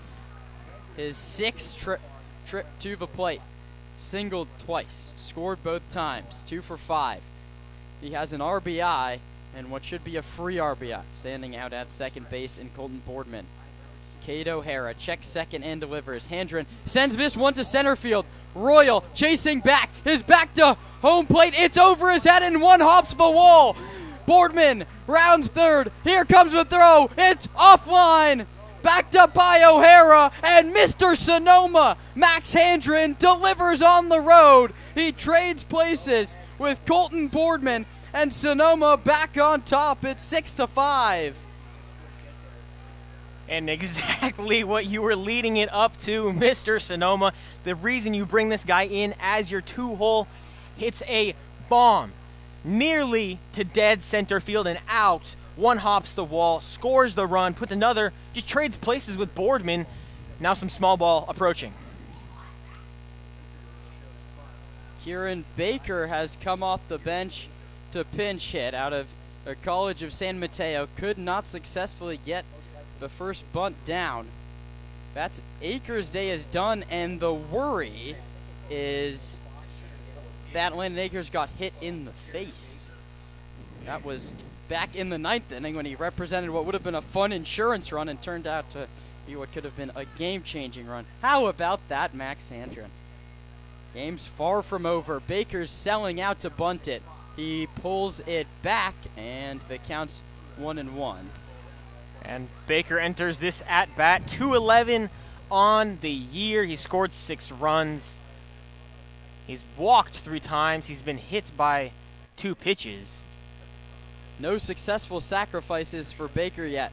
That's not going to be it either, but it's called a strike, and now you have to assume the bunt sign is off. You need a ball in play here.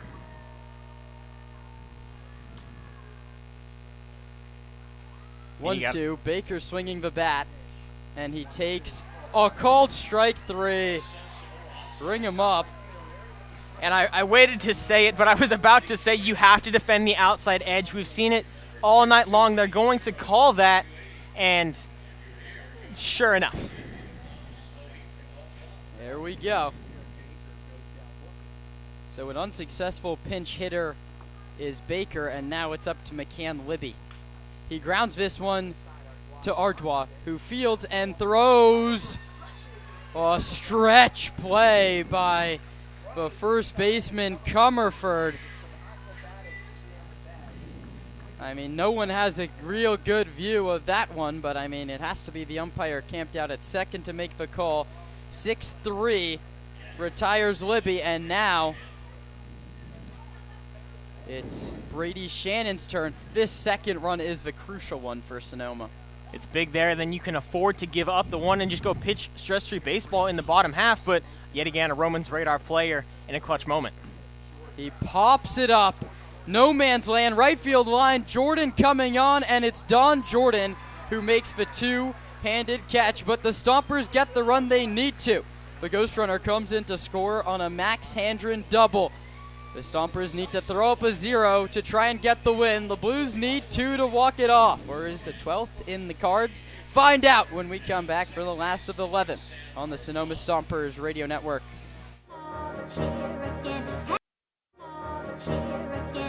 The Stompers are proud to have Adams Chiropractic as our official.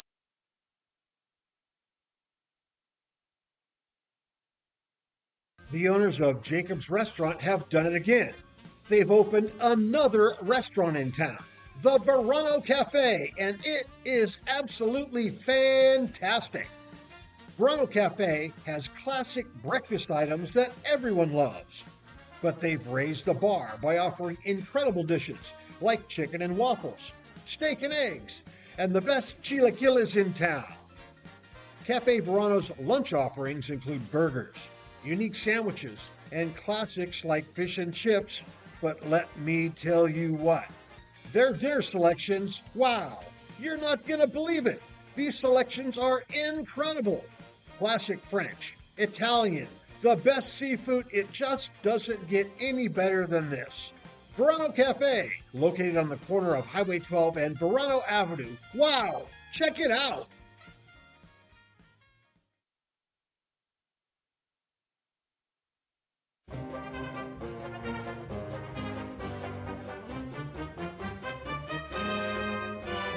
Local expertise worldwide. Sotheby's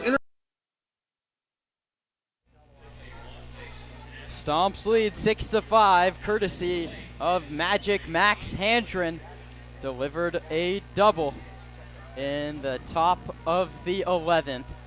Nick Haas got out of the inning with the ghost runner there in the 10th. He needs to do the same thing in the 11th.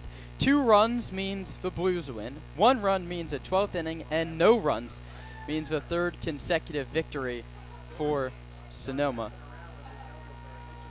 And Don Jordan can't get his elbow guard on, so he tosses it to that home dugout down the first baseline. We'll see how that changes this at-bat.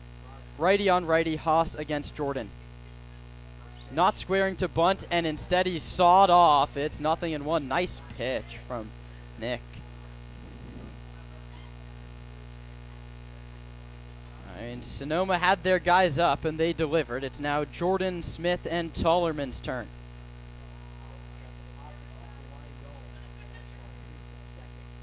Jordan pops it foul, nothing in 2. Haas has strikeout stuff, but the Stompers have struggled to put away when ahead in 0-2.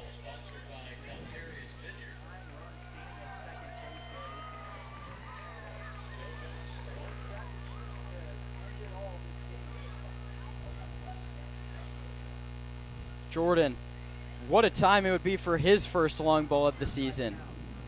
Instead, he takes low. And in, it's 1-2. Right on right, Haas against Jordan.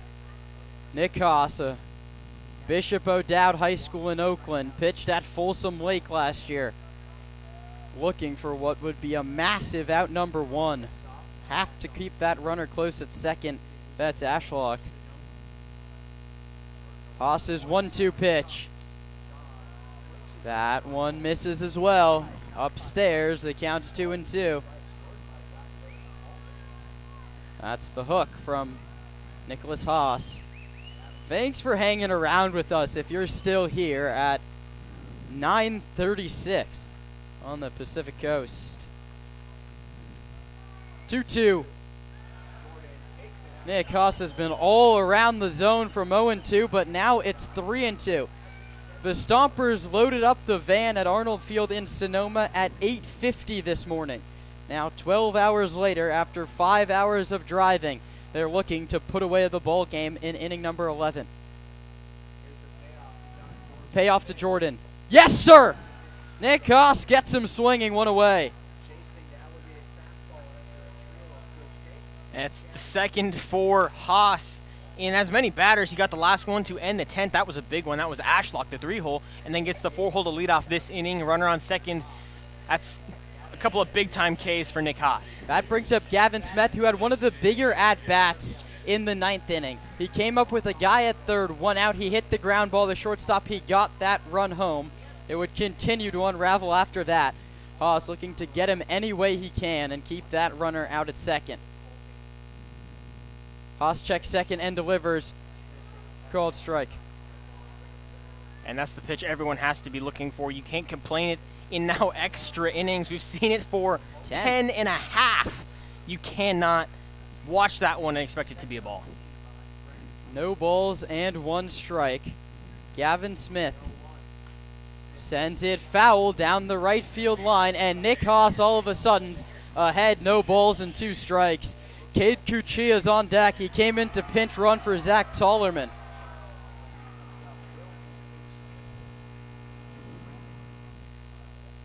Oh, beg your pardon. It's Andrew Raymond in the on-deck circle, but that won't matter if Gavin Smith can leave the yard. Instead, he's hit in the helmet. And that one hurts. We talk so much about the Stompers hitters getting hit on 0-2. Nick Haas's curveball hit him square in the helmet, and now it's Andrew Raymond's turn. Well, if the Stompers fans at home need some comfort, that's what you did last inning, and then your defense rolled the double play. So maybe there's comfort in that, but not the ideal situation. The Stompers fans at home also need some blood pressure medication the way the first 2 weeks of this season has gone.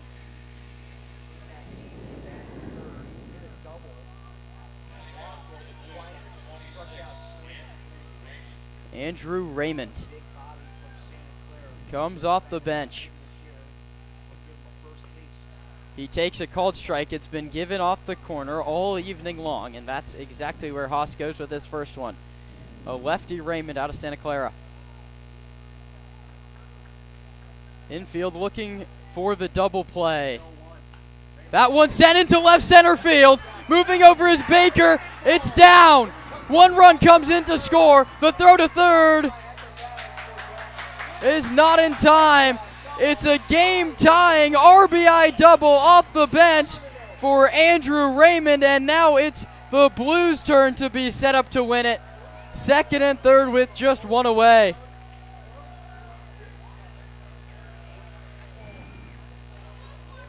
And talk about answering the call there. You come off the bench.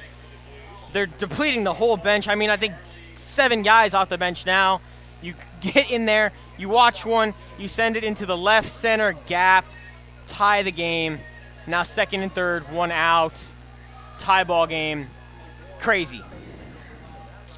Charlie Caruso is intentionally walked by Zach Pace, and that's a smart decision to set up both the double play and the force at home.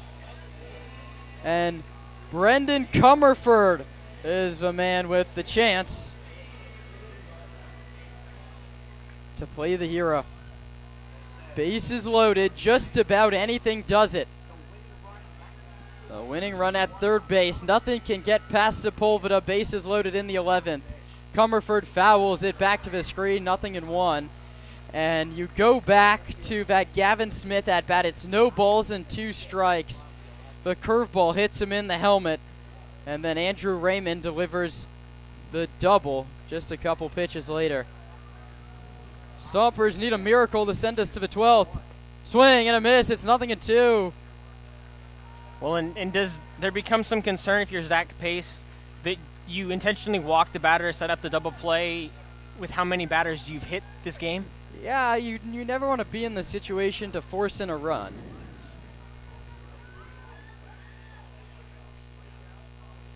Oh, 2. Haas delivers. That one's bounced towards second. It could be 2. Boardman to second for 1. The relay to first. He got him. How about a 12th inning? Nick Haas works out of a bases-loaded jam in inning number 11. Let's play 12 at Sinsheimer Park in slow. This is an all-timer. Now CCL Classic heads to inning number 12. The Sonoma Stompers are tail-wagging happy to have partnered with Pets Lifeline. Pets Lifeline offers several programs for pet owners in Sonoma, from dog training classes to spay-neuter and microchipping. Pets Lifeline also has a trap, neuter, and return feral cat program, as well as resources to help with rehoming a pet. Pets Lifeline is here to support pet owners in keeping their pets healthy and happy. Pets Lifeline is also hosting Bark in the Park on July 29th, so you can bring your pet to a Stompers game. Pets Lifeline and the Sonoma Stompers, proud partners.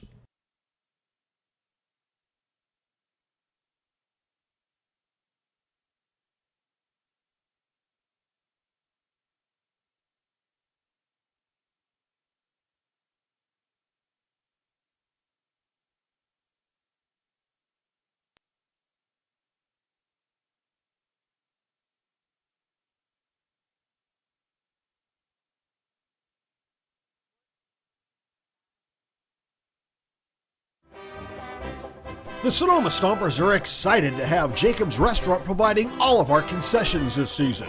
At the ballpark, you'll find Chicago dogs, pizza, and salads, but in their restaurant, you'll find an outstanding menu featuring the best Mediterranean-style offerings in town. Seafood linguine, chicken piccata, ravioli, risotto, pizza, and so much more. Don't forget to try their desserts.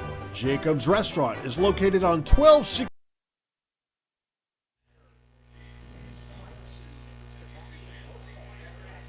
The depth of the Slow Blues bench continues to amaze me as they've now come out with another defensive replacement. That bunt goes foul down the third baseline, and that would have been a hit. But instead, it's a foul ball. Shannon's the runner at second, and Anthony Shepler is the runner at the plate. And this ball game is unhinged. The Blues scored 3 runs in the bottom of the 9th to send us to the 10th. Both teams go scoreless, even with the runner aboard. Max Handren belts an RBI double to put Sonoma up 1. The Blues get the run back and had bases loaded with just 1 out. Shepler squares. Shepler pulls it back. It's ball 1-1. And then, with bases loaded and 1 out, just about everything would have won the game for the Blues. I say just about because Sonoma turned a 6-4-3 double play. Yeah, and the Blues have replaced as many guys as are in a starting lineup. 1-1 is bounced to the pitcher. O'Hara fields and throws, and a close play get Shepler, a nice bunt. And they have the runner at third yet again. And it's Nick Sebastiani's turn. Yeah, the Blues have put 9 guys in the game off the bench. That's not including pitchers. 18 guys in the box now. Nick Sebastiani holds up. O'Hara now in his 3rd inning of work. The 1-0. Sebastiani takes a called strike. It's the 12th inning between Sonoma and San Luis Obispo. Thank God we didn't have this drama in the wild card game last year. Sebastiani swings and fouls it off the catcher Caruso. Infield in. The Blues brought the infield in with a runner at third and 1 out in the 10th, and they cut down Sebastiani at home plate. They look to do the same thing with Shannon off third base. The 1-2. Sebastiani takes a called strike 3. And we've said it for 12 innings now. That pitch is going to be called. It's been called all game long, not the one to look at. And Zach Pace, I think, is going to dip into his bench for the first time. No one has come out of the dugout. Someone's got to take an at-bat.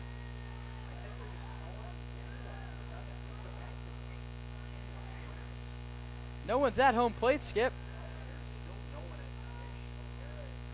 And it's going to be Paul Azul.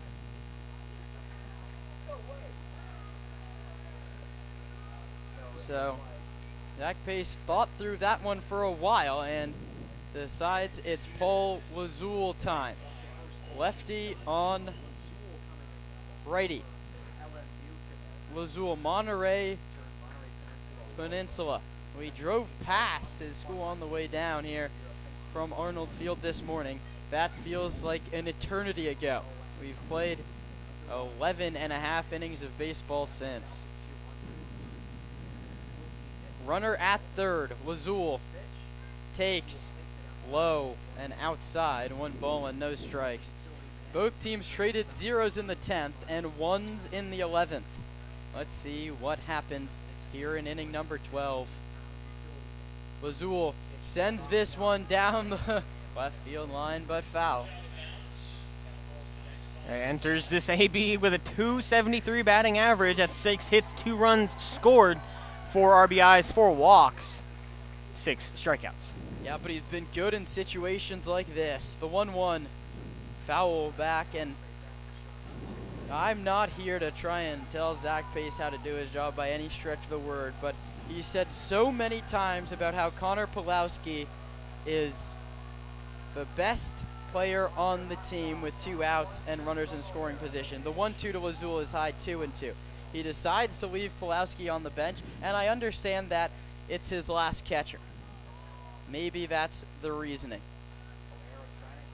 Well, and the lefty here also prevents that outside call for the righty to be called. 2-2. Lazul takes inside corner. Lazul gone a-looking, and Cade O'Hara picks up back-to-back Ks to set up his offense with the winning run at second base one more time. Here we go, the bottom of inning number 12 coming up.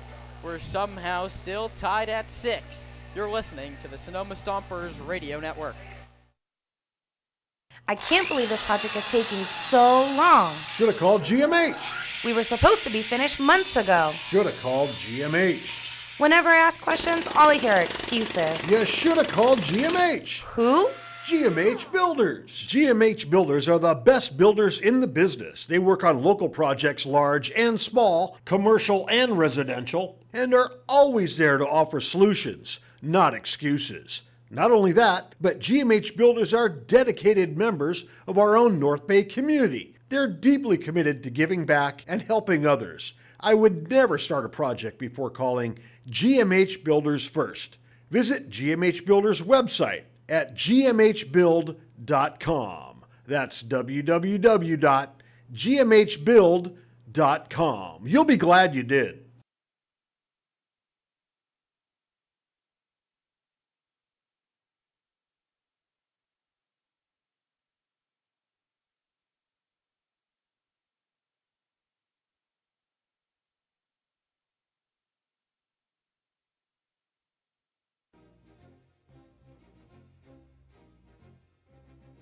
Hey, Stomper fans, if you're looking for roof services, look no further than Crandall Roofing. Crandall's dedicated team of professionals guarantees excellence. From roof repairs to installations, Crandall delivers top-notch solutions.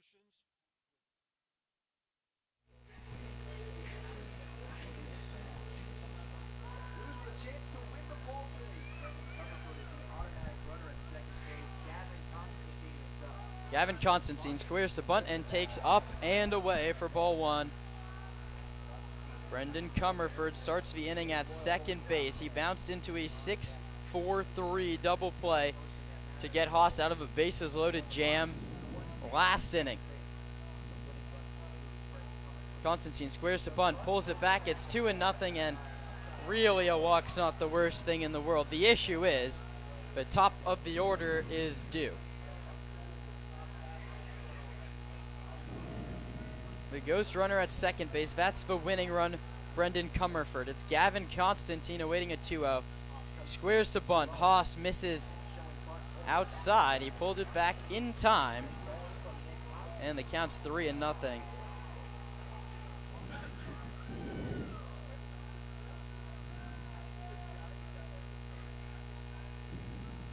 3-0, he's still squaring to bunt. This might be a take all the way. He does, and it's a called strike.